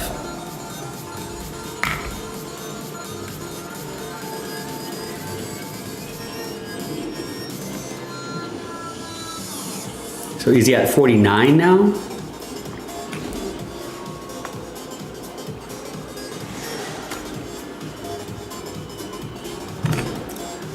Wow. I mean, and we're technically not at the end of August yet.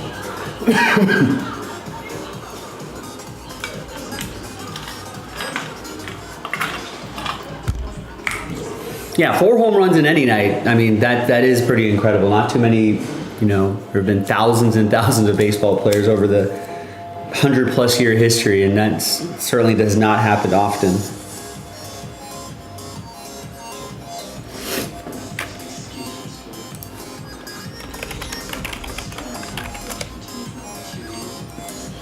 Kind of crazy that he was still a few bases short of right.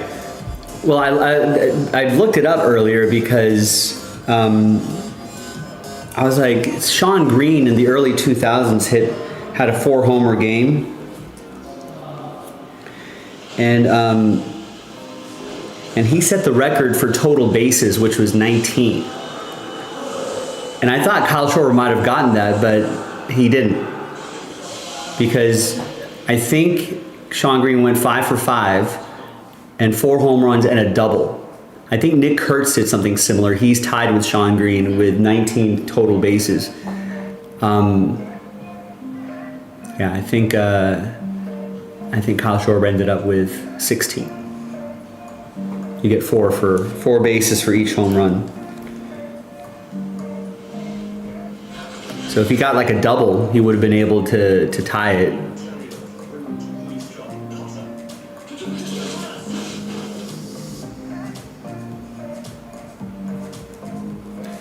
And no one's had 20 total bases. No one's had a 5 for 5 home run day.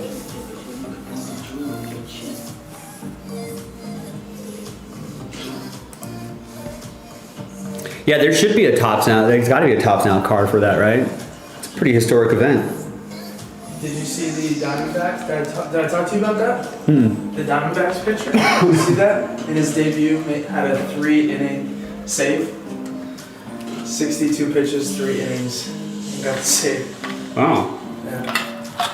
When's the last time we've seen a 3-inning save? That's like old school baseball. It's the first time in MLB history that a rookie in his debut, threw a 3-inning save with less than 65 pitches on a Thursday. But the guy, Taylor Rashi, went to high school with him. Oh, that was the guy that did it? Yeah. He was my best friend's neighbor also. Was like, did you know then that he was going to be a major leaguer? Like, Well, no. No. Well, he was good. He was really good in high school. He was way older than me, but he went to El Camino, then he went to UC Irvine, got drafted by the Giants. You remember what round? Late. He's been in the minors a long time. Brian. I mean, that's that's a tough life. Yeah. So You got to really love it if you're doing that. He got called up yesterday and then That's cool. That's awesome. made his debut today. Yeah, 3. He started off base hit and then a walk, and then he struck out 2 guys and then got out of the inning. That's cool. And then the next inning he went 1, 2, 3. and then he got in a bit of a jam in the ninth. Almost blew the game, but 3 innings, 3 Ks, no runs. So your major league K, your major league save, Yeah. your major league hit given up, your major league walk given up. Yeah. Save that baseball. Yeah, we were watching it, and then they were like, Get the hologram sticker on there right away. But he had a debut patch. Oh right, that's cool. Yeah. That's awesome. But he, you know, slider bus?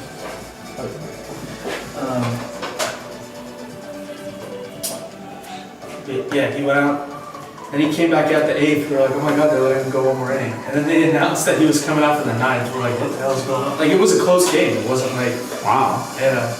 It just ran out of arms. Like, Well, you- I guess yesterday maybe. I think they said it's the 12th pitcher for the Diamondbacks to record a save Jeez. this season. So they got no one at the back end of that rotation. That's awesome. The 3-out save used to be like when old school dudes would pitch 7 innings and then like the one closer comes in and just gets like 50 saves a year because they would just get those 3-out saves. It doesn't happen anymore these days. That's cool though. And now they're playing the Dodgers this weekend. So Oh, yeah, we'll see if he gets the pitch. you're gonna go to any games? I'll let everyone hitting up for tickets, actually. I'll let everyone hitting up for tickets. He's like, guys, I'm just a rookie call-up. I don't think that much.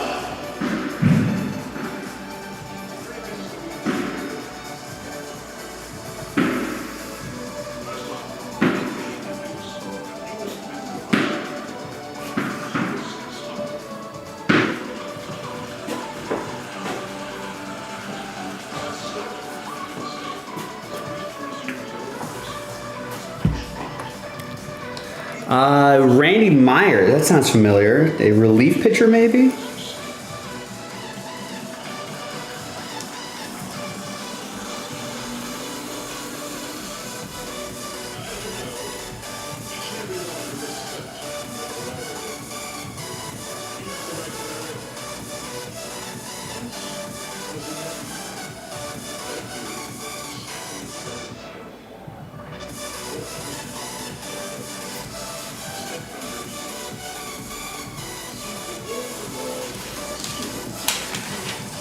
Ooh, the rare order today.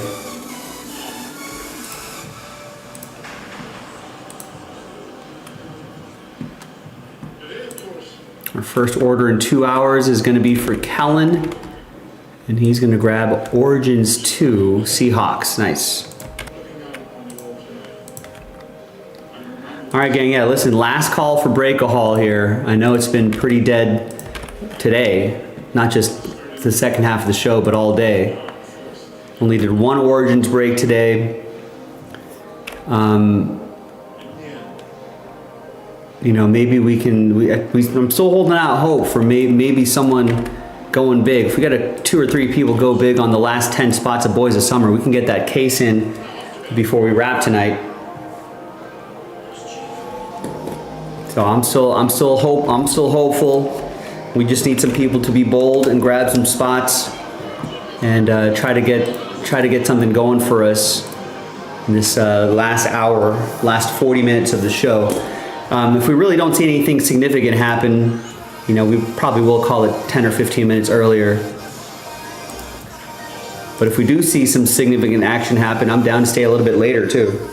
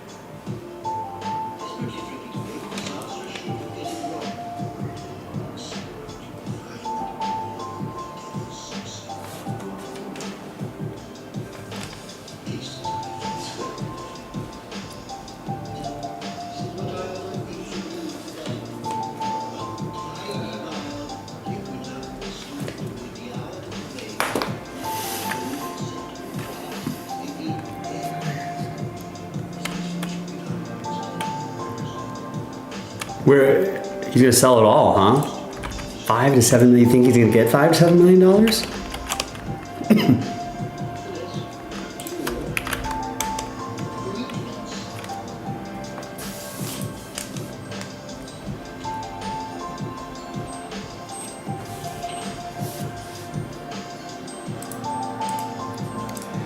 You know, nerds all over the world are telling their wives and girlfriends, see? See? Look what that guy did.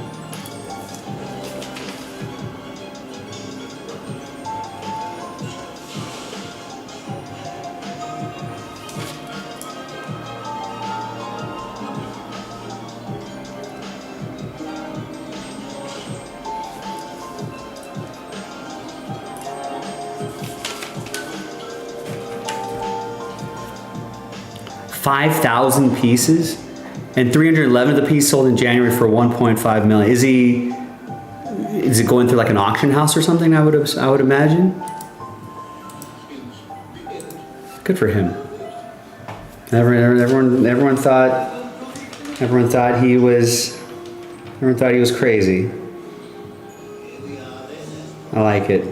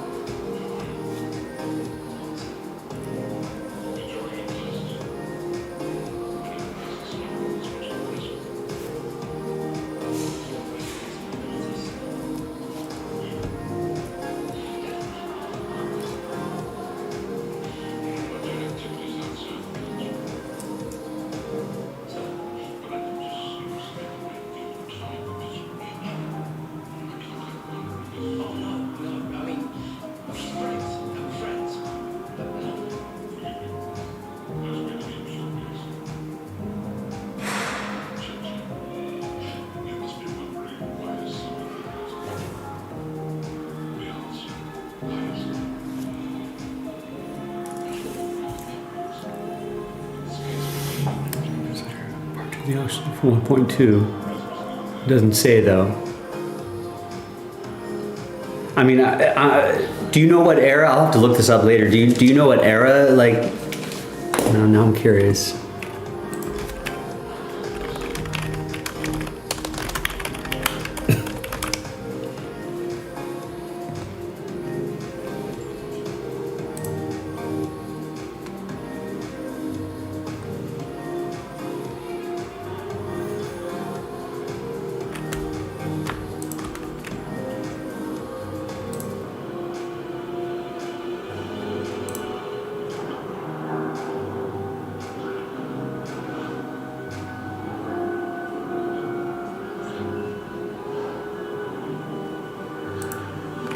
Is it this guy?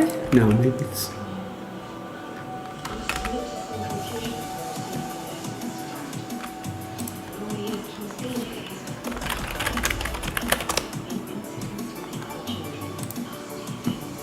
Is he selling it through Fanatics? Is that why?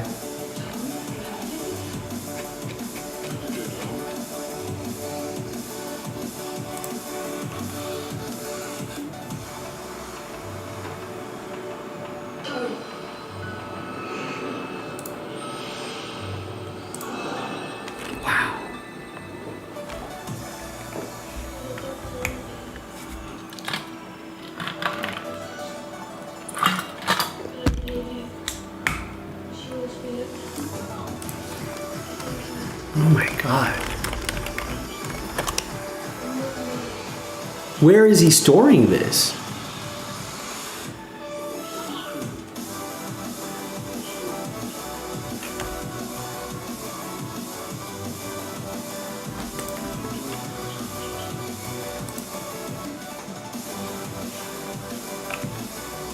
You know, this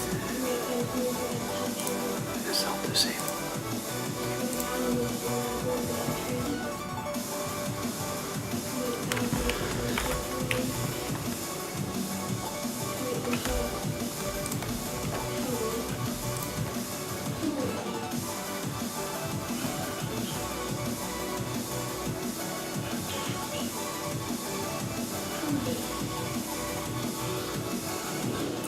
Hakes Auctions, huh? Has it?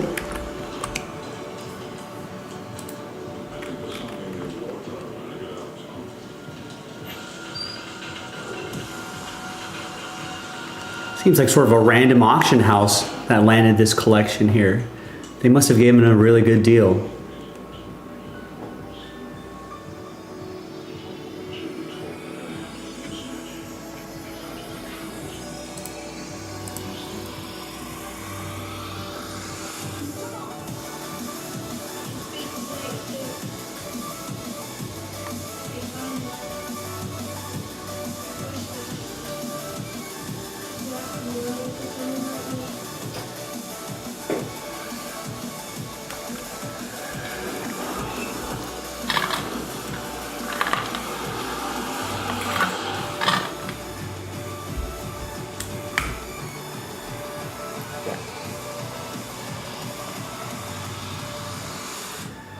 Wow, yeah, he had stuff from the 70s and 80s, jeez.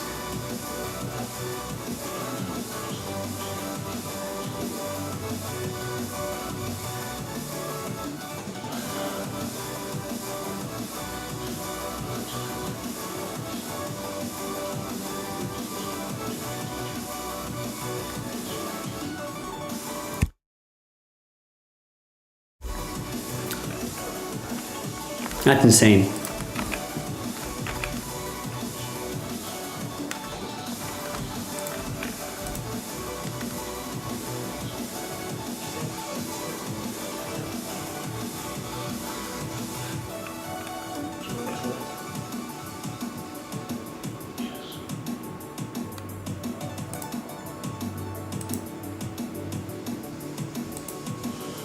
I mean, think about the security in this. Is this his home?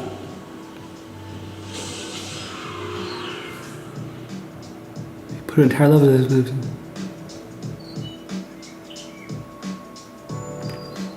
He didn't want to build another room, so he was like, I'll sell half my collection.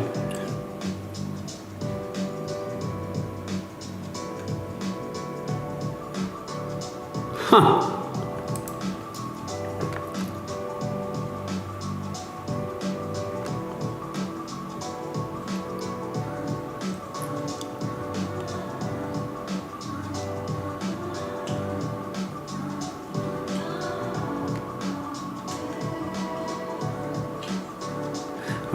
It's in the basement, features custom shelving units.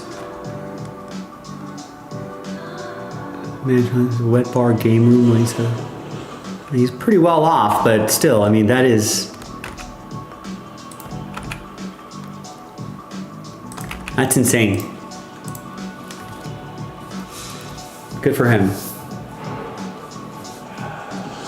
I mean, that's serious collecting right here. We can learn a lot from that guy.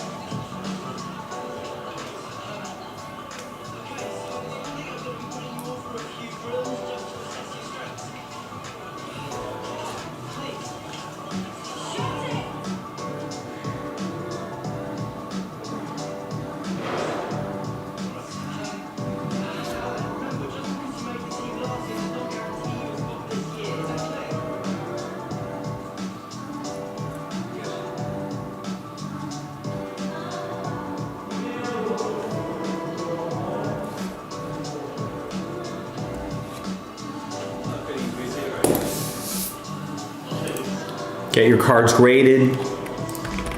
Keep them in good condition.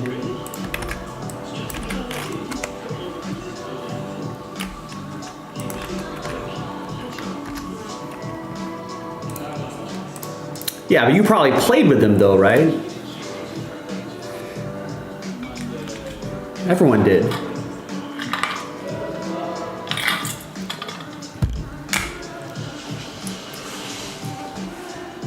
I mean, nowadays, I feel like you can't do that. You can't like buy one to play with and buy one to keep anymore, because wouldn't everyone be doing it now? And then it doesn't become special, like, you know. Well, what's really well on eBay? Like pre-owned GI Joes. I mean, they would still have to be in pretty good condition, though, right?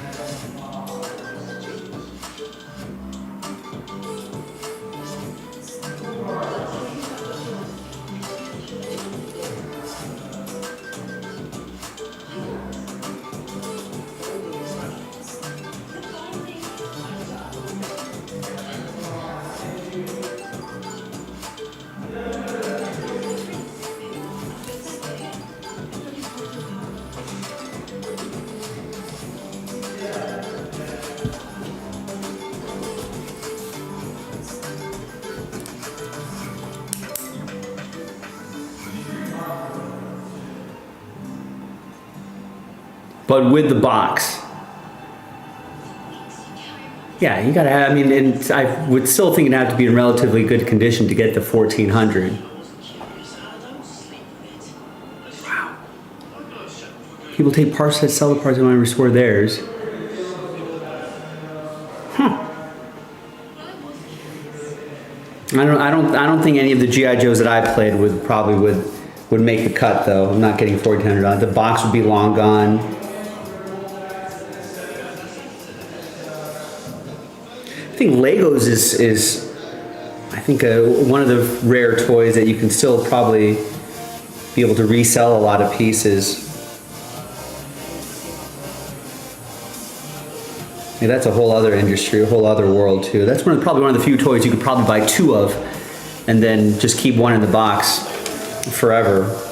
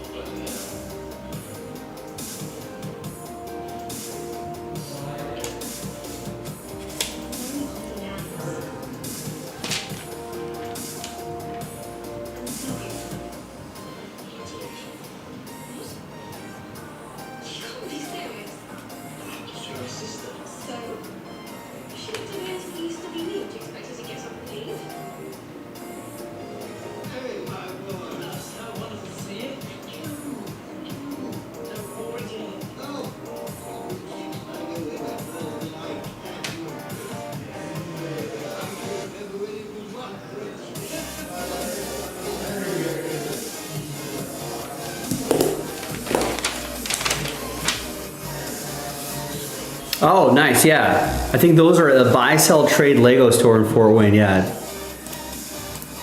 Those have been gradually popping up over the years.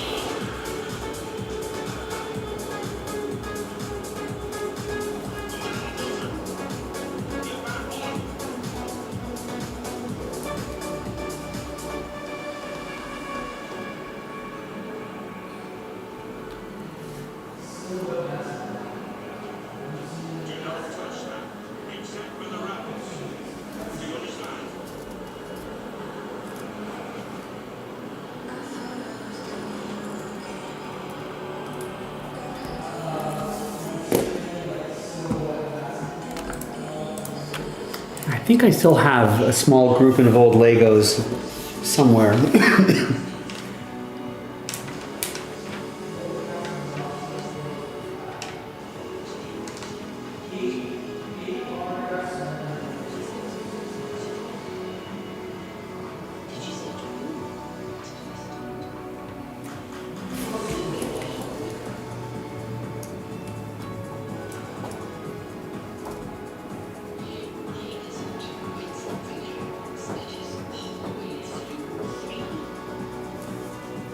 Michael's really into Legos. I think he has a pretty impressive collection of built Legos. I gotta get back into it. They're so expensive. And I've got a lot of expensive hobbies. I can't add Legos to them. Can't add Legos.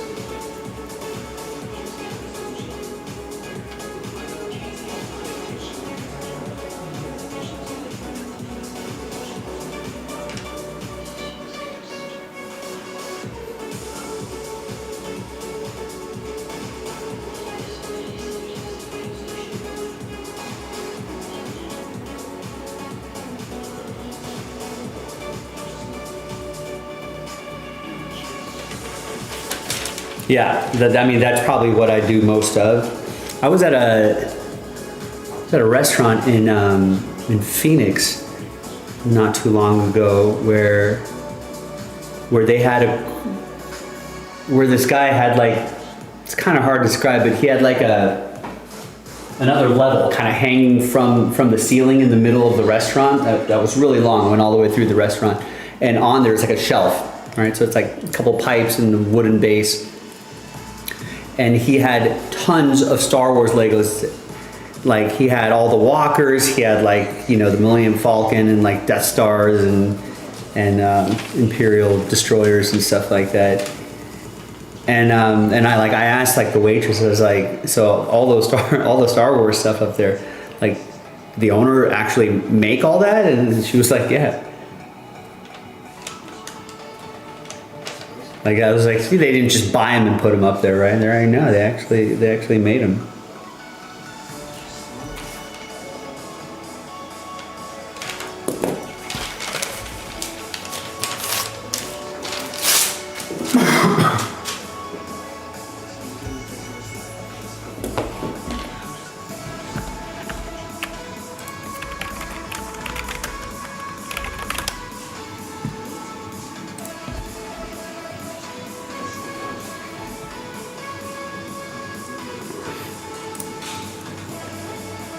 $200?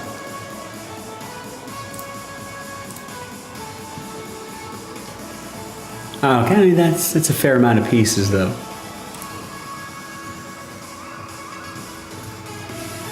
Yeah, I want all of this.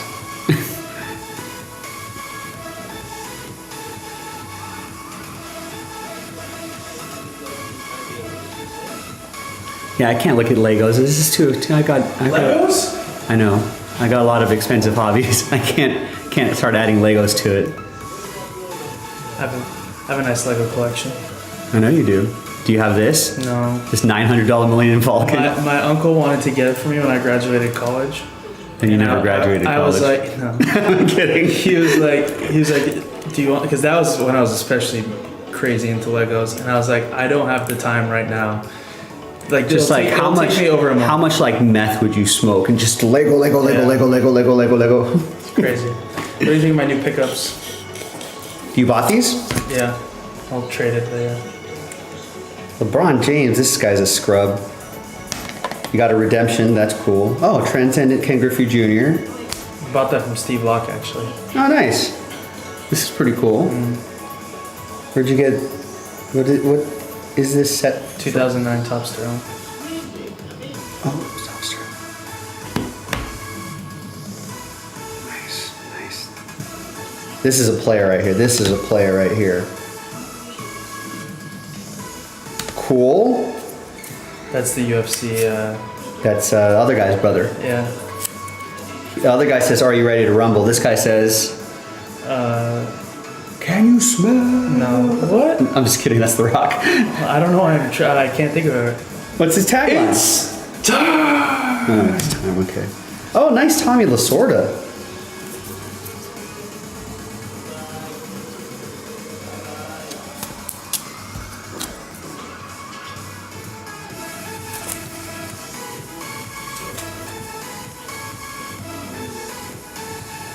Is this like a good grade for like something like?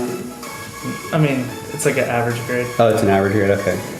I didn't know if like all of them were under 7.5. That's like a $200 card. Cole Young. Super fraction. Just why? I don't know. I mean, he's supposed to be like. It's cheap, so Oh, okay. it's only like $20. Supposed to be an up and coming prospect. He's playing. Oh, is he playing? Yeah. Oh, okay. I didn't even realize they called him up. It's a nice little haul here, Michael. Yeah. I'm. Can get this LeBron graded? No. I'm consolidating my collection to Legends and Hall of Famers. Okay. I like that. Not risky stuff. Like, Right. I could just buy. Right. That's what Michael's looking to buy, Rex. If you have Legends and Hall of Famers. Well, now I'm broke, so Oh. nothing. Rex has a bunch of Anthony Rizzo's, future Hall of Famer Anthony Rizzo. That he's gonna- Tomorrow's the 29th, huh? So tomorrow I have Oh, to we get make- paid tomorrow. Yeah, thankfully, because tomorrow I have my car payment, rent, I and know. my credit card I bill. gotta do car payment. Yeah, I gotta do those three as well. Yeah, I gotta do those three as well. So it probably wasn't the best time to do this, but Hey, sometimes you just gotta do it. You gotta say what the F. They have Lego F1? I think I do vaguely remember that. They put together Millennium Falcon, Harrison Ford through it.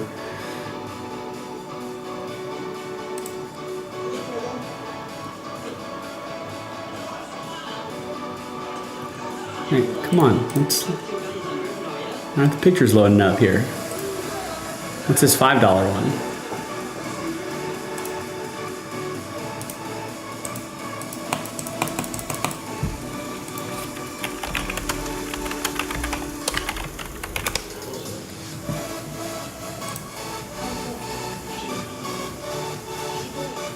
Okay, I can get like this $30 one. That's pretty cute.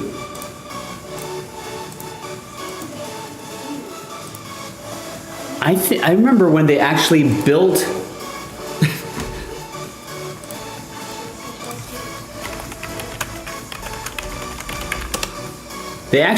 a full-size Lego car, and I think it actually can be driven. How wild is that? That's the one I'd want to buy. I need to win that Powerball, Rex. Gotta win that Powerball.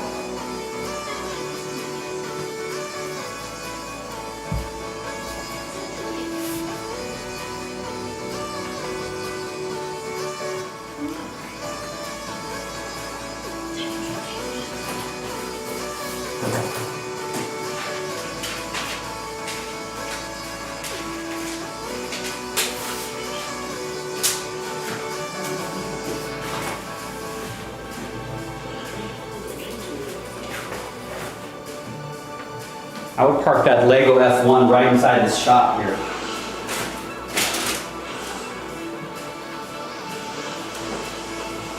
I don't even know if it would fit.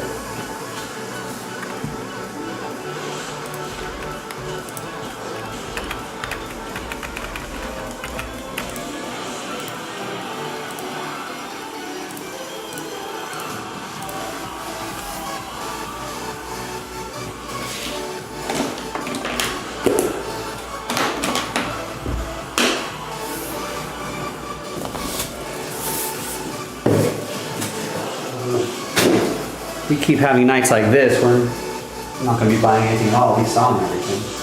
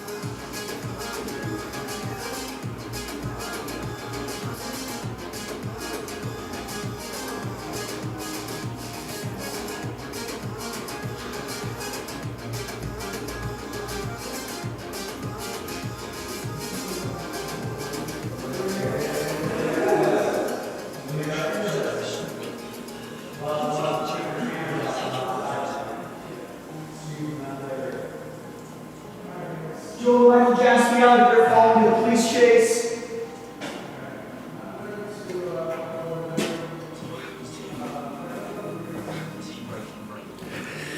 All right, folks, we're gonna sign off here. I'll be off for the next couple nights, but hopefully Jason and Thomas will have a busier weekend to make up for a dead night tonight. But appreciate the people checking in and saying hello and hanging out.